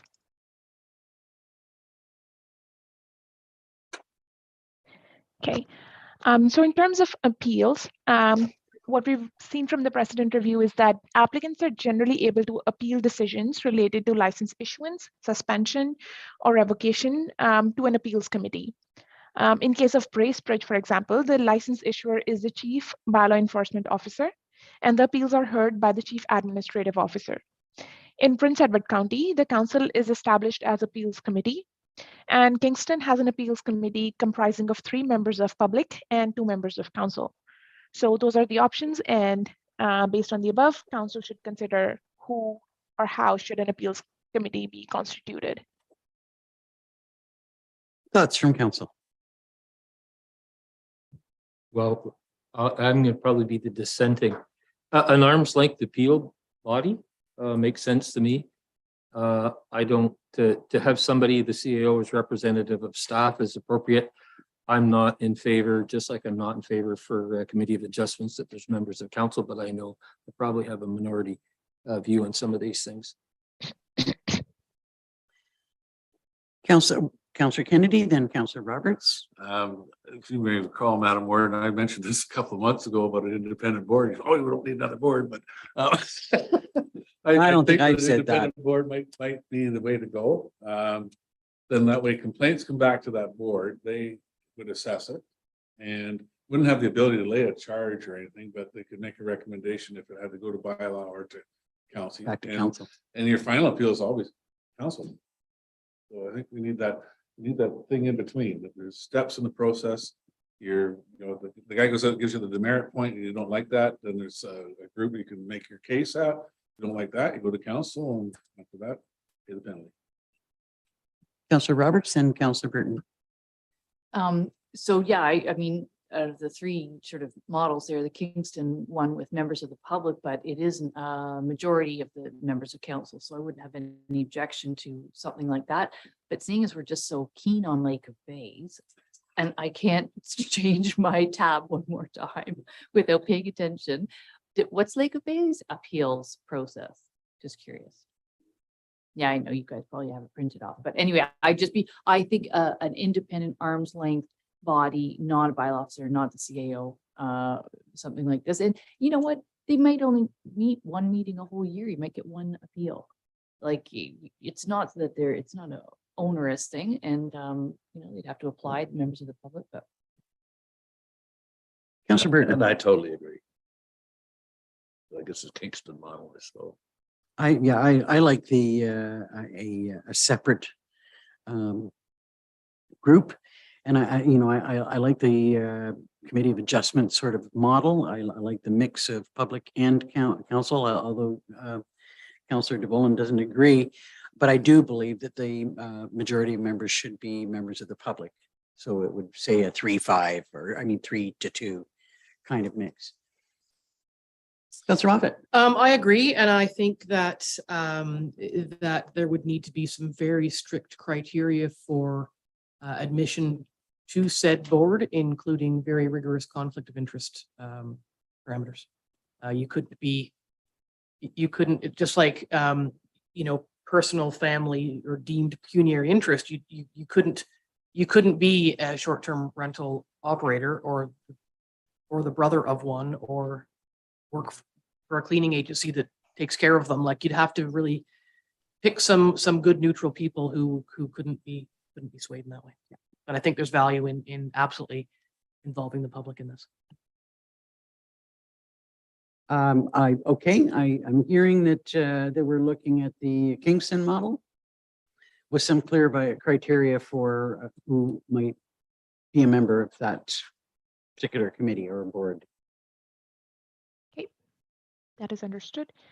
If there are no further comments, we can move on to the next slide, please. Okay, so on your screen now, you can see a list of complete application requirements. This list has been consolidated based on all the different precedents that we've looked at and what other municipalities are requiring. So if we could review those, and if there are any additions or if there are anything that we'd want to remove from this list, we can discuss that now. Councillor Moffat. I am looking at the document provided to us, and it says, I think most of it is fine. It says, if tenant. I don't think tenants should be allowed. Am I like sounding like I'm from the 1950s or something? To me, if you rent a property, it's like subletting. Should you then be able to rent it? Is my first one. That just seems kind of weird to me. Councillor de Bolen. I'll say this. I don't have anything directly to say to it other than this is a huge problem in Metro Toronto. And I would say we should dig up as much information that the horror stories by tenants subletting for short-term rental accommodations to get a good lie of the land. And maybe there'll be some lessons learned that would be constructive with the wording in this section 13, whether tenant is or is not advisable to have in the language, because they have a mess. I would like to have more information about it because personally, I mean, I'm with Councillor Moffat that I can see so many issues associated with tenants subletting their unit as a short-term rental. I mean, to me, we have enough issues, with owned properties and short-term rentals without getting into tenants who care even less about what happens. Councillor Rowley, you have a comment? I totally agree. I think the problem you could be running into here too is I go out and buy a piece of property. I live in Tuktoyaktuk. It doesn't really matter where I live. And I hire my good friend, Pat Kennedy over there. And I'm going to lease it to him on an annual basis because he's going to pay me 120 grand a year. I don't have to worry about nothing. He takes care of everything. Now, where are we?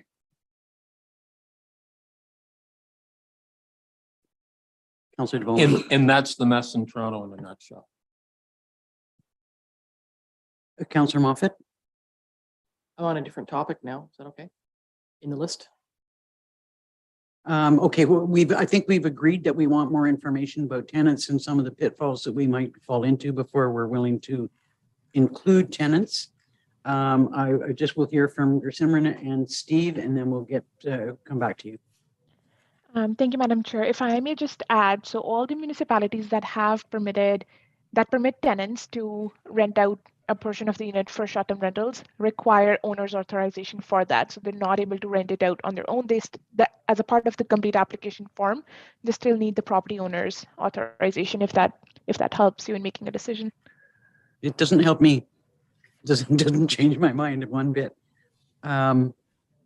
Steve, you had a comment that you wanted to make? Yeah, I would just say I went through the application that Lake of Bays has, and it's really strictly an application filed by the owner of the property. And the use of the word tenant, I think, is problematic, and I wouldn't encourage it to be in the form. How does everybody feel about that? I mean, I personally, I would be willing to land right there. I'm seeing concurrence. Thank you. That made everybody's job a little bit easier. Councillor Moffat. Yeah, thank you. In terms of the information of the completed application and the record maintaining for 5 years, I have questions here. Details of renters. I hope that means 2 adults and 1 child, and that simple, as opposed to, a 5'9" male with a nice tie who dances well. Like what? It's creepy. Ireland. It just sounds creepy. So we need to really clarify that what it is, and I would like to know why. And the license plate number, I know that in our recent rental, and it's not the first time we've used short-term rentals by any stretch. The license plate number is so that if you wreck the place and drive off, they can call the OPP and find you.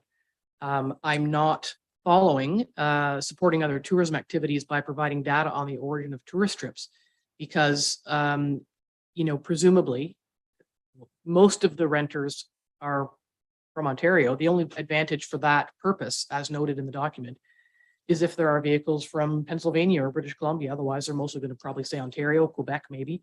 And you can't get any data on who owns the vehicle, if that was anyway the intent, unless you go through the OPP, and there's no reason to do that. So I'm just looking for some clarification on what kind of details you want that aren't creepy and an invasion of people's privacy.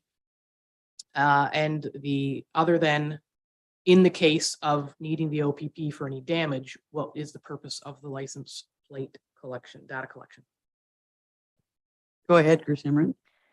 So the intent, I'm sorry, through you, Madam Chair, the intent of collecting or having information about the license plate numbers was to provide a database for the county to understand where are the tourists coming from, and if that information would be helpful in any further tourism campaigns or any tourism activities that are being planned by the county. So just to provide that database on where are the where are the tourists coming from, and what are the, for example, are families coming in, or is it just single, or like students coming, like they're providing a demographic idea of the tourists that are visiting the county. So just to have that kind of database to assist other tourism programs was the idea behind these data sets that are required.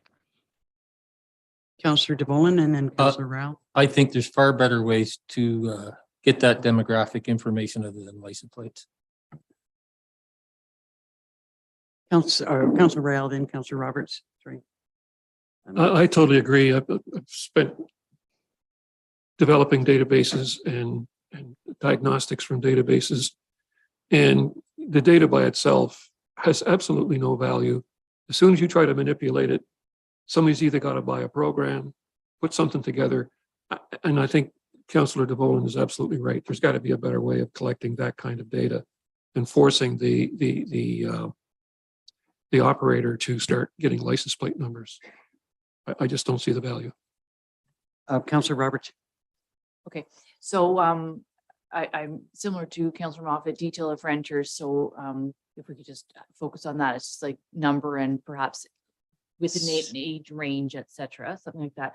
And consecutive days, that's great. But I also, and then number of days a year that the dwelling was occupied, that would be all good information. You know, maybe a volunteer type of survey after. I owned a cottage and we used to rent it out. And I had a little guest book that everybody would sign, and that actually stayed with the cottage when we sold it, because the new owner was also going to use it as a partly rental and partly use it for themselves. So maybe there's a way, bless you, to gather information through a voluntary type of very short survey from renters if they want to, and that would help. Councillor Moffat.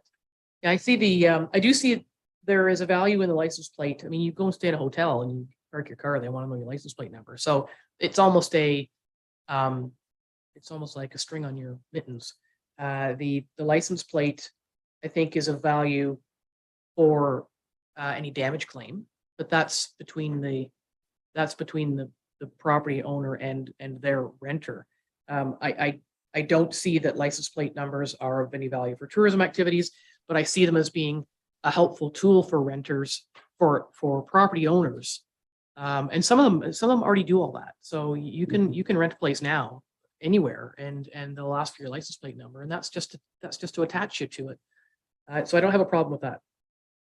But yeah, if we could simplify the details of the renters, and I would assume that as part of this process, anybody who signs up, it's an online form. I know, again, the place we just most recently stayed, everything was online. There was no phone call, there was nothing. It was fill in this form and then pay online with your credit card. And they asked, and if the information they wanted wasn't provided, like on all online forms, it just turns red and it says, go back and fix the part you missed. And I'm assuming that part of the implementation strategy would be to provide some kind of online form for consistency to help folks out. I mean, we can't also just say, we want to put this in place and you're on your own. Hopefully we would put this in place and say, here's the suite of tools that will help you understand how this all works. So that's all I have on that. Councillor Kennedy. Yeah, going back to Councillor DeBolen's favorite place, Lake of Bays, they have a checkbox here on Renter's Code of Conduct, and they actually mentioned private roads. And maybe Steve could comment. Is there any flags go up with having a rental unit on a private road? It's not a public access. It's should they be a requirement that it's signed off by the other owners of the private road? I don't know if there's. I just ask the question: is this because it is private? So I have a cottage I'm renting out. Do I need to notify the other 5 people that use that same road? Is that of any merit? I don't know. It's just something that just stuck out that they have that. Particularly if there's a road association. And, yeah. Councillor Moffat. We have no jurisdiction there. Private roads are owned and operated by those who pay for its use, and there may or may not be formalized road associations on them. Some cottage roads have 5 folks on them. Some have 500. And so I think that is I understand and support the question for sure. I just don't know how you manage that. I think it's up to, and some people will say, well, our road is fairly seasonal and they're renting and they have, 8 people that they're allowed every weekend and there's all these cars, and the people who use the road kind of need to sort that out, I think. It feels like that does feel a bit like an abdication, but we don't have jurisdiction there. Okay, any other thoughts on that? So on the record keeping, I think we landed on basic information about numbers. I'm just for clarification, did we land on yes or no to the license plate numbers? It sounded to me like it was a no, because that's something that the owner might do anyway. I don't think we need it for our purposes. I think it's a valuable option for property owners to collect. Consider. That's information they should collect, but I don't know that we want to make them do it. Okay. So I think that responds to that question.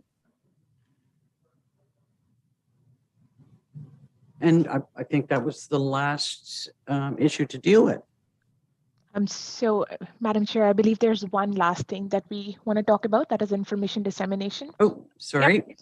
So, so here's a list of things that, based on precedent review, should be or have been advised by municipalities on their website, or advertised by municipalities on their websites. So I'm just wondering if you want to go through this list, if there are any additions, or if we want to remove any of these items. And by location name and contact, I would mean location address and contact information for each licensed short-term rental. Am I hearing any comments about Lake of Bays? And Councillor Kenny lovely has that there is property and contact numbers and phones, so that doesn't have to involve bylaw, the OPP, whatever, that if you're there and there's a problem, you have a direct contact to the property owner for the first step, and hopefully the lion's share of those problems could be resolved and we don't even have to have a hearing. Other comments? I think you've heard an answer to that. We'd just love to use the Lake of Bays model. Perfect. I think that was the end of my questions for council. Jason, if you wanted to conclude the presentation, please take the lead. Did you have? Okay, carry on.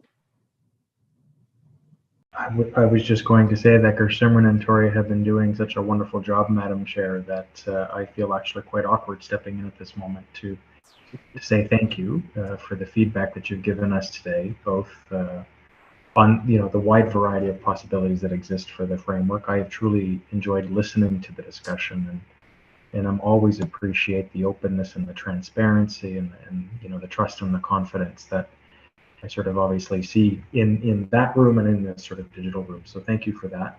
I think next steps is we're going to step back and sort of pause and reflect a little bit on what we've heard today. We've got a little bit more homework to do. And then I think, subject to Steve agreeing, our game plan would be to sort of pull that framework together and to bring it back to you as soon as we can. And I, Steve and I haven't had a chance to talk about schedule yet, but I would estimate we'd be in a position in September to bring this back for council's consideration. So if that pleases council, we're happy to undertake those next steps on your behalf. Okay, Councillor Moffat. Yeah, one of my questions was going to be about what that timing would be, and Jason, you've just answered that. Thank you. In terms of budget cycles and whatnot, is it? I guess I'd look to the CAO for this. Is it, notwithstanding election, because we have a meeting on November 9th where this group of people will be at the table. What do you think that we could get a bylaw in place? I'm thinking of being able to try and get the registration going, which is really just filling in forms for people. Of course, it's not going to be that easy. In order to have some information available, possibly for the 2023 budget process. You don't want to end up in July and say another year has gone by, without anything being done, and there was no money in the budget to address any of this. Was it possible to get something moving this year?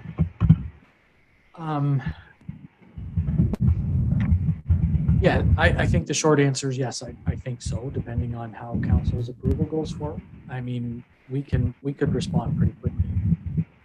In terms of planning for the next budget cycle, we would include a placeholder amount at a minimum at this point, but just based on what I'm hearing. So yeah, I think we could certainly start shortly after you finish, we could start getting our ducks in a row. Okay. Any other questions, comments, concerns? Councillor DeVolen, then Councillor Roberts. Thank you to everybody. Like this has been really good back and forth, and this might happen in a shorter time frame than what we previously talked about. Then other projects. Councillor Roberts. Yeah, and Councillor Moff just mentioned about our county budget cycles, but as well keep in mind that the timeframe when people do rent, there's nothing wrong with having, you know, sort of a 9 months lag and from the registration or whatever the time frame is from the registration to the enforcement. Because as an example, if you put in the enforcement of the bylaw is going to be July 1st of 2023, people start advertising and booking and whatnot. So, I mean, you know, I think as long as we're going down this road, this has been a really productive, longer conversation, but we had a lot to cover. And I think we've really done a good job. But there's no harm in you know, could be a September 1st start of next year. It's on a go forward basis. It's it could be whenever. Keep in mind that cottage rental agencies do start advertising in January. So it might be hard for them to, but there's not just our timeline, there's other timelines involved. I think that that's a discussion that we're going to have, like, we're going to have information come back. That's a discussion we're going to have. My concern with that would be, I mean, I can see that there might be a bit of phasing in, but I'm also concerned that we are getting some very serious issues coming up with this, and the longer it's left, the worse they'll get.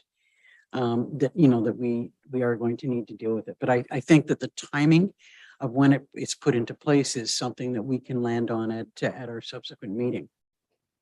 Councillor Moffat. Yeah, I think the timing is really important. And I, you know, I'm not trying to cry wolf or anything, but I had another email from, you know, another person who I knows, but not in my jurisdiction. I think they're in Dysart. They've cottaged here a long time. They've moved here like sort of 4/5 of the time. And they are about to hammer in the for sale sign. And I think it's a crying shame that longstanding taxpayers are being forced to sell because there's no management governance or accountability in some of these places. And it is different than somebody having a big hee-haw for a boys' weekend. That's a very different case. And I really think we need to stand up for the folks who are begging us to make a change so that we can all live here together as peaceably as possible, continue to promote the economy and contribute to it. And the people shouldn't be considering selling their properties because we're doing nothing. So let's do it faster than not. I completely agree that, you know, I've heard some heartbreaking stories with respect to this, and I don't want to hear them continue. And we're looking to encourage people to live here on a year-round basis. And, you know, to hear people say that's it, I'm out. I find that unacceptable. Councillor Royale, and I would like to. I think this has been an awesome meeting. I guess some people might look at it and say, well, you didn't accomplish a whole lot. And I'd like to argue that one 3 ways to Saturday. I think we've accomplished a lot today. And I'm very comfortable that sometime when we get this thing done, we are definitely going to have a clear distinction between commercial and casual. I can see that coming up. And so that those people who are doing this once or twice a year, I think they don't have to worry a whole lot about what's going on. I think there might be some minor adjustments that they have to make, but for the most part, I think they're going to be fine. And for those who have chosen to turn it into a commercial entity, well, welcome to the business world. That's basically what we're getting into. Thank you. And I would like to thank everybody, and I mean all of you on screen our CAO, all of members of council. It has been a long day, but this has been a really fruitful discussion. I think the time that we've taken has been worthwhile, and I'd like to thank you all. And we look forward to our next discussion at the earliest possible date that you can that you can arrange. Having said that, I need a mover and a seconder to accept the report that we've received. Councillors Moffat and Kennedy. Moved by Councillor Moffat, seconded by Councillor. Moved by Councillor Moffat, seconded by Councillor Kennedy. Be it resolved that Haliburton County Council receives for information the Haliburton County Short-Term Rental Review Options Report from JL Richards and Associates Limited. All in favor? That's carried. Could I have a mover and a seconder to pass the confirming bylaw? Councillors Roberts and Shell. Moved by Councillor Roberts, seconded by Councillor Shell. Be it resolved that bylaw 4122 being a bylaw to confirm the proceedings of the August 10th, 2022 special meeting of Haliburton County Council be considered to be read a first, second, third time, finally passed, and the seal of corporation be affixed. All in favor? That's carried. And finally, before I adjourn, thank you once again to Jason and his crew. And Jason, I hope you feel better soon. And that we haven't aggravated your illness in any way, shape, or form. Not at all. The discussion has been helpful to distract me from the symptoms. So thank you very much. Thank you. Motion to adjourn. Councillor Kennedy and Councillor Royale. Thank you. Moved by Councillor Kennedy, seconded by Councillor Ryle. Be it resolved that the August 10th, 2022 special meeting of Haliburton County Council be adjourned. All in favor? That's carried.